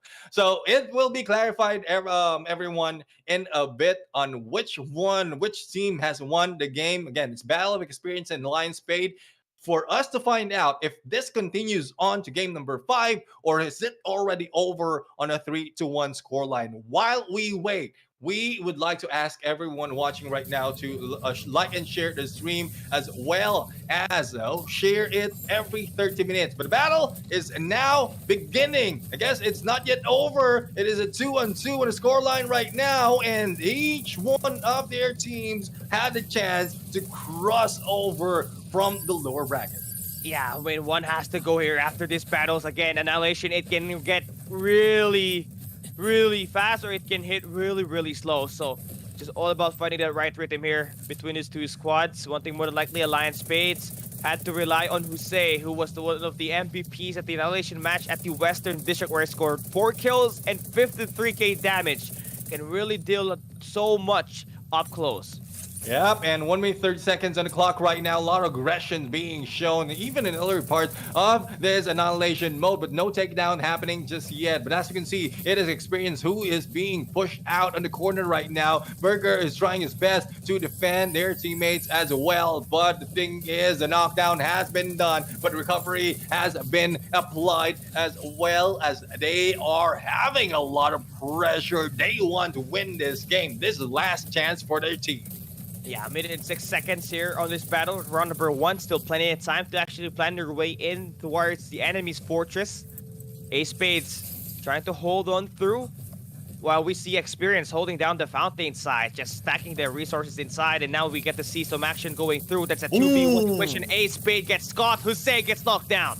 And Hussein knocked down. Good turn being done right here. Finally, SF will be spotted, but will not be known just yet. Here comes the rush. Saz right now recovering from that battle, and Vold will be gunned down, and it is a 2v3 situation. Let's see if it will be able to recover them. And there goes a 3v2. The reverse has been done. 20 seconds remaining in the battle right now, and a 2v3 situation favoring the team of Experience, and they just have to buy time. Only 14 seconds remaining, and they have the lead. Yeah, Alliance Spades is gonna go at you here. They're gonna be desperate. And all you have to do is to withdraw from your position, do not get yourself killed. And now the damage just continues up, and I think this might just be over. It is going to be a round win for who? It's Experience. Let's see. Harlix, NJ was able to grab that, and that is coming from the side of Experience. And well, that's a good play for them. Despite of them having a tied in terms of knockdowns, they still have a bunch of damage that has been brought in. So let's see if the same approach will be tried by Lion Spade, or will they be going a little bit more aggressive? And trying to slow things down is most likely going to be the main factor here if you're Lion Spades, because right now Experience has been able to get a good read off of you, and they know and they love to play those mind games. You get an opportunity to take those early strikes, they are gonna withdraw from their initial few positions and just let you go in and be desperate.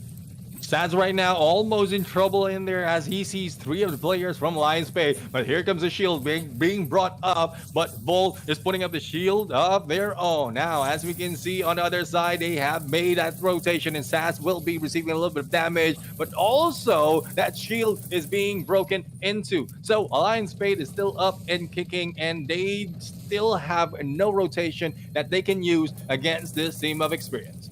A minute and 52 still going to be the scoreline of the game. Oh, Borgor almost about to get shredded there by Void, but actually escapes with his life. Again, a needed round win for Alliance Spades to continue their survivability in this series. This is going to be an elimination match. A Game 5 winner advances to face the loser coming in from the upper bracket quarterfinals. The loser will have to wave goodbye.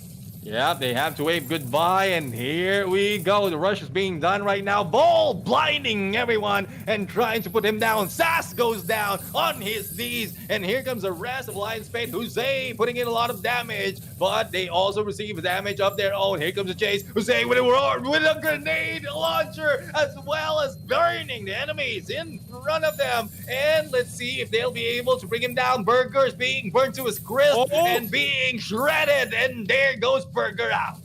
Yeah, he's down. It's going to be Alliance Spades now flying through, trying to take the last guy alive for Experience.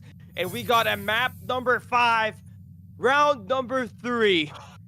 Winner advances to the next stage. They want to stretch it all throughout. Stretch it thin, stretch it out. Let's see who will be grabbing the win. A lot of aggression being shown by Alliance Spade and Experience right there. If in case they didn't lose that player, even if they backed off, they had a good chance of winning the game. But again, there is a lot of pressure for both teams right now. As Callie mentioned, the winner goes in and the loser goes out. Yeah, again, Alliance Spades, somewhat going in for a very aggressive approach here. Obviously extending way behind the initial circle now. Borgor shot down. Shut down indeed, recovered, but still brought down to his knees. Here comes Shinji trying to shoot back, and Corrosive being felled by the team of A Spade. Now Jose right now needs to hide out, but knows that the rush is being done on the left-hand side. Here comes a 1v2 situation. The rest of the teams is trying to recover, but they need to do the flank as well. Alliance Spades trying to play with their life here in this mid-map. Shinji and Indus going in for some knockdowns. It's a 3v3 situation, but the revive goes through for A Spades. But again, most likely gonna end up as a skirmish in a barrage of attacks going through. Oh my goodness, melee, grenade launcher, whatever they can use, the kitchen sink to end this battle. And there we have it. Alliance Spade moves over to the next stage, and Experience will go home. Yo, what a massive adjustments that we are seeing here for this team, right? Able to win two annihilation game and one domination match, truly emphasizing how strong they could be when they have that momentum going on their side. Who say again, deliberately putting so many players down to the ground with the war machine, finally end things all to this place. Yeah, definitely. I mean, it is quite exciting, especially when teams put it in the final moment wherein there is like really a nothing to lose, plenty to gain at this point. That is what Alliance Spade, that's where Alliance Spade and Experience was in that final moment. But the thing is, Alliance Spade had it a little bit stronger. The damage that has been dealt by Jose, especially up close and personal, regardless of how many, with that grenade launcher. And we saw a little bit of damage being thrown as well in terms of the tactics by Experience, but aggression overall. Alliance Spade won that.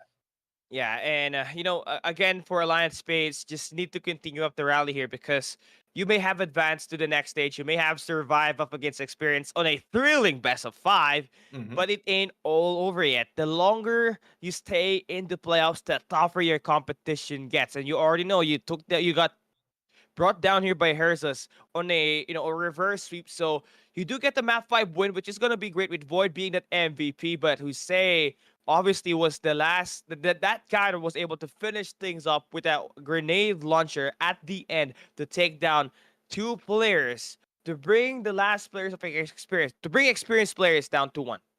Yep. And well, there we have it. Two of the teams coming from the top eight of the group stages has been let go. We have yet to wait what will be the fate of those in the lower bracket because they will be waiting as to who will be the losers coming from the upper bracket.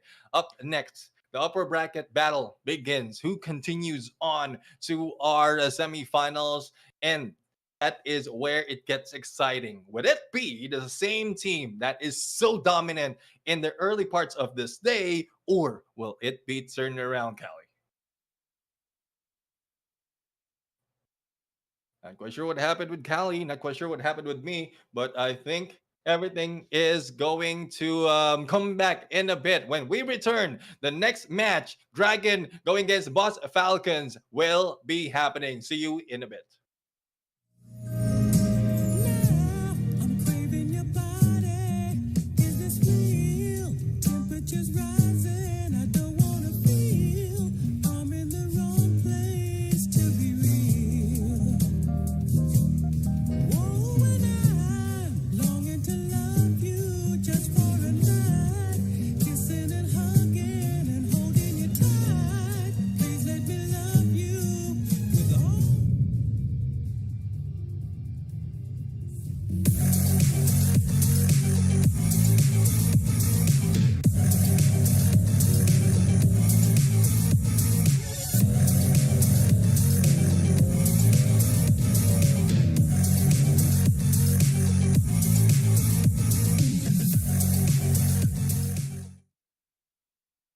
Welcome back to the show. The battle continues right now to match number 7, and this is just the elimination round. We have seen the battle overall for lower bracket. We have seen the two teams being like had to bid goodbye. YFK and Experience had to bid goodbye to the overall experience of Undawn All Stars. But still in the casters, as I mentioned, the gentleman Garcia together with me is one and only Cali Gaming, and we are now moving to match number 7 of today. Again, the upper bracket continues, and let's see who will be brought down challenging those who won earlier.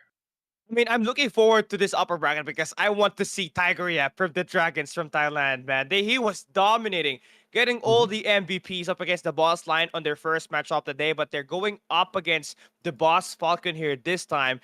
The boss clan in this game. So, are they the boss clan slayers? Is going to be the main question. But here is our brackets. You can see that the Dragons and the Bells Falcon will be playing at match 7. Pro Shabib and Hearses will be playing at match 8. And we just saw two teams get eliminated at the lower bracket with YAFK and experience waving goodbye, the Boss Lions and Alliance Spades advances to the next stage of the competition at the lower bracket, and they will face whoever lost on the upper bracket coming right up next.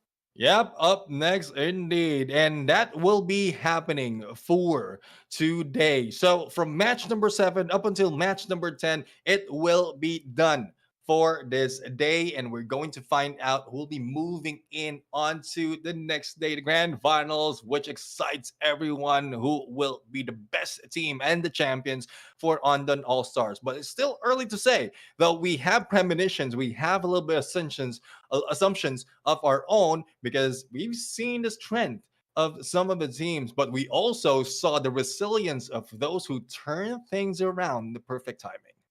Yeah, and for these teams, Process Baby and Hers, they had to really fight tooth and nail to Mhm. become that team to reverse sweep their opponent.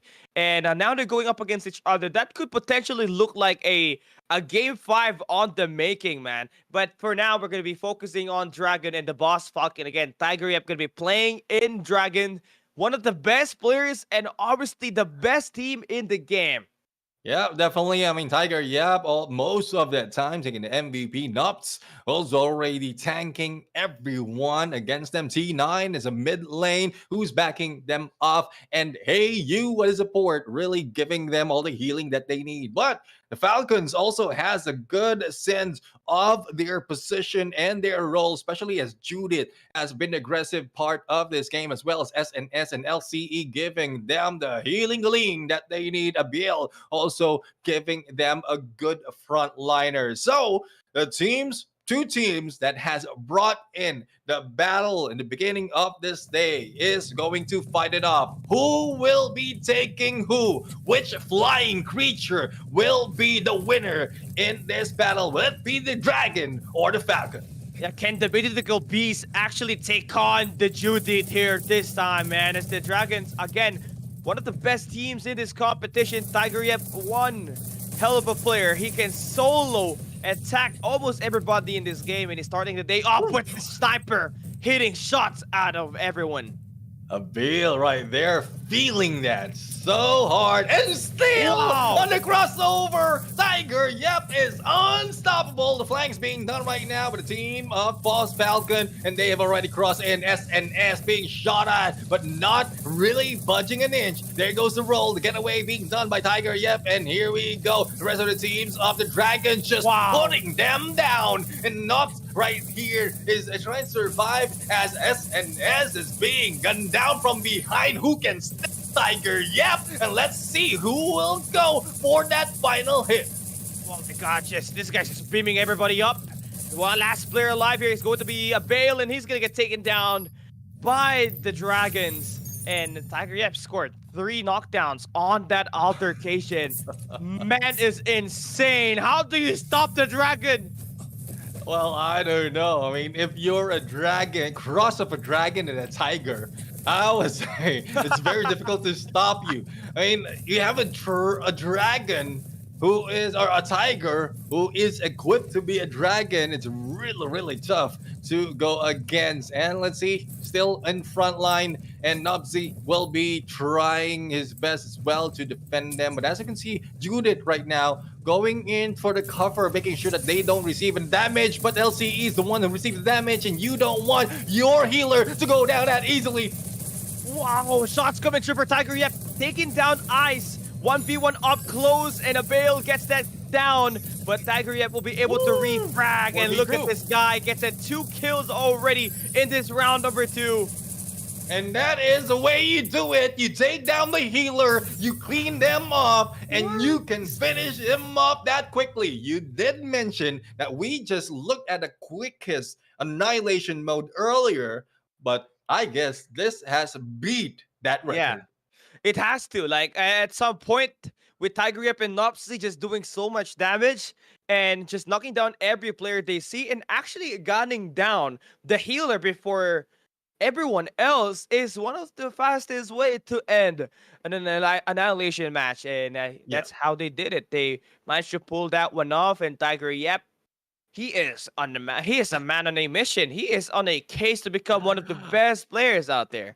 Yeah, definitely. I mean, I love the approach. He's just going in, sticking his line, going in front of them. He knows where to look at, especially the crossover being done by the team of the Falcons. So even if they still have that like a lot of cover in that central square, there's still a lot of damage that has been dealt, putting more pressure for the Falcons right there. Now, since they need to get away, they need to flank. Tiger, yep, knows that he needs to go in straight because no one will be meeting him from the other side. Goes in for the backstab and hit their healer, which is LCE or Eyes from behind. 36k in damage, MVP despite of getting one below T9 and knockdown. Just such an impressive kills coming in from him, right? I mean, although T9 was able to get that highest skills, he didn't Yeah, provide so much damage. All of those attacks just threw was just, confirming kills. A kill still, perhaps, from Nopsy or I guess Tiger Yep on this first match. But this kind of dominance is kind of where you need to worry about a bit because yeah. if Tiger Yip and Noptisi gets it going off the start, you might just end up like the boss lion earlier in this first game that we had at this playoffs upper bracket where they just dominated every angle at the Central Shopping Mall map too. Definitely. I mean, it's very tough right now to tell what the Dragons has to offer. Falcons really need to be on their toes, not only on their toes, but also need to check out what they have to check out what other options they have to go against the Dragons because Falcons are being caught off guard even when they are just crossing. They're not really they're trying to hide out, but they are being gunned down one at a time. But let's see if domination will be a different story. Alpha and Charlie being captured, but Charlie has been captured first, given more chance for that team to grab a few more points. Yeah, again, one thing more than likely that is going to be important here for What? a team like the Falcons, but the Boss Falcon is just get nowhere close to the Tiger Yep, but Noptisi up close again with the help of Tiger Yep. They get some knockdowns. And knockdowns indeed. Judith is still alive despite of being knocked down. And that is a good roll for their healer to do so. Nopsy right now getting so much of pressure for the rest of the boss Falcons. And still not down just yet. Bravo is in contention. While everything is going on, the boss Falcons has crossed over and taken Alpha and Charlie. And Bravo is almost a quarter through for a triple cap. Yeah, I mean, this is just amazing plays coming in through the squad, right? I mean, looking at the way that they're trying to anchor this matchup, all it takes is for them to get this close range engage over towards this mid map, and they don't even worry about, this 1v1s because they know Tiger Yep as well as their teammates can actually go in for those 1v1 gunfights, but the Boss Falcon again fighting tooth to nail. They got 2 flags captured. If they win this B flag, it's a lockdown. Let's see if they can lock it down right now. The Boss Falcons already crossing that 500 mark. 6 minutes, 20 seconds to the clock right here. And let's see if they can survive. Tiger, yep, healed up a little bit on his own. And they are now pushing them down one at a time. Now, as you can see, Bravo being recaptured by the team of Dragon. Is this enough for them to be able to take back the lead and the scores from both sides of this map? I mean, the Boss Falcon just trying to utilize what the experience is trying to do here, right? Just go in for that A and C capture. Let Dragon and Tiger Yep go in for kills while we play for objective.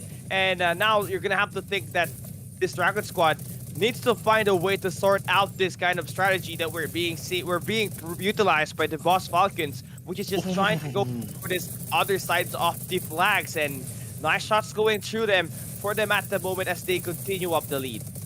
SNS and Eyes really cannot be put down that easily, and with very close to 1,000 mark, it might be the Falcons' time to win this game. But the battle is not yet over. Nops right now being gunned down. Healing will not be happening right here at the moment, but Nops is still alive and kicking. Tiger, yep, right now trying to help out, and let's see if they will be able to bring down the Falcons to their knees. Eyes is still alive though, and will be able to help out their teammate. This is just going to be so much action happening here for the Boss Falcon that they forgot to defend their C site. And that will be given away for the side of the Boss Falcon, right? Or I mean the Dragons. So now they just need to worry about defending their home base as well as the B flag, which is gonna be about to be contested by any team at this point in time. Tiger Yep to be able to spot down the guys on the fountain side. The Boss Falcon trying to use his distraction to actually try to make their way in Oh. towards the B side, but Tiger Yep just too good, able to stop that push as quickly as possible. Judith has been paid by Tiger. Yep. And there you go. Bravo right now is being recaptured at this point. Boss Falcons slowly being caught up by the Dragons when they thought that they had Wow. a huge lead already. But after the Charlie battle, that What? is not looking good. Here comes Tiger. Yep. Whoa. Was able to go and bring down two and still manage to secure that Bravo. Even the body shot there, out of frustration, I beat you two down. What more can you do to me? Gonna be said there by Tiger Yep as they slowly chip away that lead. It's going to be a 150-point gap between these two squads. Dragon about to make their way in as a way for them to come back into this battle. Tiger Yep, man, he is just going around the map and just scoring tons of kills. Yeah, definitely. I mean, the deal is they just have to go back and forth on Bravo and that Alpha. And the moment that they have that cleared, then just go for the same rotation. That Yeah. is the good plan. Basic plan of approach. Not so much of complexity, but with Tiger, yep, right now, My it gosh. seems, it looks like it's so much easier. Yo, he is just finding all of this. I wonder if he's gonna end up with at least 12 kills in this battle. Resurrection going on, and Nops is there to get some attack, and now we got the lead switch about to Ooh. happen. Just 400 points for these two teams to fight for, and they gotta Right. play the objective very well. Tied and over. That is what the Dragon is doing right now after the double capture that has been done on that Alpha and Bravo. But the Boss Falcons not yet giving out just yet. And Ice is trying to protect their teammates right here. The battle is happening on a 1v1. And there goes. The skill will not work on him as T9 brings him down. Back to the Bravo battle. We begin. Tiger, yep, is not yet put down. And I don't know, can someone stop this guy?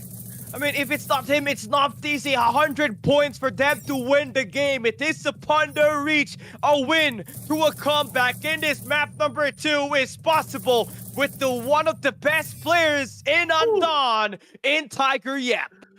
Oh my goodness. I mean, it's this far. And then Tiger, yep, just smashes everyone, and they were able to overtake and win the game. That is what Tiger, yep, the T9, Nupsy, and Hey You has to offer. Overall, the Dragons has breathed fire against the Falcons, burning their wings. Yeah, it is just an amazing gameplay for this team, right? I mean, projected to be the best team in this playoffs. They are not disappointing everyone that is watching right now. Tiger Yep, if he is not the one going in for the elimination, it was Nops. Unfair because you got two threats on this lobby and on the same team, and they can really bite everyone that faces up against them up close. And if ever it is not going to be them, Hey You and this other teammate is there to back them up. Wow, what a strong team! What a complete lineup that they have here.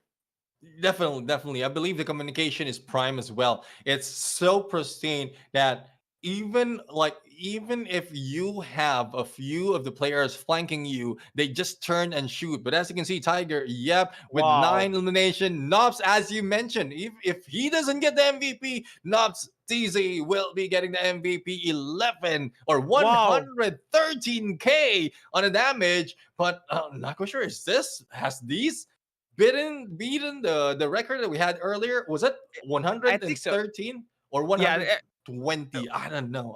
I'm quite Yeah, confused. As long yeah. as they reach 100k, that is good enough, especially in domination. And what's impressive here is this Dragon squad had at Mhm. least 3 players with 7+ kills each. T9 was also hanging in there with 9 kills and 67k damage. So yeah, Yeah. there's three threats that you need to worry about if you're facing the Dragons. So you really have to have a great standout gameplay on this coming games up ahead. And for the Boss Yeah. Falcons, they're about to face elimination at the upper bracket if they lose this next game up ahead.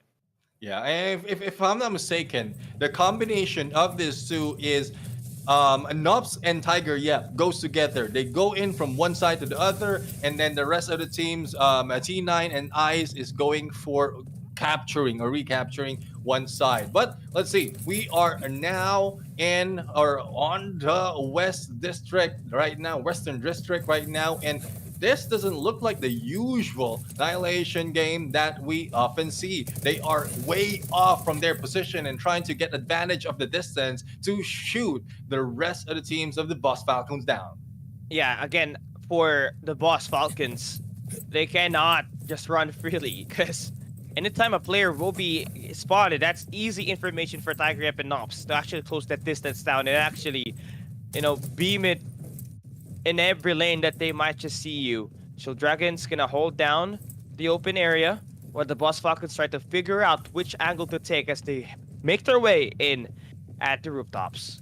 Yeah, let's see. And not quite sure if they will still be going for the rooftops because the Boss Falcons is already taken both aside and Dragons just backing off. They are trying to throw their tactics out the window or probably throw the tactics of Boss Falcons off guard. And I don't know what will be the approach of the team of the Boss Falcons. If they receive so much of damage from the early parts of this game, then they will be pressured to go for the rush. But I think they have spotted one of the players right here, Knobs right there, despite of the flank being done up close and personal. And Judith for that rush. Not sure who is in the backup, but he still managed to survive. A Dragon, this is Nops here right in front of your screen trying to win his 1v1 gunfight, but there's just too many players right in front of his face. Ice gets knocked down. Falcon gets the trade, but you know what? Tiger is here to steal the show. And let's see if they can bring down Ice because Ice is the Oh, healer. no. But there you go, Dragon. And one of the Dragons Wow. has fallen down and no recovery will be happening. 4v2 situation. Boss Falcons swooping in using their talents. Let's see if they can show up and bring this game to end. 1 point goes to the Falcons. And what a nice cover-up play for the Boss Falcon. Dragons were trying to aim for the healer, but they covered him pretty nicely, and Tiger fell for the bait, and he got knocked down early, and that let the Boss Falcons have an easier time with that elimination. And the switch up right there is 1 against 3. So Ice backed out. 3 players from Boss Falcons moved in. That's where they were surprised. But Judith right now surprised as well with headshot. And let's see if the drone can stop him. A little bit of foam bomb action stopping Tiger. Yep, but no one is shooting him. Backstab happening from Tiger. And let's see if he can bring this guy down. Abil almost knocked out, but still alive and kicking out. Wow. Oh, they are just going blazing at this rooftop. Tiger able to confirm on onto SNS. 2 knockdowns happening through. It's the Boss Falcons that is winning every gunfight as the Dragons have their last 2 players alive. The last 2 players alive, and there you go. SNS goes down. Only 1 remains in 1v2, and Eyes will be hit hard halfway through. Let's see if they can see this go. What? And there goes No! 1v1. A Bill is now out, and there Tiger, yep, managed to win this battle on a clutch. A 1v3 he won to maintain Dragon's position, forcing overtime and an opportunity for them to play at the next stage through a 3-0 sweep. Oh my goodness. Can someone stop Tiger? Yep. No, that is the only thing that they can do. But they're back in the same tactics that we've seen earlier, putting a lot of damage earlier in this battle. I guess they was able to do so. Now all they have to do is wait. And maybe if the Boss Falcons take so much time in moving towards them, then it will be the win for the Dragons. But all they have to do is wait down for the time, get a good visuals, get good information against the Dragons. Otherwise, they will be caught off guard with a surprise. Yeah, slowing things down here. A very important round for both of these squads, but especially for the Boss Falcon. Again, They're down 0-2. This is going to be the final round of this map. You lose this, you're going to be dropped down at the lower bracket, so you have to plan everything out properly. You were able to take down one round up against the Dragons in this map already. Just gotta replicate that, cover your healer nicely, and let Tiger Yep extend out and fell for the Woo! bait. There goes Judith. And Judith goes down, even hit with a foam bomb. Tiger, yep, did so much of damage in that battle. And it is now a 3v4 situation. They haven't spotted LCE just yet. And all I have to do is wait them out. As it is, just jump out in there. And Tiger, yep, knows where he will be coming from. Tiger Yep is just on a spree. He is out there for a hunt. Just 2 players left here for the Boss Falcon, and it's over. And Tiger Yep able to spot them down one last time. With the help of Nob CZ, they get that elimination in another 3-0. Clean sweep for the Dragons. They are the boss slayers, man. The boss players indeed. I mean, the Dragons can bring and end the game fast that we couldn't even finish our sentence. Couldn't even finish our conversation, and they will just, okay, let's end this. Let's end this completely. But I do agree with you. Couldn't agree more. They are the boss slayers, bringing the boss lions first in the early parts of this day, and then next, the boss falcons in a very, very quick 3-0. And that will conclude it, right? That will be their final game, and they will be advancing to they will be the first team to advance to Yep. the grand finals that will be held tomorrow. But for the Boss Falcons, it is far from over. The journey doesn't end here. They can rotate back and actually make their way at the championship stage by Mhm. making a legendary run at the lower bracket. But it's gonna take more than that, right? You have to make sure that you win it, because that will be played today. You lose, you're out. The thing is, the boss Falcons will be fighting against the boss Lions. So the Dragons has made both of the boss teams fight against each other. But before we go there, let's head over to our match result MVP Tiger Yep with 7 knockdowns and 77k on the damage, despite of really putting a lot of pressure in this game in the early parts of that annihilation, of that final annihilation. They were at a loss. They lost that annihilation with the tactics that they tried in the last game. But they know that they still have something, a breathing space. If in case they lost annihilation, they can win it over on that domination. So they had to try it again. But this time around, it was very successful. Yeah, again, if it was not Steezy, it's always going to be Tiger Yep here, who's still the MVP here for this game. 7 knockdowns and 77k damage. He's just everywhere. He is one of the best right now, and people have to start watching this guy stream, because he is putting everybody to work, and he's making it look so easy. I mean, we are Right. watching their POVs, right? Every shot is connecting. How is that possible for him? It is just tons of R's and works that he's been able to output, right? That's why he is Yeah. able to create so many of these moments. And a lot of spices as well. I believe. I mean, that's. I mean, you won't be that hungry for elimination if you are not getting that heated battle. So I'm quite sure, like what the background is by Tiger Yep and the rest of the Dragon. But I love to know more of them, because they've shown up so much in this battle, not only from this phase 2, but even for the first phase of our competition. They have been beating everyone, and though they lost one of the match against, if I'm not mistaken, GRD, it's nothing to cry about. They only lost one in a means, I believe, in a means of studying their opponent. Thus, they can just let that go, but still ended up on the top of the leaderboard. So we have yet to see who will be challenging the Dragons. Is it Proza BB or Hersus who will be fighting up next?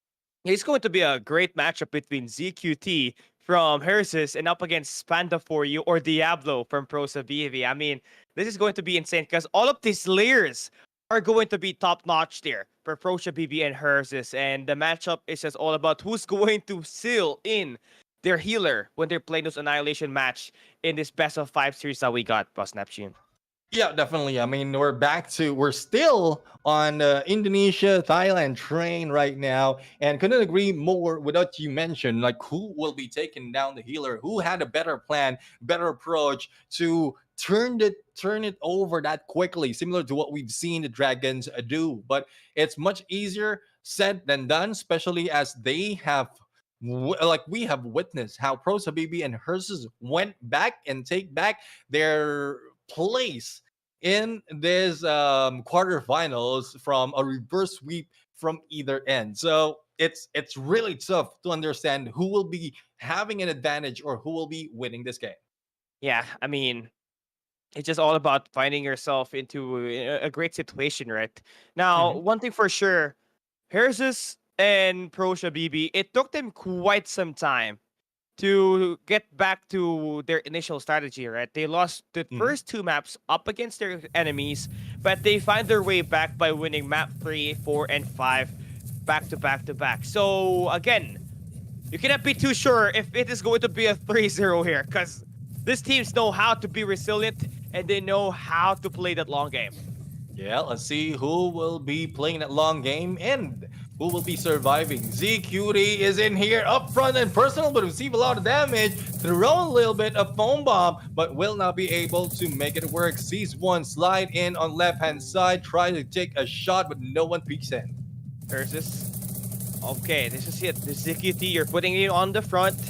He's got himself quite a great weapon to utilize. Once those informations gets to kicked in and this drone gets eliminated, this is going to be a lot easier for you to go for the push. As the stack goes Ooh. through now, it's Sipong first to go down.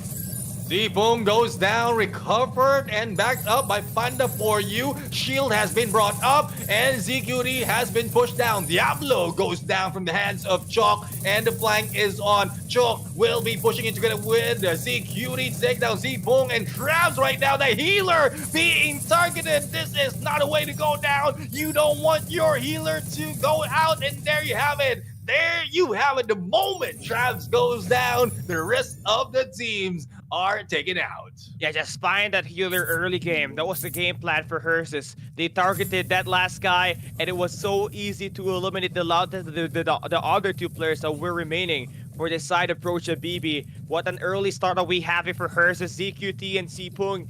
Definitely gonna be a great matchup here. Yeah, let's see how well will the rest of Pros Habibi respond to what Herses has to offer. Shots right now into some, but a little bit too quick for ZQD. He knows where to throw that foam, and Z-Boom will be hit and will be taken down. Almost shield gun right now pulled out. The rest of the team, Honda for you, goes down. Yeah, they just look so dehydrated and unprepared for this gunfight. ZQT is just running them over, but now you see some players go down from the side of Versus. Pro Shabibi able to get some tags and actually reverse the situation as ZQT needs to be back away. Let's see if they can pull this through. Sipong and the rest of the teams, they are trying to make their way in against Hersus, but ZQD backs away in the nick of time, trying to survive. Two goes down already for the side of Hersus, and Diablo and the rest of the team. There goes the foam, a slide and roll, a headshot overall, and Travis will be hit, but still alive and kicking though. Trav is still alive. He is on, and now to take down the best player for Hersus. Easy time for Pro Shabibi to win that, but that was close. It was scrappy. It was Pro Shabibi Sipung. It was the first player to go down, but again, with the revive going on and the recovery done for Pro Shabibi, they made it possible for them to take that round and forcing overtime. It is Annihilation Central Shopping Mall. The way I'm looking at it, since they are targeting Travs in this battle, they're doing the bait and switch. They did the bait and switch in their first part of that game, thus two of their players went down. In the final moment of that battle, same goes, bait and switch has been pulled against ZQT, and he's just trying to take down Travs, but it was just so much for the side of Pros Habibi that they can fire down against ZQT. Man, looking at the way that this game is panning out, right? Again, pretty close for these two squads. Adjustments were made, and this time, again, aggression coming through for Hers as well. Pro Shabibi tried to play that mind games. They play passive and back away and then withdraw from their initial position. Again, all going down to ZQT and Panda for you, the two best players in terms of finding these eliminations up close, needs to be sorted out first. needs to be sorted out. And as we can see, Panda for You managed to survive battle and carnage of ZQT, and they are trying their best to gun down this same healer from the other side. But ZQT jump in front. Throws tried to throw in for a foam bomb, but they are being responded to by Panda for You. A good backup indeed, but not quite sure. There goes one down as well for the side of Pros of BB. It's now a 3v3. Yeah, they don't even care. They just want to beam these players up close. And another go down here for hers as Frocia BB teams up time and time again. This attack is just too much. And now hers is going to withdraw as their last two players. They try to survive as much as they can. Chalk is up here trying to play a close angle. Yeah, Chalk and No Beat right now. They've lost their frontliner. They lost their tank, and all they have to do is hide out. 1 minute remaining on the clock right here, and they are trying their best to find the remaining two players of Persis. And this will be tough though, because this is the final battle for this first elimination, taking or given the chance for Pros Habibi to take the lead in this series. So far, I mean, numbers game in favor for pros, right? Now, here's this. Needs to be the UAV. one on the aggression. Now they spot the players and where they are exactly. They can plan their attacks right now. 30 seconds needs to go through. And at this point, pros just needs to hold it down as they have the information where these players are at. Yep, definitely information has been relayed with that scan, and Nobit caught with that foam bomb, and finally, final nail in the coffin in game number 1. It is Pros OBB taking the win, and it's just so much that we thought that the team of Hearses will be able to pull it off because of how ZQT and the rest of the team were doing it, but they were caught by surprise. Another bait and switch, but this time turned around and Pros BB did it. Yeah, better for you. They were not shying away from those engages, right? Always going in for this machine gun shield, and always finding these attacks to go and favor them. Why? Because they were teaming up. It always either ended up with a 2v1 or a 3v2 situation. We got some of these players from the squad of hers just going in there once, thinking that they can win those gunfights. But if you're not Tiger Yep, it is hard, especially when there's a healer on the other side of the team. So yeah, nice adjustments. Although losing round number 1, they took away round 2 and round number 3 in their own kind of pacing, starting the day and starting this upper bracket semifinals with a win. Yeah, and there you have it. I mean, they have the advantage against Hearses at this point. Prosa BB can breathe easy as they wait for the next battle to come up. But as we can see, the MVP this time is Diablo, 4 knockdowns and 60k on the damage, followed by Panda for You with 2 knockdowns. But the damage has been dealt with 54,000 and 46,000 for another player for the team. So it might not be the same as the Dragons, not that high as the Dragons, but as you can see, there's a balance of damage that can be brought in by 3 players, and then the healer has done his job, making them survive all those engagements. Yeah, and that's just the key thing there, right? For Frozen BB, that was the reason why they almost had, the best fire, the same firepower up against Ursus is because they can withstand with their life counts being restored every time. Now we have to go through the next map, which will be up ahead, right? Map number 2 will be Domination, still on the same map. Now, this teams love to play A and C side accordingly. So, who's going to outlast who on this competition is going to be interesting. But one thing more than likely what we have here is that ZQT hasn't fully waken up yet. He might be there showing up for hers as to tie things up here in the series later on. Now, they really need ZQT at this point, but they also need the healer to always be in his back. And if the healer is a target, that is where CQT and the rest of the team of Hersus will be falling down. So they need to increase that healing power. And similar to what we've seen from Dragon, I mean, they had two of their players going for the healing. If I'm not mistaken, Tiger Yep is trying his best as well to go in for the heal against on Not CZ. So that is a good plan of approach that can be used by both teams of Prosa BB and Hersus. Okay, now we get this things lining up, right? Again, you just need to be sending out one player on your home flag and one player always playing that rotation either at the B or the home flag base. So far, Shotdowns coming through for Prosa BB. They get the initial attacks off the B side. So 2 flags in favor for them at the initial start. Just needs to make that consistency Oh. go through wards as they try to overwhelm Hersus. Yeah, they put down Nobit and then follow through on ZQD. They're getting the hang of how, like how they can execute a good plan of taking ZQD down. And there you have it, 252 to 240, and slowly it will increase in the scores right there. But Alpha has been captured by Hersus, turning around to their favor. Now they have the lead, but the battle is on in a 1v1. Okay, and so far, this is what we're talking about, right? The A and Charlie flag strategy. This is what we're seeing coming in from the side of Persis. But finally, most of their players are going to get gunned down, and that will force a team like Prosha BB to at least get their 2 flags back and their home flag intact. Now, Hersus has got that lead for the moment, but with the flag in favor for Hersus, the flag in favor for Prosha BB, they'll be able to retaliate back and actually get that lead chase later on. Yep, definitely. And all you have to do is have someone who is strong enough, like Panda for you, to face up against CQD, because the aggression of CQD is just so much that Yeah. if he goes down, it's easy to clear up that Bravo. And this is what's happening right now. It is Panda for you, and if I'm not mistaken, the healer from their side, Travs, who's just securing the Bravo, and then the rest, Diablo and Sipong, is just going in for rotation, trying to find an opening, if not trying to find those who are trying to get that Charlie. Yeah, looking at this attacks happening at the fountain spots once again, it is going to be a kill onto Hersus. No bit there for the shutdown as well. And they are continuing up the Alpha and Charlie. That's been successful. And they can initially even go for a B capture here this time, since it's going to be pretty wide open, as there's only one player that will be there for this side of Prosha BB at the moment.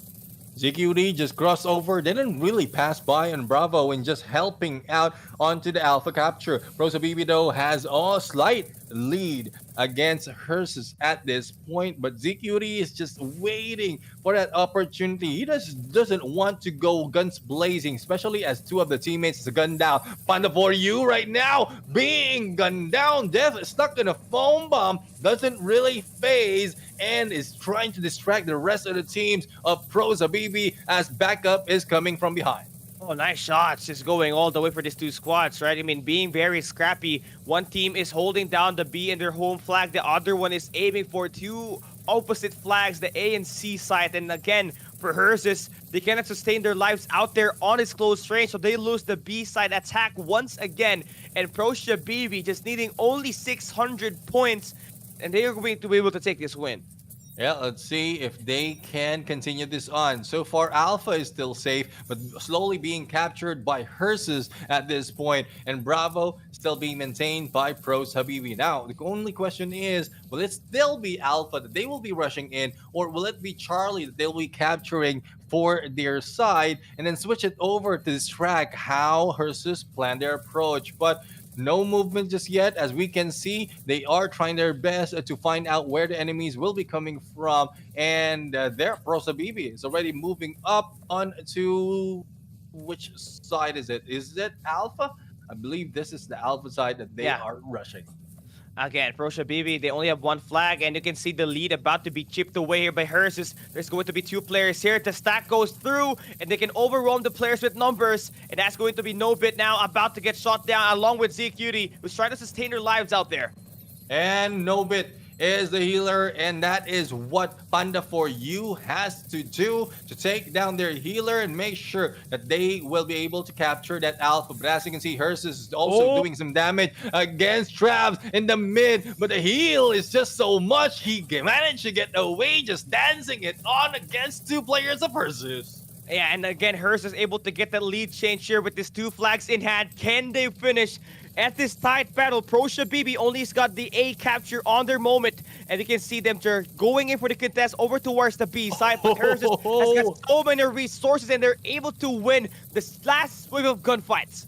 Let's see if they can win the gunfights. Indeed, death right now is on death's door. Foam bomb has been pulled out, and Seafoam goes down, and it is the team of first Hersus who is really dominating this Bravo. Charlie is not being captured for the either side. A little bit of a cluster being brought in by Nobit, and here comes knocking on their doors. Panda Wow. for you, but is this enough for them to take the win? Panda for you goes down. No. Only 100 points for the side of Hersus, and they will be taking it back. Yeah, they got 2 flags. It's over. Frocia BB, nice try, but it's Hersus that will take this win. No player close over towards B, and they will have a tie-up series. A map number 4 will be expected at this final upper bracket semifinals match we got. Oh my goodness. I love that how they are playing with mind games at that point. I mean, despite of the lead being done, it's not that so much that the team of Hersus is giving up trying to catch up. They did the number on that alpha, even those trying to retake this has been cleared out. And Bravo, the moment that Panda for you moves from Bravo to Alpha, then that's where the rest of the teams of Hersus took advantage of the only player who's guarding that Bravo Travs. Despite of the healing, it doesn't work against 2 players gunning you down. Thus, they have taken the lead to their side.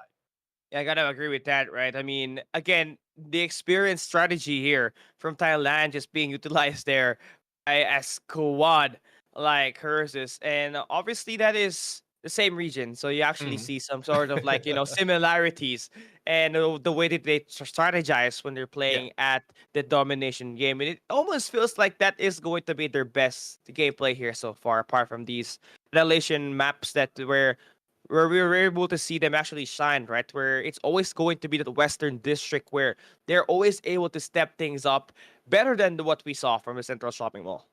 Yeah, let's see if this will be the same Prosa BB that we've seen from the early parts of the game. Again, they battle against experience, as you mentioned. Experience is coming from the same region as Hersus, so there's a little bit of a trade-off in terms of strategy. But speaking of strategy, ZQT, his strategy is just go guns blazing, take anyone in sight, and he did so with 94k on the damage and 9 knockdown and 4 down, and that would be with the help of Nobit with almost 50k on the healing. Thus, most of the time, if you see engagement with Nobit on the back end, no one is going down. Yeah, that's just nice, right? To have a very reliable healer on your squad that can help you really just focus on what entirely is your role inside the game, which is to Yeah. shoot those bullets, takes those players down, put them to the ground, and I guess that's what makes it so much easier for ZQT and crew to actually win this map that we have at map number 2. Now we are going back into the Annihilation game mode, which is going to be again a different game mode compared to this domination matchup we got where we last saw Pro Shabi was able to take that win. We need to see some adjustment for hers, especially when we need to see that the healing strategy from Nobit to actually work so that ZQT could sustain his life out there and do more damage up against Panda for you, who's been the best player on the other side of the team. Yeah, I mean this is where that will be answered. As we can see, Hersus right now rushing in onto the room side and sees one as the foam bomb has been released. No question that death is unafraid. Going in for the rush right now against the healer, and they are being pushed out of this room. But a 1v3 situation will make it difficult for them to go in for the win. 3v3 left in here, and Prosa BB still alive and kicking, but death is still on the alive. Yeah, hers is just playing very scrappy on this battle. Like now, Prosa BB, we thought that they're gonna have the upper hand, but now when we see hers playing as a team, it's super difficult to actually find out who's going to win this game, as they are always able to team up. One of their players go down though, it's a 2v3. 2v3 situation. Chalk right now is still alive and kicking. Will be able to go in for the backup and wait for the rest of Prosa BB to rush in. But Chalk is a little bit too distant against Death, and Death has to vault himself, and Panda for You will be taking over on that move. Chalk goes down. Panda for You hits Death on his heels, and it is a 1v3 that you don't want to be. And there goes a point for Prosa BB. Yeah, just when they had initial control over towards the rooftops, that was just the catalyst for Prosa BB to run them over. And again, looking at Travs, and with his help, letting Diablo just finding those kills again on the top, up close as the front man, just make it again so easier for Prosa BB to really go for those knockdowns and play for those numbers game. Yeah, let's see. I mean, numbers game really is an advantage for most of the teams, but as we can see, Prosa BB just backed up already, similar to what we've seen Dragon do, but the difference is they are receiving damage. So not quite sure what the plan is. Sipong is being gunned down. No bit though, as Ooh. well as Death is being targeted from afar. They are now dealing with damage, and let's see if that is enough for them to back off. But the thing is, I don't think so. Prosa BB might still be in trouble, and the team of Hersus, all they have to do is wait for time. So 2 minutes remaining on this clock, and all they have to do is wait it out. A backstab coming from ZQT, and there goes the foam bomb. But the rest of the team will be able to respond, and there goes the hit against Diablo. Yeah, they have opened up the floodgates here. They have the position in control. ZQT, the siege has begun, and they have taken down one of the players Diablo eliminated. And there goes ZQT, still managed to survive despite being hit in the foam bomb. Here comes the chase. Travs right now. This is the guy that he has been targeting all day long. And Travs goes down, and the rest of the team, it is tied to 1. Yeah, as soon as they had that parking lot space in their position, right? It was just easy for them. And what made it like super in the way of Hersus was when they were able to take down Diablo, one of the best close range player that Prosa BB has on their roster. Now we got a round number 3 here. Overtime being pushed up. Hersus, they always love to play scrappy, and they will do whatever it takes that will give them an opportunity to really close the distance down, and where ZQT will be able to shine. There goes the push right now, but the shield will be able to cover their approach. And here comes Panda for you, but meets with the shield as well. And as you can see, we have Hersus backing off in the perfect timing, will be able to hide out. Now, Utilities has been pulled out already, but as you can see, the distance between them, it doesn't matter because the gunfight still continues. But Pros Habibi putting up a good set of damage against Hersus, but they're not moving out of this room. Yeah, I couldn't agree more. We're at 2 minutes in this game, and they already want to get hot in this gunfight. The bullets just raining down upon her. Just has got a better position in this circle and in this room itself. And wow, explosions just going off, and it's just total barrage of skills and attacks with the guns. And Hersus has lost one of the players. Unfortunate for them. They're so aggressive at this point. Position for the side of Pros Habibi was a little bit too strong. Thus, they survive. But I think with that, it has been balanced already in a 3v3. Nobit will be targeted. And Panda for you, if he realized that that was Nobit, then they can just gun them now, making sure that the team of Hersus doesn't heal up. Yeah, again, a minute and 20. You already know Hersus. They're gonna love to play it slow. They will let Prosa BB do most of the damage here. Trying to bait them in while they heal up. One of the best ways for you to gain an even upper hand. Yep, upper hand indeed. ZQT has been stuck in there, but Chalk just moves in on the side. Healing Gleam has been done on Panda for you. And let's see who goes down next. They haven't gone through that door just yet. They don't want to risk it, but Nobit is the one just speaking out and trying to be hit as distraction as CQT moves in and try to cross the enemy line.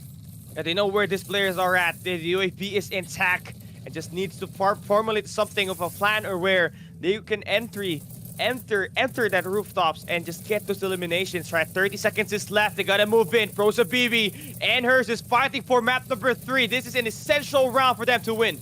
Definitely, with 20 seconds remaining, we have yet to see another knockdown from either side. The only question is how much damage has been dealt from their end. 12 seconds remaining. ZQT still alive, being healed, and there goes the takedown. Zboom goes down 3v2, but it's quite balanced in a 3v1. And there goes Traps being chased out, and there goes the battle. Hersus wins this game.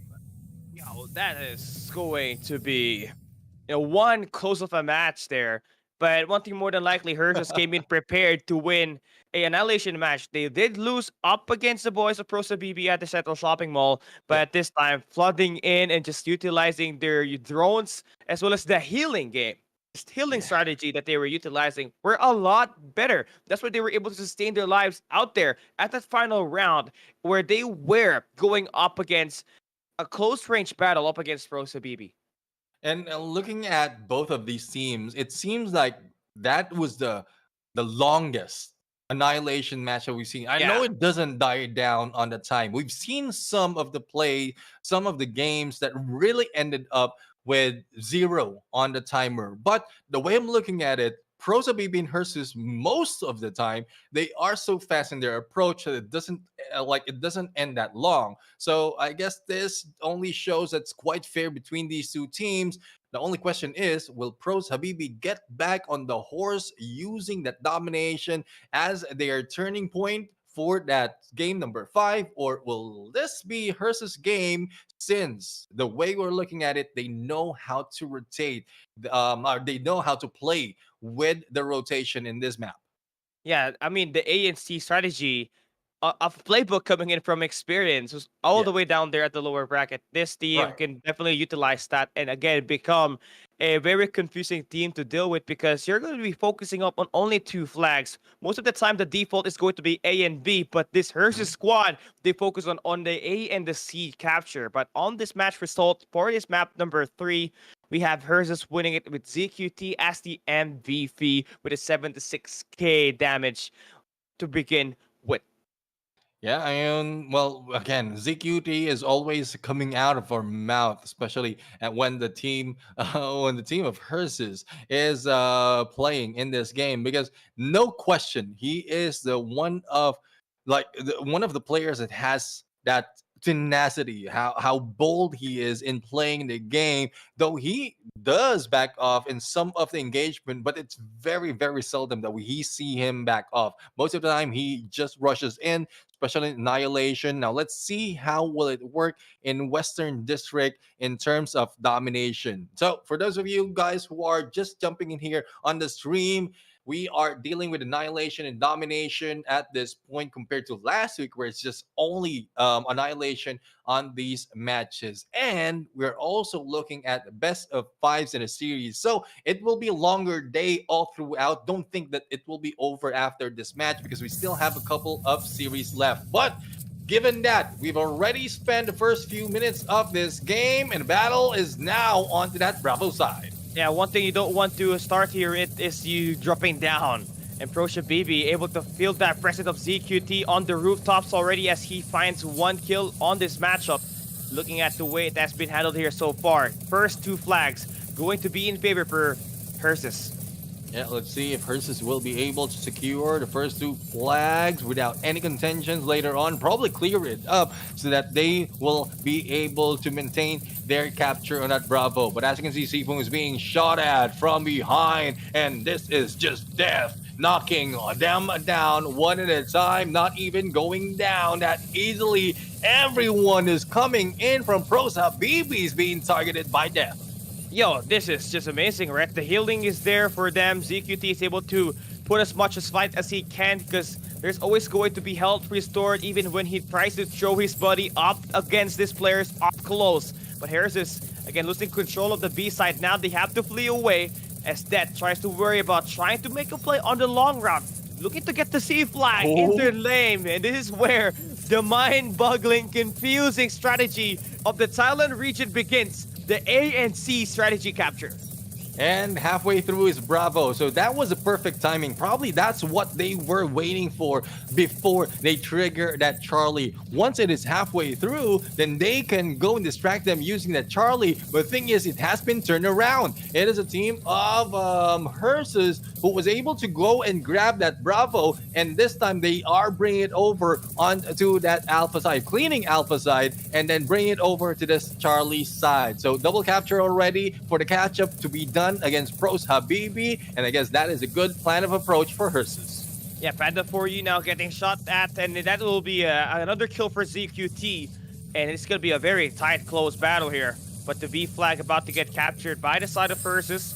So far, they have to really watch out for every play that might just be rotating in towards rooftops. But with them able to clear things out, that's going to be triple captures, a lockdown that we just witnessed with this play for Hersus. They're looking to try to pull away as fast as they can. Yeah, they are pulling away as fast as they can. Let's see if that will work. There you go. The turnover of the points and the lead will be taken by Hersus. All they have to do is maintain this. And oh, what a good foam bomb against Panda for You. Panda for You will be hit hard and will be going down. And Bravo is still on the side of Hersus. Yeah, again, 962, 715. That's a 200-point lead. Makes it a 300-point lead for Hersus. The longer that this capture doesn't get any progress, the better for Hersus, right? As they look to try to close this series up against Pro Shabibi and head into tomorrow's match up against the Dragon, where it will be a Thailand versus a Thailand showdown. So far, no one can contain Hersus as they continue the dominance in this map number 4. Definitely dominance indeed for their side, and there is no movement at all. Finally, a movement for the side of Pro Zabibi, and here we go. Death right now, going in for a hit. Panda for You goes down, and they maintain that alpha push. Now it is a 1 against 2 in terms of capture, and Hersus managed to complete that the triple cap right now, and the spawns is just above them. But there you have it. Recovery has been done. Death is still alive though. Yeah, but again, Not for long. desperation for Pro Shabibi right now as they face the death and the might of Hersus, who is looking to play at the upper bracket finals again, just showcasing how much they know the domination battle in this game itself. I mean, given the fact that the scoreline is already on a 1,700, they can just let go of the double capture, maintain that Bravo, and they will still win this game. But again, they want to do so. They are so hungry for a quick game and a quick match to end. So they are going for another triple cap and a double cap for the side of Pro Zabibi. They are not letting it go, but there you have it, 1,900. And it's getting close. Only 3 ticks to go, and it is over. Hersus will grab that 3 and 1 on the scoreline. Yo, Thailand, this Thailand region, they have already been locking things down, and there will be 2 Thailand teams at the grand final. So you already know that at the championship slot, there's always a guaranteed Thailand team to be in there. Yeah. But in the Indonesian squads, they know how to play it very scrappy. They love to play those central districts, but they got to be better when they're playing at the western. I mean, they're good at central shopping mall, but when they play this western district, it's where things kind of fell apart when they're playing up against these Thailand teams. Yeah, well, the thing is, I'm looking at who will be playing next. And if I'm not mistaken, all of these are coming from Indonesia. So Yeah. this is an Indonesian battle on the lower bracket of our competition. And going into the match result right now, we have our MVP ZQT with 8 eliminations and almost 80 on the damage, or 80k on the damage. Yeah, again, I love that this teams really have those solid 2 players that can provide them those damage, right? I mean, Yeah. ZQT and that right there for the squad of Hersus. And again, going down to the lower bracket, it's gonna be very tough because, again, there's another Thailand team in there that's going to be experienced down below, and you're never too sure with that squad. They can turn things around, but again, you would need to find those mental resilience to stay alive out there at the lower bracket, which will be coming right up next. Yeah, well, we'll have to see what will be up next right now. Again, we have just ended 8 matches for today. We just finished we just witnessed those who are crossing over for tomorrow. But we are going in for match number 9 and number 10 when we return for a break, so don't go away.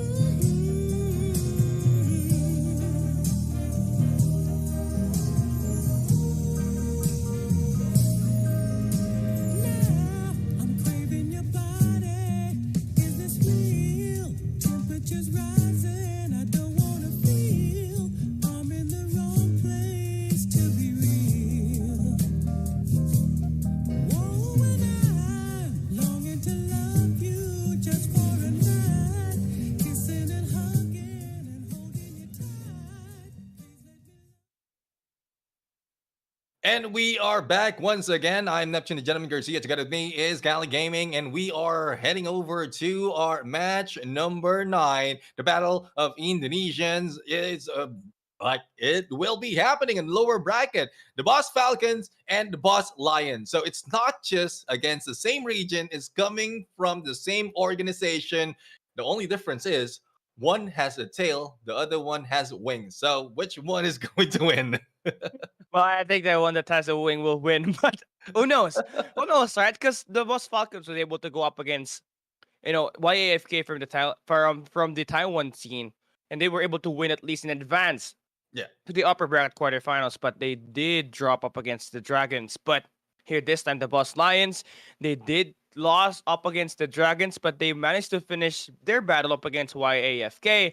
So I guess it's going to be an interesting battle here. It's finally this. It's finally time to decide who's going to be the boss team in this battle as they fight for survival in the lower bracket.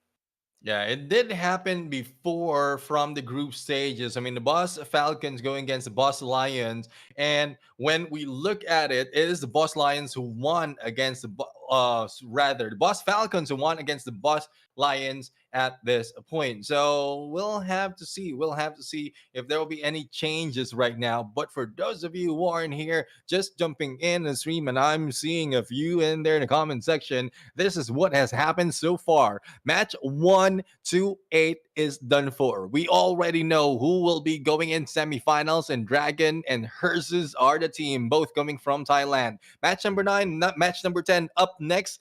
Right here, who is continuing on the lower bracket run. But for the battle of the bosses, Falcons and Lions is already set up. Yeah, again, just like what you said, the Falcon here ended the group standings with group with the number 1 spot, and the Boss Mhm. Lion coming in second. So just starting off from that, you already know that Falcon will be at the upper hand, as they did also advance to at least to the upper bracket quarterfinals. But the Boss Lions, they're for sure going to be tired coming in second, especially in this clan. And with Rizuko in their lineup once again, who has just been amazing in fighting these eliminations for the squad. You can guarantee at least a map 4 or map number 5 with this kind of performance coming in from him. I don't know. I mean, Lions is tough, but the Falcons has Judith on it. And you know how it is when Yeah. Judith is there. No one, like not so much of people can beat the Judith. So let's see. Speaking of Judith, yes, on our POV, going against Rizoko up front and personal. And there you go, Kanasai being hit that hard. Yeah, already using the snipers on this long range is going to be the Boss Falcons. But the Lions, again, they are not afraid to actually bring in their own scopes and actually take some players out of the way and hit some shots and go for this damage. But one thing more than likely is the Boss Lions playing more of a passive approach. Yeah, well, they will be backing down, pulling them in for a trap. Not quite sure if this will work once again. And I'm pretty sure both of the teams have seen this gameplay overall, but the Falcons right now has a better chance of understanding that they are being pulled in by the Boss Lions. But they still have a minute and 47 seconds to work with to make this run, and they did flank it out. Not quite sure if they've been spotted already. They were, and they're trying to fire back. A nice rotation for the Boss Lions here. Spotting down a player coming in on the mid square, but now they're about to get pushed very nicely here by Judith. They cannot beat the Judith right now as they have one of their players knocked down, but the revive goes and works, and they also take down the one of their own, and SNS will be eliminated. SNS, oh, Mo has been almost taken down. One of the players, I think that was Khan. And here comes the stuck on the foam bomb, but the heal has been triggered right now. 3v2 situation. And Drake is still trying to deal all those damage against the team of Lion. Or Yeah, the Falcon.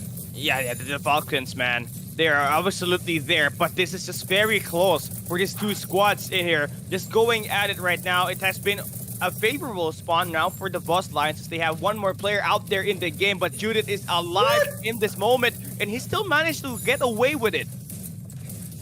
Like, I don't know, Judith is something else. Judith is something else, but finally, there goes a Drake, was able to go in for a takedown, and the Falcons won the game, or rather, the Lions won the first match of this series, and let's see if the Falcons will be able to bring it back. Judith, I thought Judith was so tough that you cannot break it, but unfortunate for them, it is also a matter of time before they go down. Yeah, again, the Boss Lions trying to find a way to actually close this one up. I've already won one round. A 2-0 split is going to be needed for them to at least, try to chain that into a round map 2 victory on the domination match. But so far, the Boss Falcons having that mid-map control. Again, it's going to be very nice, but the Boss Lions always trying to back away and rotate as a team can easily let them go for those floods. Yeah, let's see if they can let them go, or will they be the ones who will be let go in this fight. 2 minutes and 10 seconds, and there's a run, and Drake is trying to go for the flank and sees one, but the shield has been put up. They need to back away and hide away. Yeah, again, the Boss Lions just trying to reel in the Falcon, to try to dive in too deep, and that's where they try to mull them over. The Lions just going at it once again, staying at their home base through the Falcons. Lair, they don't go, right? As they go into the Lions den. Let's see if anyone can be pulled in the lines then. You know how Falcons are. They have a good line of view. Foam bomb, though, will not catch anyone just yet. And there goes the push, as well as the jump over one of the players. And there goes the spray. SNS stuck and hit and will be going down. And nice shot for Drake. Finds one, sprays it onto a bell, and he's gonna get knocked down. He's running away, running around, dancing up and down, and he's gonna maintain his life out there. But here comes the flood now for the boys from the Boss Lions. A bill is being hit, ding dong, and they grab the point as we end that first round. That was quite quick. And the Boss Lions, though despite that we were expecting Falcons to be a better team, but I guess they are trying to do the same. They are doing the same thing as we had from the group stages. I mean, the Boss Lions is becoming a little bit strong at this point, pulling them in, ready to bounce, and that's what they're doing at this point. The moment the Falcons are caught off guard. And again, that's always going to be a nice way to start it off, right? Because this team, the Boss Falcon, they just lost up against the Dragons. They have no momentum coming down to the lower bracket. And with you actually able to take down YAFK, you have won at least 2 or 3 maps in your way, right? So you need this win just to make sure that the momentum and the mental game of your enemy is going to be remaining low. And with this 1-0 lead, it is possible for them to continue up the rally and use this momentum at this map 1 to go in for a beatdown at this game 2. Yeah, let's see if they can go for a beatdown right now. I mean, they do have a good control, understanding of Central Shopping Mall, and if they can continue this on, then they will be able to get this round number 2, despite of a different mode of annihilation. Rizuko is our MVP, 7 in knockdown and 61k on a damage, and Judith, despite of being the MVP, not so much of damage or as well as knockdown being done from their side. So not quite sure. Again, your assumption might be the best story to tell, because they just went in fought against the Dragons and lost 3-0. Even if they had a quick break after that, it's the motivation, the momentum that really might have been damaged for this team. Yeah, and with Rizuko able to claim that MVP at this map number 1, you already know that momentum is gonna rain over towards this matches that will be up ahead. And one thing more than likely that this two teams loves playing in this domination is that they want to go for that home flag plus the B flag capture. They don't go for that A and C. And something needs to change, because if that happens continuously, it's going to be one-sided here. Exactly. I mean, we've seen so many gameplays, so many better tactics in this domination match, and all you have to do is replicate what they are doing best, and just let go of that waiting game. Most of the time, it's just a waiting game for this team until the timer runs out. But as you can see, it's A and B already being captured, and Bravo is more than halfway through for the side of the Falcons. Yeah, again, nice shots to maintain this B side. The Boss Lions, again, they're going to get flooded on through now by the Boss Falcons, but numbers game wise, the Lions can just go into this and just finally eliminate one last player. And that's going to be a bail to finally get the first two captures to start the game off.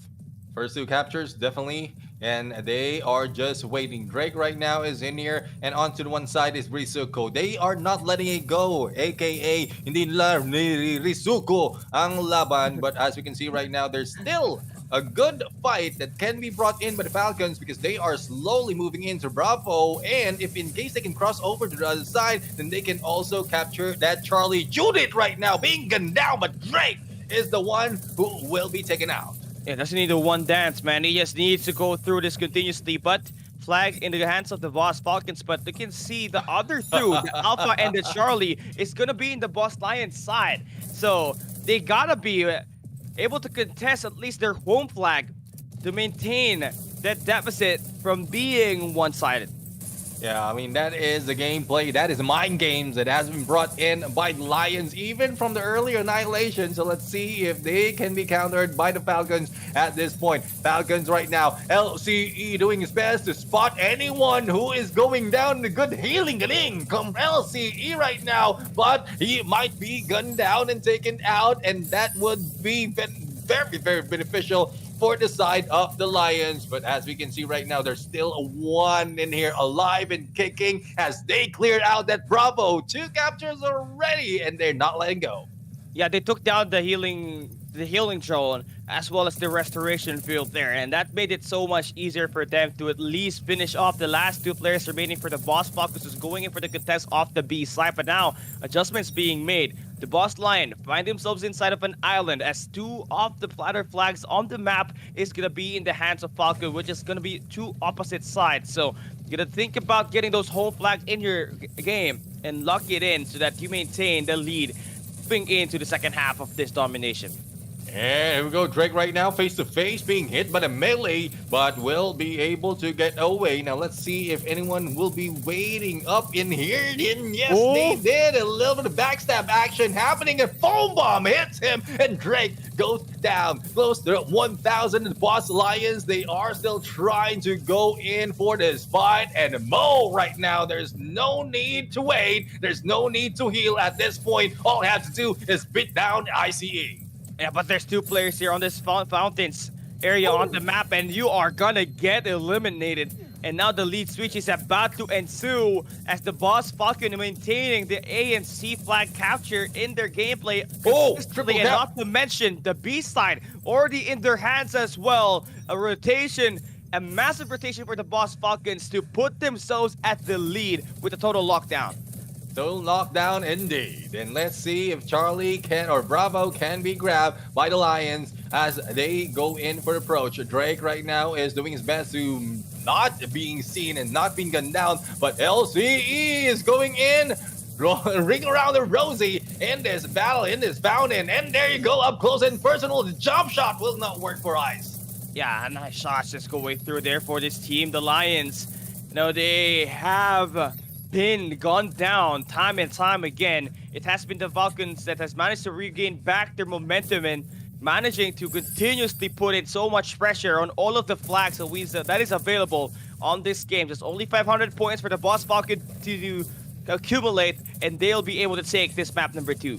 Yeah, let's see if they can continue on and take that. The 500 points. Here comes Rizuko for the backstab against SNS, and foam bombs hit them. Drake and Rizuko goes down, falling 1-4-2 on the trade. But Lions right now will leave that B behind as they will be respawns from the other side. And the Falcons and ICE is still maintaining their hold, trying to go and chase them down.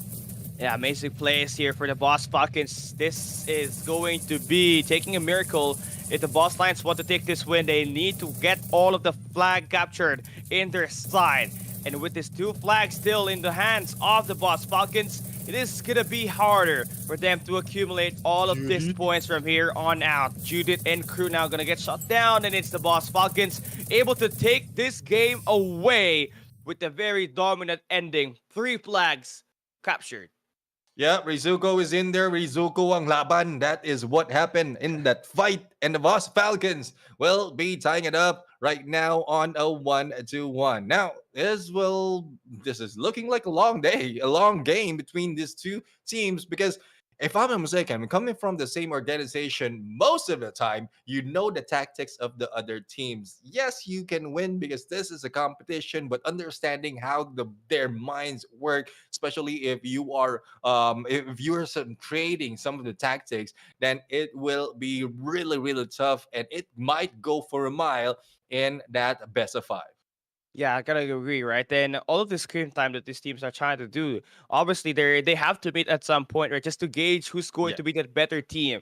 And so far on the annihilation, it was the Boss Lions, but in this Mhm. domination, the strategy of just getting this A and C flag capture and just defending it with all your sheer will was the more aggressive approach in this game and what paved the way for the Boss Falcons to actually win map 2 to tie up the series 1-1. And map number 3 will be coming right again later on, which will be annihilation, a game mode.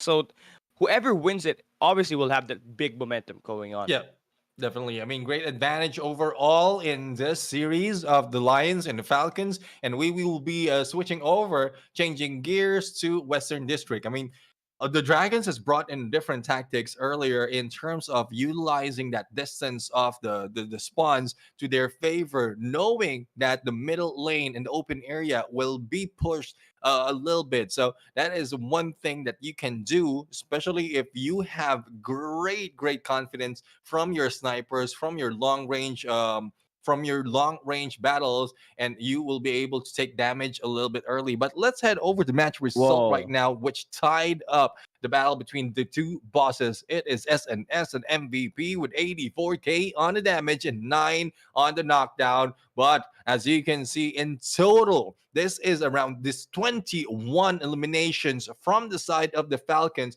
And if I'm not mistaken, that is around 16, 17 for the side of Lion. A lot of eliminations or a lot of knockdowns overall on this from this team.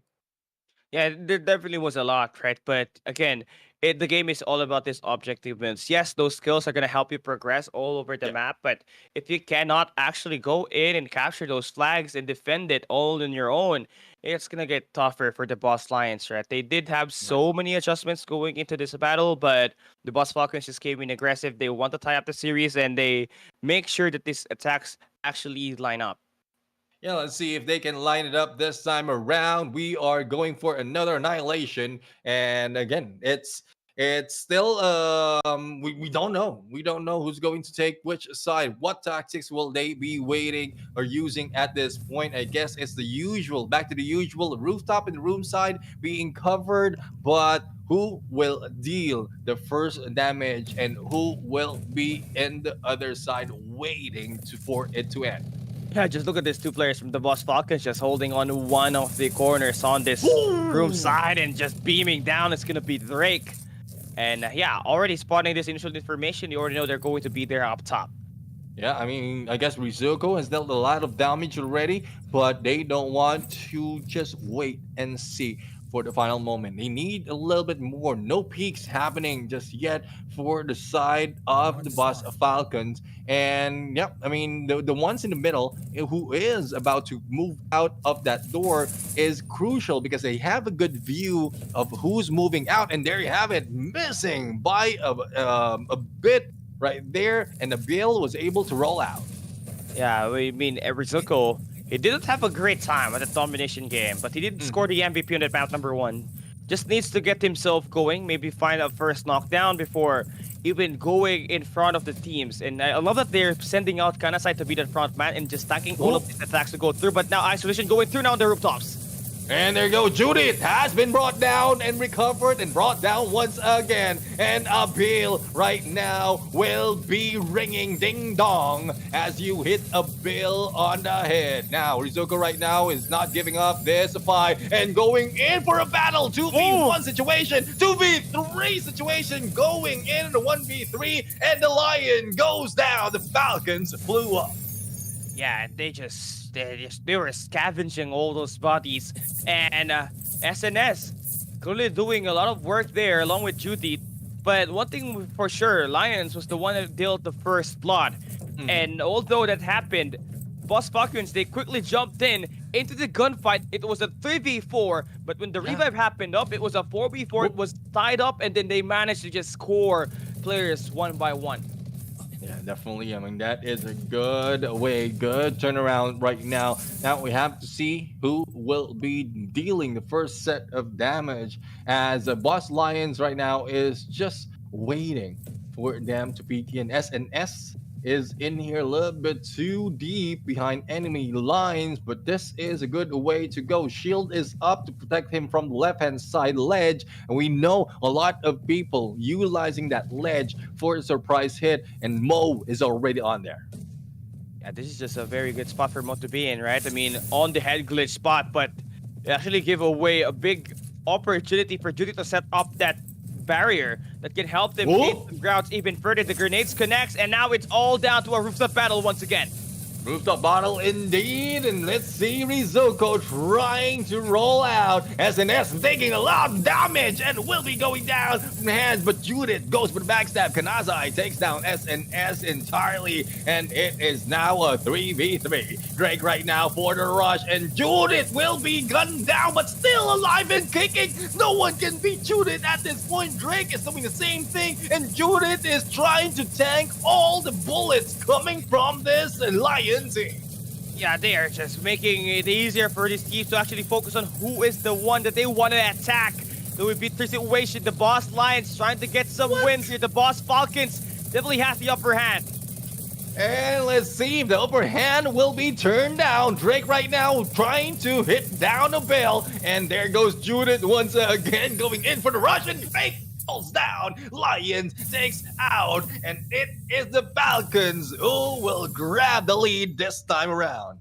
Yeah, I love the top control that they had, right? First, they set up the barrier before they even threw the grenades in Yeah. to actually pull in the players into their initial position. And then that when that happened, right, there was obviously a play from Rizoko from the Boss Lions who was able to get that first kill on towards the generator side. But then there was another guy that came in to take him out. It was an immediate 4v3 situation, and with the hill coming in from Mo, it made it so much easier for them to tag all of those attacks and keep themselves alive out there and go up 2-1 now on the series up against the Boss Lions. Oh, definitely. I mean, the Falcons right now dealing with like great annihilation, Lions with domination in a different light. Now, let's see if there will be another change in tactics in terms or between these two teams. We are still going to deal with Western District this time around. We're going to jump in domination, but in a bit we're going to see the result as well, as the who has dealt so much of damage as well as made so much of a knockdown that really changed this game. But I love your analysis in there on the game. It's not often that we see that much of a gameplay on a like once they are on the face to face, especially on that final moment. But as you can see right now, we have the Falcons MVP SNS. He received, this is one thing for sure, he received so much of damage, but he still ended as an MVP in that game. Yeah, it was just intense battle there. And the Boss Lions thought that they are going to get away with it. Turns out it was not going to be that easy, because either SNS was going to be there or one of the players. Yeah, Judith. Judith was kind of stacking almost every damage in there as well. Like, everybody's shooting him. There were two players trying to take him out, but the hill is just too strong. He is like a walking tank just by getting all of those damage in his face. I'm quite surprised as well. I mean, most of the time it's the healing device that is healing Judith, and they're not switching over their target. They are just trying to gun them down. But with the help of their healer, it makes Judith indestructible in that battle. So I don't know. I mean, at some point they're having some difficulty switching over targets, but that is not the difficulty that we've seen from the top teams or those in the upper bracket. But let's talk about that. Let's head over to domination. Alpha and Charlie already captured, and we are counting down to that 7:45. Yeah, hey man, this is going to be, a very crucial map win that needs to be done through by the Boss Line, because one more elimination and you're gone on the playoffs. Waving goodbye, like literally. The Boss Falcons, again, an opportunity for them to close the series in map number 4 and advance to tomorrow's matches at Championship Sunday. Yeah, let's see if they will be able to cross over. But speaking of crossing over, Alpha is being captured right now with the Falcons, and they are going for the double cap. Now, SNS in a dance, or rather, Judith in a dance, but still Ooh. alive and kicking once again. Judith cannot die. Yeah, it is unstoppable. It's an unstoppable force. You just have to make it happen. It's a canon event. The Boss Falcon, really, definitely making a lot of that work as they have a triple lockdown initiated. But this B side about to get captured by the Boss Lions. But you can see some tensions being made through here as 2 players from the Falcons go in for some good tests. And let's see if the contest will work for them. What Mo has to do is distract them before backup comes in. And there you go. Speaking of backup, SNS is being hit hard by the rest of the team of the Lions. And Drake, another guy who doesn't go down that easily, is in front of them. But as you can see, it is Mo who's still surviving despite of so much pressure being brought in. Corrosive being brought in this fight as well. But it doesn't phase. They doesn't phase. And they will still survive. Yeah, now this is a very tough situation to be in if you are the Boss Lions, right? You've been fighting for this mid map for so long, but you cannot get any grounds. But finally, you get down 2 players from the side of Falcons, and that will open things up for the B side, but only for you to have to see and deal with another guy who's just running around in circles, stopping that push. Well, the push has been done. The capture also done. But Alpha is being captured by the opponents. And let's see who will be able to grab the double cap right now. SNS for a hit against Rizuko. But Rizuko is not giving up. And there goes the hit. But heal will be put in and applied on SNS. And Rizuko sumuko na. Yeah, Sukuna. That's the main villain of Jujutsu Kaisen, man. But hey, man, this is just insane. The Boss Lions definitely putting a gunfight in there. I mean, definitely hanging in. This time, though, they need to get their home flag. That's just been the problem here. They've always been stuck at the B side. Yeah, I mean, that's one thing. Stuck on the B side, as long as you're capturing at least 1 Alpha or Charlie, that would work for you. But if you're only left with only 1, then 5 minutes is not enough for you to catch up. But as we can see, it is still quite close, though, between these 2 teams. Now, let's see if they can continue on and maintain that Alpha. Alpha and Bravo is good enough because they have a good opening to take them down. But if it's up to me, Alpha and Charlie is my choice of the double cap. Yeah, so far, this battle right here for the Lions is essential. Should they get this kill onto Falcons, that will get the capture on B successful. But it's gonna take more than that as their resources is just being invested here heavily by the Falcons. And they have been smoked out in that capture. And Bravo right now will be going for the side of the Falcons. And with 4 minutes remaining right now, they have a lead that can give them that win. The Falcons, ICE is just giving out the healing and support that they need for the rest of the team. The Alpha right now will be, or Charlie will be protected by 2 players. Alpha is being rushed and gunned down by the rest of the Falcons. So I guess they have this good plan of approach. Foam bomb taking LCE out and not yet down though. And there goes the race. There goes the rush coming from the Lions. Yeah, the Lions, again, trying to make a comeback here, but they need another flag to be captured. They take down Ice. Rizuko able to combine 1. They knock down 1 player. Now they are pushing it more. Lure in the players and actually eliminate them on the B side. So there, you got the B flag. You got 2 flags in your lineup, but you need to erase the deficit even more because the Falcons only needs 250 points to win the battle.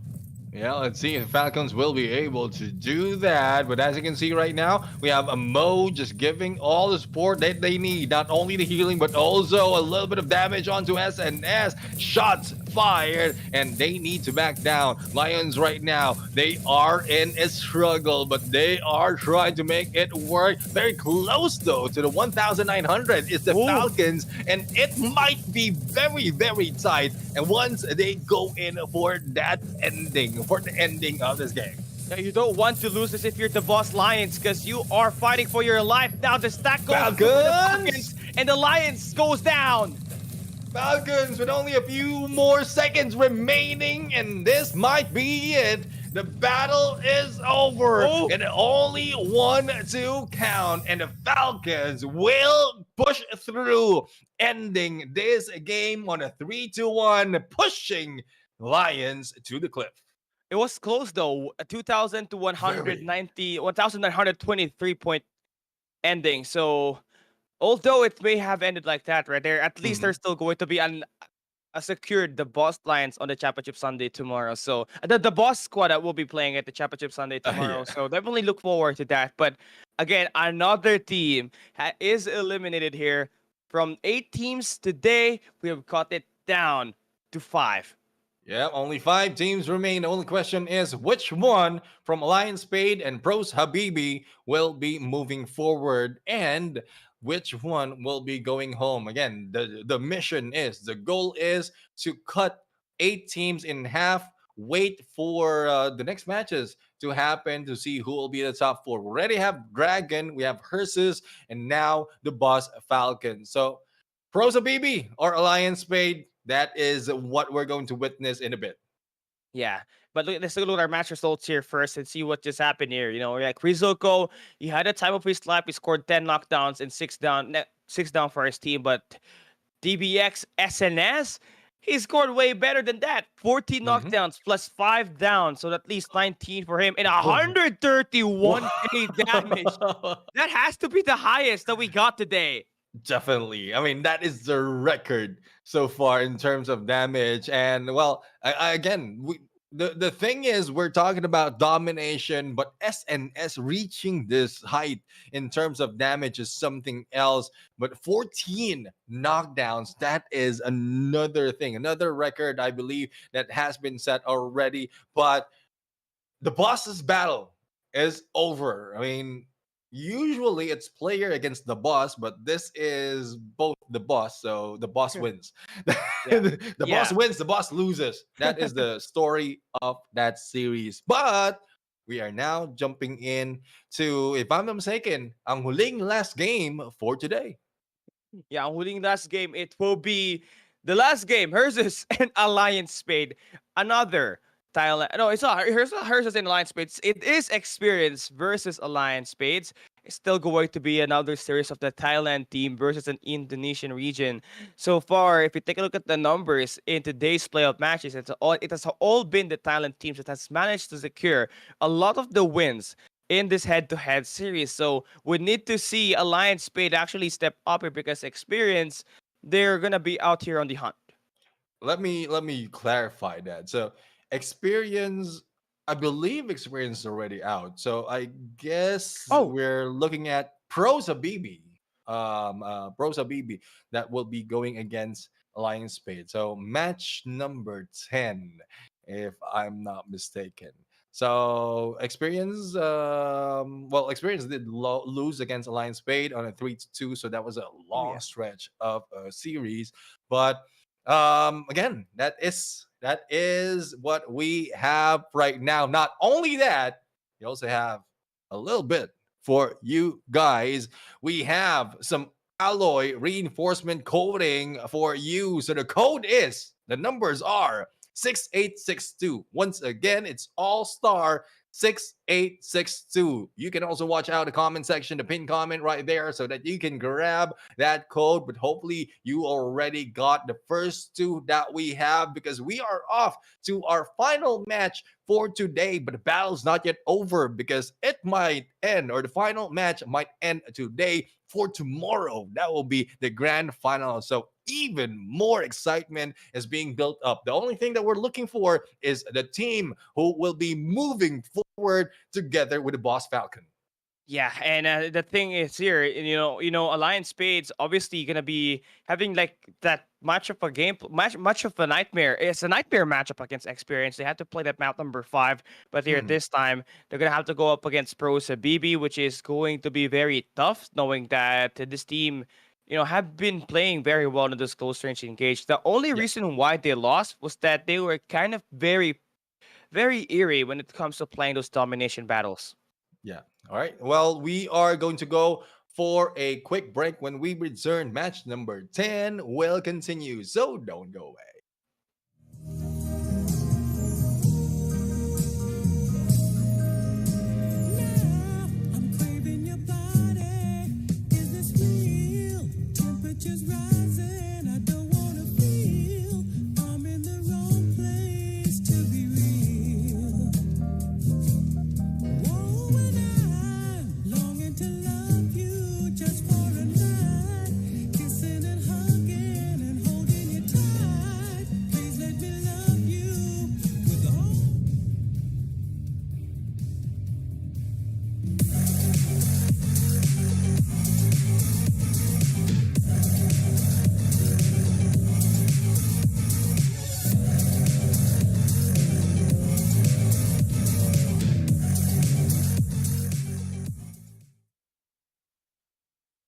Ladies and gentlemen, welcome back to the show, and this is Undawn All Stars. I am still your casters together with Callie. I'm Neptune, the gentleman Garcia, together with Callie Gaming. We are the voices that you are going to hear and that you have been hearing all throughout this day. This is the phase 2 of our tournament where we're going to find out which team will be moving up and which team will be going home for the final match of today.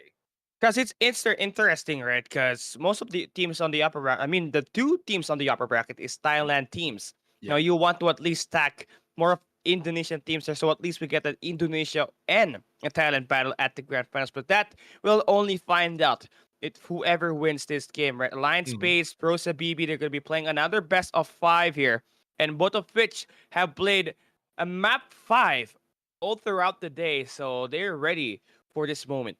Okay, sure. I mean, if you played map fives or 5 maps overall, you might have been tired already compared to what we've seen earlier. I mean, the Dragons might not be tired because they all, most of the time finish it off in the quickest manner. But let's see who has the stamina to go in for the fight. We have Prosa BB as well as Alliance Spade. There's no waiting. There's not so much of an intro. Let's get it on for the Battle of Annihilation.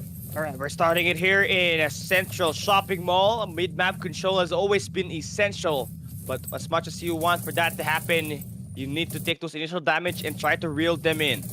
Let's see if they can reel them in. But no, Jose right now receiving a lot of damage coming from Panda for You. And Panda for You is not just offering his love, but also all the bullets that he has in his gun. But on the other side, we have Bald also going in for those shots, but missing most of the time.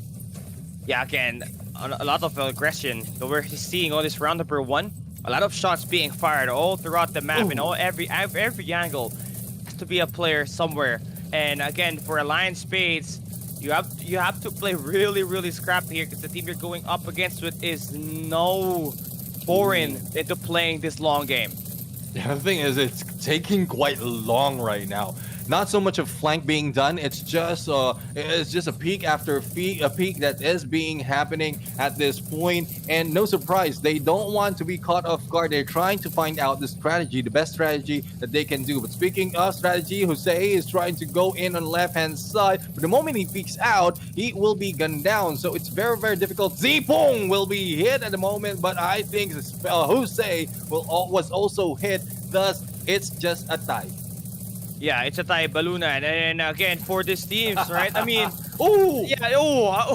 Jose's not the guy you want to be playing up close because he can drop that grenade launcher in your face and explode your team, and the explosion damage is gonna be definitely significant in trying to dismantle every player. But now Procha BB starting in this round number 1 with a more aggressive approach, now coming into the final stretch of this round number 1 as they drop in all of the nades and the utilities. It is definitely lighting up. And let's see if they will be lighting up and lighting down. Parlix was able to go in for the rescue, but a takedown from both sides has been done. Lion Spade and losing in a 2v3 situation. Prosa BB still alive and kicking and battling it through. And the question is, will they maintain this on? And they did take down another one, 3v1 in the situation. Whoa. And there goes a takedown. Prosa BB gets the point. Yo, that was like a long standoff. I mean, not a long standoff, but a long set of gunfight for these two squads right here. But one thing, more than likely, it was the health drone that was deployed that made it possible for Panda for You to get those gunfights and sustain those damages up against the last player coming in from Alliance Spades.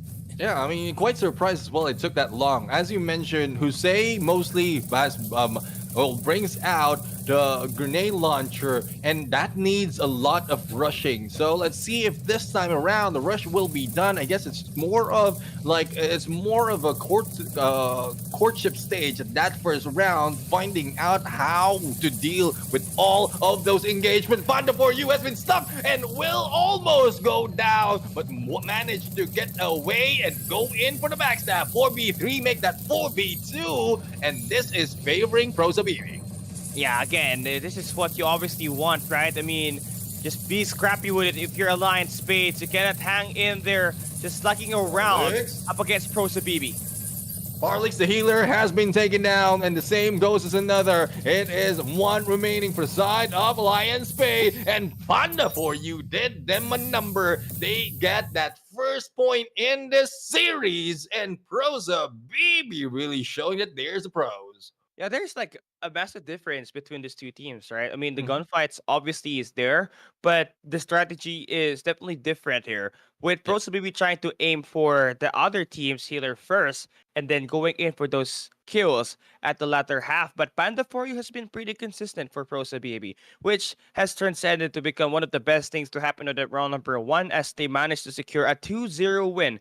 Kind of very close, but Mhm. they always had that late stretch in their flavor. Yeah, definitely. I mean, well, we'll have to see if Alliance Spade will be putting or pulling the same approach that we've seen from Pros Habibi and Herses, because so far, I mean, the reverse sweep is quite a long battle, and it's so risky if that is where you want to go. All you want to do is really tie up all the tactics that you have, especially if you don't have so much to lose at this point since you are in lower bracket. Just bring everything, make sure that you're enjoying the game as well, but bring everything that you have so that you will like the enemies will feel the fire in this fight. But as you can see, we have Panda for you as our MVP, tied up on the knockdowns with Ji Pung, as well as the damage so much for that Ji Pung. And Travis, though, dealing with 34,000 on the heel. Yeah, I mean that's just a lot of points that these teams are just starting to line up, right? But obviously, gunfight wise, Pro Shabibi has the upper hand in this battle. Domination is going right up next. Central Shopping Mall Mhm. is still going to be the map, and for the longest time, these teams have been struggling on it. But Alliance Spades actually have adapted to the A and C strategy. I think that has been able to give them an opportunity to take down experience earlier at the Right. lower bracket. But now Pro Sabibi obviously felt that when they're going up against Herses. So they might just try to pull the same thing again in this lower bracket to put themselves at an advantage. The only question is who will be able to adapt, who will be able to emulate those tactics that they learn from the opponent, especially if you are on the losing end. And again, both teams can utilize the same or probably bring out another. I'm looking forward to the latter to see who will have another approach, who have a different approach in terms of winning a game of domination. Because so much, if the tactics would be always an A and C capture and then reel them into either side and recapture Bravo, at some point you will be red and you will be taken down, cut off, like even before you cross over to the other side. So let's see as we begin our domination game in match number 10. Yeah, Pro Shabibi, they have won the first map, but this time going to be playing more of an objective approach. Trying to play for kills is great, but you cannot rely on it too much. You have to advance and get some map control. Holding down your home flag and the B flag consistently is going to be the main default, but you're going to have to prepare for all of these angles is being taken away by almost every other player out there in the map. And there we have it. The takedowns being done. Panda for you cleaning up on that Bravo side. And we'll have to see who will be going for the capture first. All tied so far in terms of point. Bull trying to get away from this battle, from those shots. But the dance is on. He gets in the corner and still fires back with a shield in front. Yeah, Ace Void, he's always been that objective player for Alliance Space. We saw him do that up against, experience, and he's been able to really hold himself out there, especially when they're playing the Western District. And obviously, he's going to be playing a big role here and just trying to maintain all the flags in their hands. But so far for Pro Zabibi, they've kept it very scrappy, but they still don't have those two flags lined up for them at the moment. It seems like they're all tied down right now, but finally, a movement for the side favoring Alliance Spade in this battle, or rather, it is Pro Zabibi in this battle in terms of that capture. And as we can see, the points is moving up further into the side of Pro Zabibi as they are increasing their point and their leads. All they have to do is maintain this Alpha and Bravo capture. Yeah, I couldn't agree more, right? I mean, the way that these players are just trying to set things up is going to be important, right? I mean, two flags have already been captured by Pro Sabibi, and Alliance Spades trying to make right back into it by just giving them their own dose of medicine and just sacking their resources onto towards at mid-map, but that's not going to work.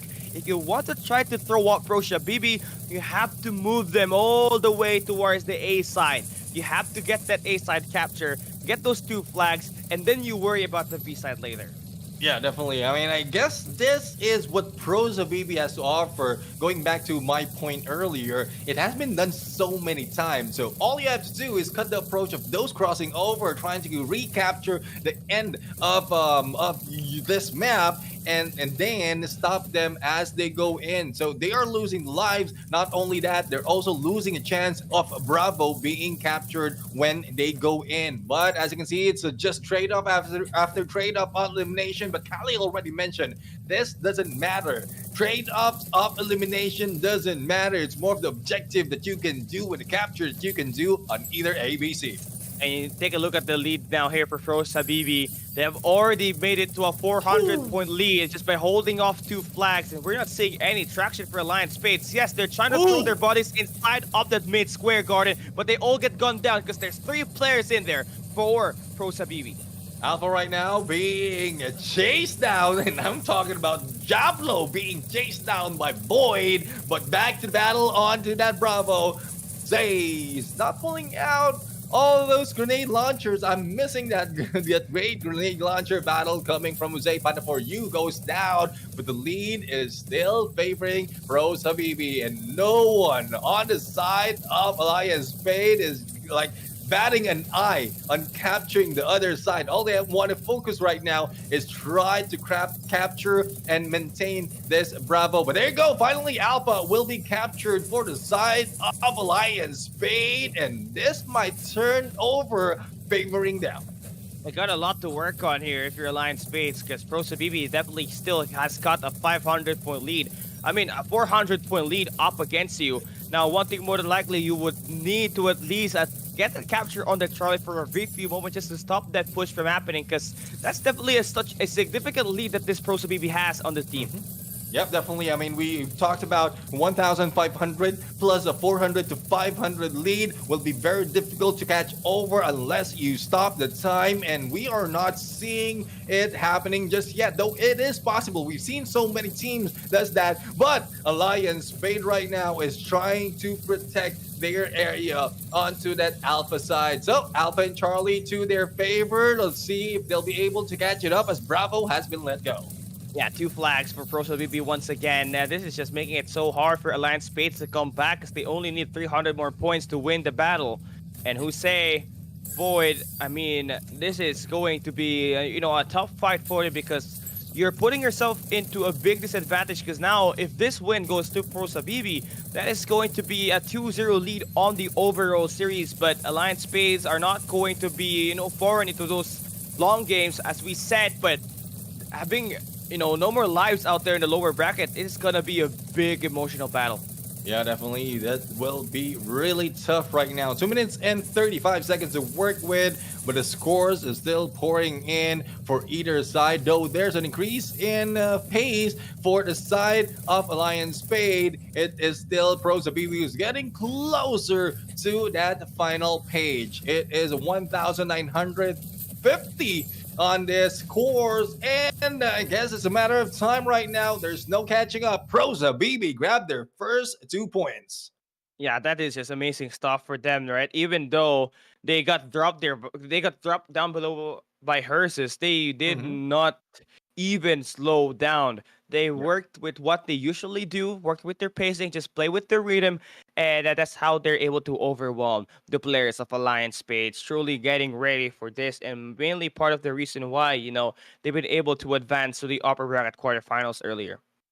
Well, there you have it. I mean, it's really tough right now, especially for Alliance Spade at this point, because they've already lost 2 matches. First off, in that Annihilation, then Domination. They tried their best to catch up, even with double capture, but there's a missing factor that they didn't do. The stoppage of the scores for the side of Pro Habibi, even for a moment, as you mentioned, Callie, will be beneficial for them, and it will also increase the speed of points going to their side. But it is what it is right now. We are going to switch it over to Western District, but before we go there, let's check out the match results. 12 elimination plus, let me read this correctly, 109,000 on the damage, followed by 107,000 in damage by Panda for you with 10 knockdowns in this fight. Yeah, there were like, solid guns kills that were being provided here by Sipong but Panda. But also on the other side of the team, there was also a guy with 100k damage. Yeah. So it was definitely chaotic when we were watching that domination battle. And just goes to show you that Alliance Spades can really go hang in there in terms of those gun skills. But Mhm. at the moment, it is just the strategy coming in from Pro Sabibi that's just a lot better when they were playing at the Annihilation, when they're going in for the healing player, the healer, before Yeah. going in for those kills at the other teams and just switching it up. A and B or the A and C capture. They're pretty open to doing all sorts just to make sure they're the ones that has the advantage in terms of the captures and the flags. The thing is, the only question is, does Alliance Page still has the stamina to go over? Because imagine they have been in here from match number 4, continued on to match number 4, and then up until when they fought against Experience, and then another one this time against Pro Habibi, and that was not an easy fight because that was a 5 match against Hersus at that point, and they still managed to lose. So not only had been energy has been spent, but also the motivation. So hopefully that's not the case for Alliance Fate right now. They can get back on the horse, but Pro BB has the momentum though. So let's see if they can make it work. And Pro Sabibi now only needing one more win to advance to the lower bracket finals, going up against the winner of Versus earlier, up against the team that they met, which was, one of the teams down there below. But so far here, in this game, Alliance Spades, again, they have lost the first 2 maps. It is a struggle for them. Now they need something great, and they start the day off by just shooting these players on the room side, and then though, they do have one player knocked down on their end though. Yeah, I mean, tough call for Lion Spade right now. If I am trying to do the same thing in here, what I'll do is Pro BB will be backing off to their spawns, but I think Hussein had the same ideas. Now, let's see. They are doing it. They are doing it. They got a knockdown. They are going back to the spawns right now, forcing them to move in, and then this advantage that they have, though they still have around 2 minutes to work with, but this plan, this approach, we've seen this from other teams, and this most likely will work. Yeah, and the thing with this kind of setup, Brett, heading into the parking lot, is that you also have a high ground, which will make it difficult for a team like Alliance Spades to actually close it up against it because they're going to be out in the open. Yeah, the only difference right now is they're not guarding in onto that mid lane, but here comes the battle. We have still alive and kicking, trying to deal damage against Jablo. But speaking of Jablo, they are just burning fire in that battle 4v2 as quickly as that, and they are bringing the battle against the team of Pros Habibi. Lion Spade right now, Bold is still alive and kicking. Traps goes down, and Funda for you is the only one remaining, and they grab the first point. It doesn't even feel like, Alliance Spade was the team that, had the upper hand in there. But again, Pro Sabibi, nice bounce back in there for them. They're going to be able to take that round win.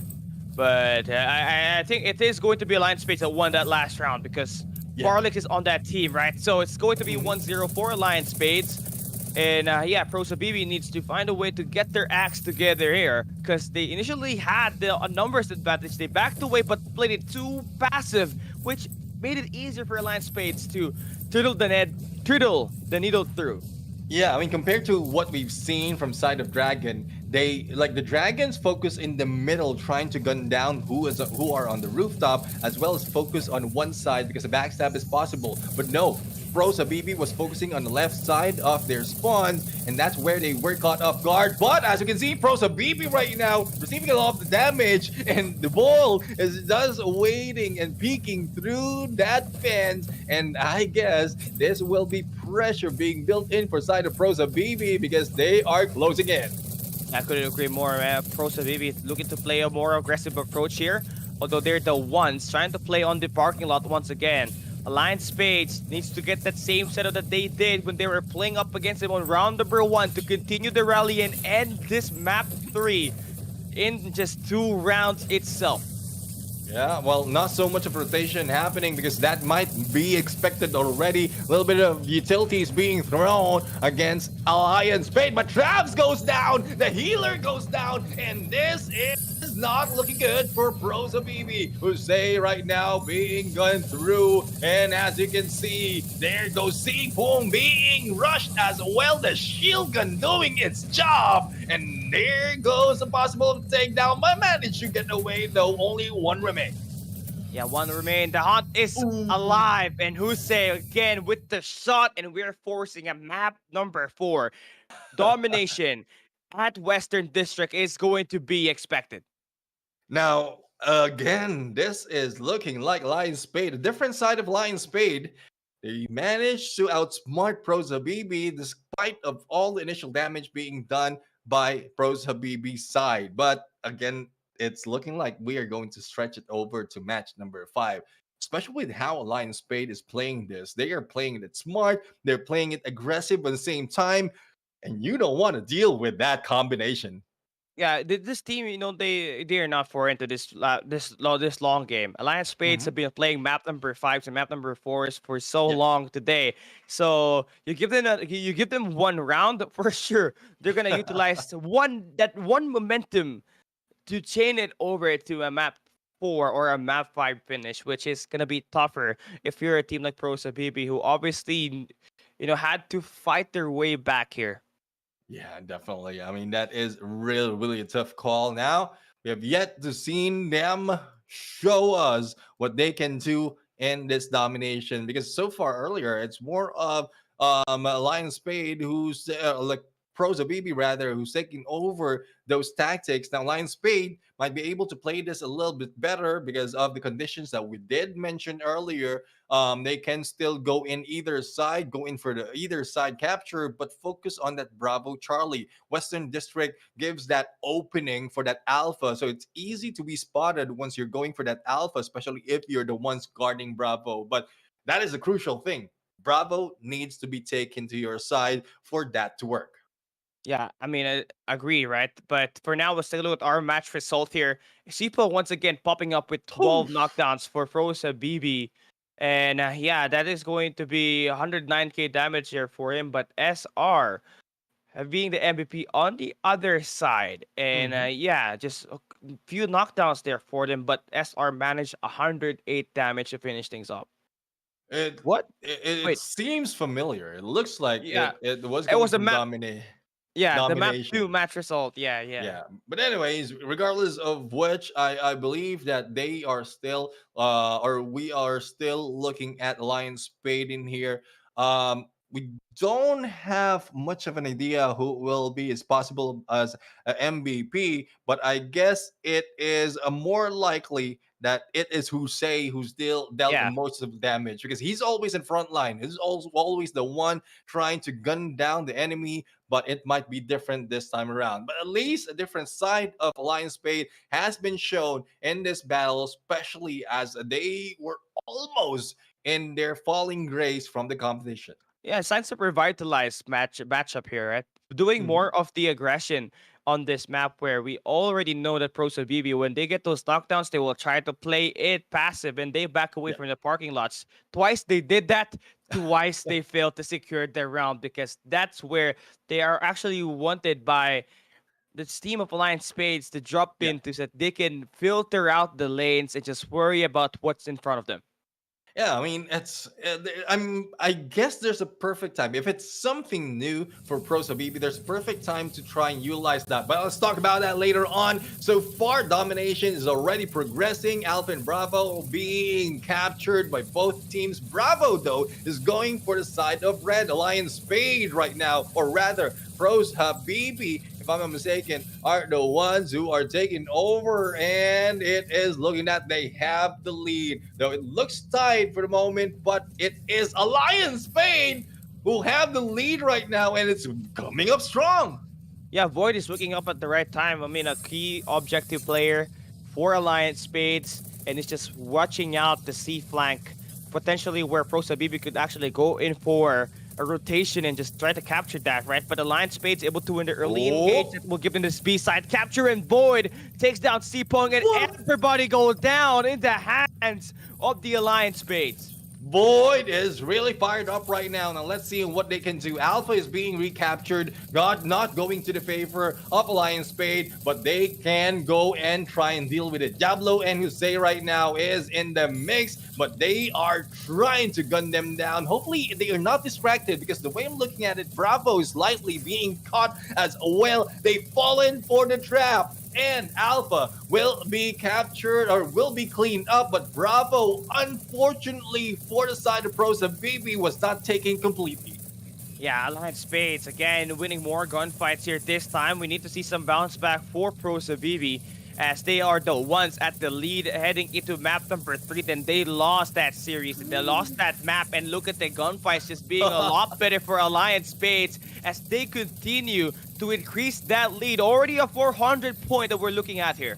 400 indeed, but let's see on how well they can maintain this. Panda for you right now, I guess they are. We saw earlier that, if I'm not mistaken, like 2 or 3 shields has been brought in there in the mid lane so that they will be protected. But Bravo and Charlie will be captured by Pro Sabibi. A little bit of slowdown of scores will be happening for side of Alliance Spade. Now Charlie is slowly being captured by Alliance Spade, but no opening just yet for side of Pro Sabibi. Finally, Void will be targeted, but managed to get away. Yeah, Void will always play it very annoyingly. Like, he's gonna play that object like his life depends on it. So you can really rely on him if you are Alliance Spades. Just focus on your gunfights up front, especially on the rooftops where Prosa BB is just trying to push it through. Triple cap is possible right now, as we can see Diablo trying to defend out at Charlie, but he is going against 2 players of Alliance Spade. Alpha and Bravo already down. Voids being gunned down by Prosa BB and still revived. Now, as we can see, 1v3 situation, but they will need to move up. I believe Alliance Spade is already waiting for Prosa BB to step out of this room area. It's very difficult to push through unless you have a full squad or probably more numbers to your side. Yeah, Barrier is waiting for usage here for the side of Prosa BB.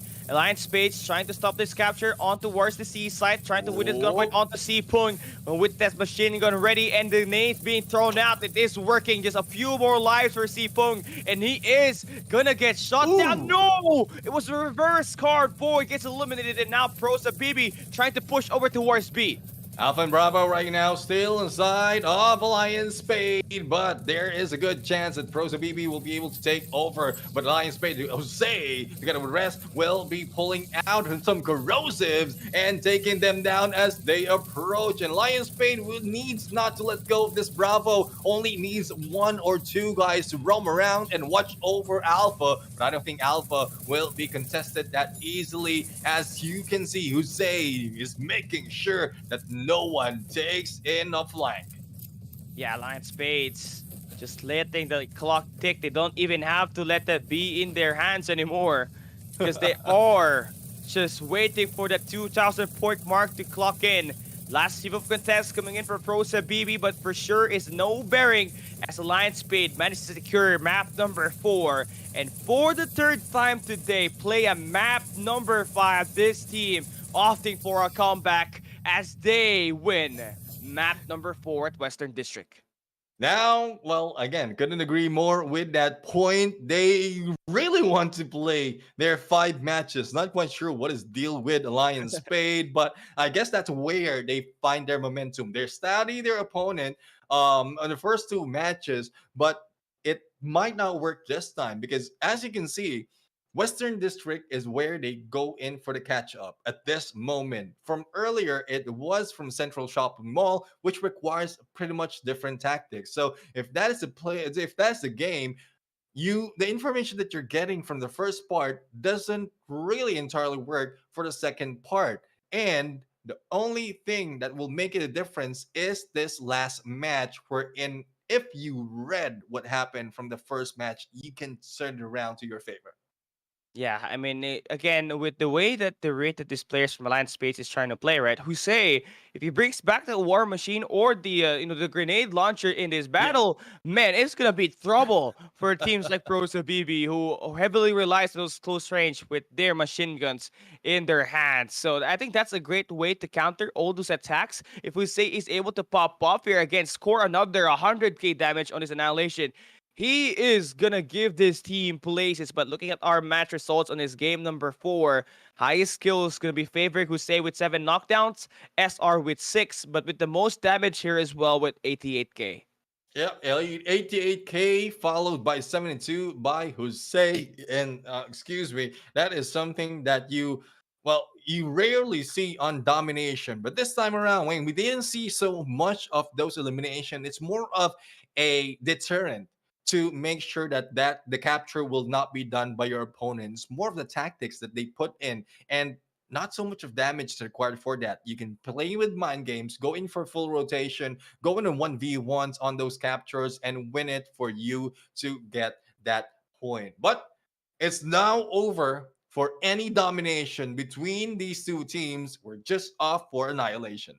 Yeah, we're waiting for the final game, final map of the day, and it has to go through an intense Indonesian showdown between two amazing teams, right? Alliance Spades always played this map number 5, and Pro Sabibi is no foreign to that earlier. Mhm. They won against Experience, winning a reverse sweep, but almost looking like they're about to experience what they did to Experience, no pun intended, in this map number 5 as we get it through. Pro Sabibi and Alliance Spades ready to go.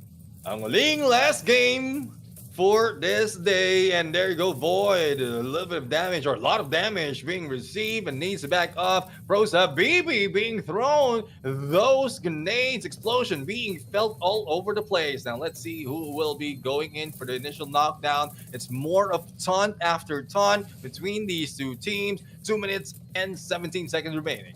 Yeah, I couldn't agree more with that, Panda.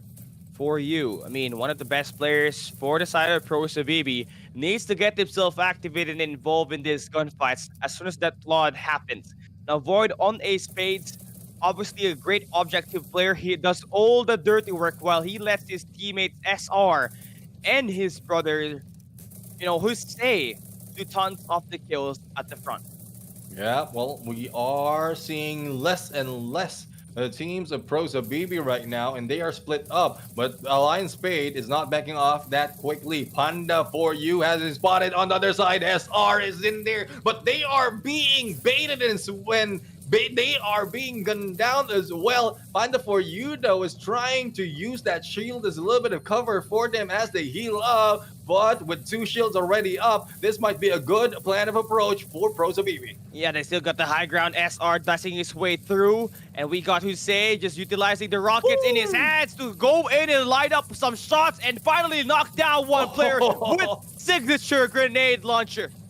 Grenade launcher indeed, dealing with a lot of damage, blinded for a moment, but there goes the switch over and recovery instantaneously. But let's see if they will be able to bring him down. Sifu with only a few HP, and he goes down. Here comes a 1v1, the trade-off being chased by Vol will not work for you, and Diablo, who pulls out that minigun, is now trying to spray and pray. Yeah, this is nice jobs here fighting those scrappy, but Alliance Spade loses their life, and Diablo, for the hands of Pro Sabibi, will be able to get that win and forcing them a match point and game point at this central shopping mall annihilation. Not looking good for the teams of Jose and Alliance Spade. Now let's see if they can pay them back for this battle. Though the flank has worked well for Pros Habibi at that point. I mean, the split was 2-2. Those 2 on the front end and another 2 on the back end, not really showing themselves. So let's see if that will be the same tactic. But if Alliance Spade falls for this trap and they are reeled in onto the spawn area, it will not be looking good for them. Yeah, that most definitely. And Pro Sabibi, they really love to play for this info game. And Void, I'm actually able to find some players here now up against Pro Sabibi. And his drone is there to actually help him actually sustain the life out there on the fountain spawns is where Pro Sabibi is tucked away. Deep behind their home base, they're letting Alliance Spades do most of the engage.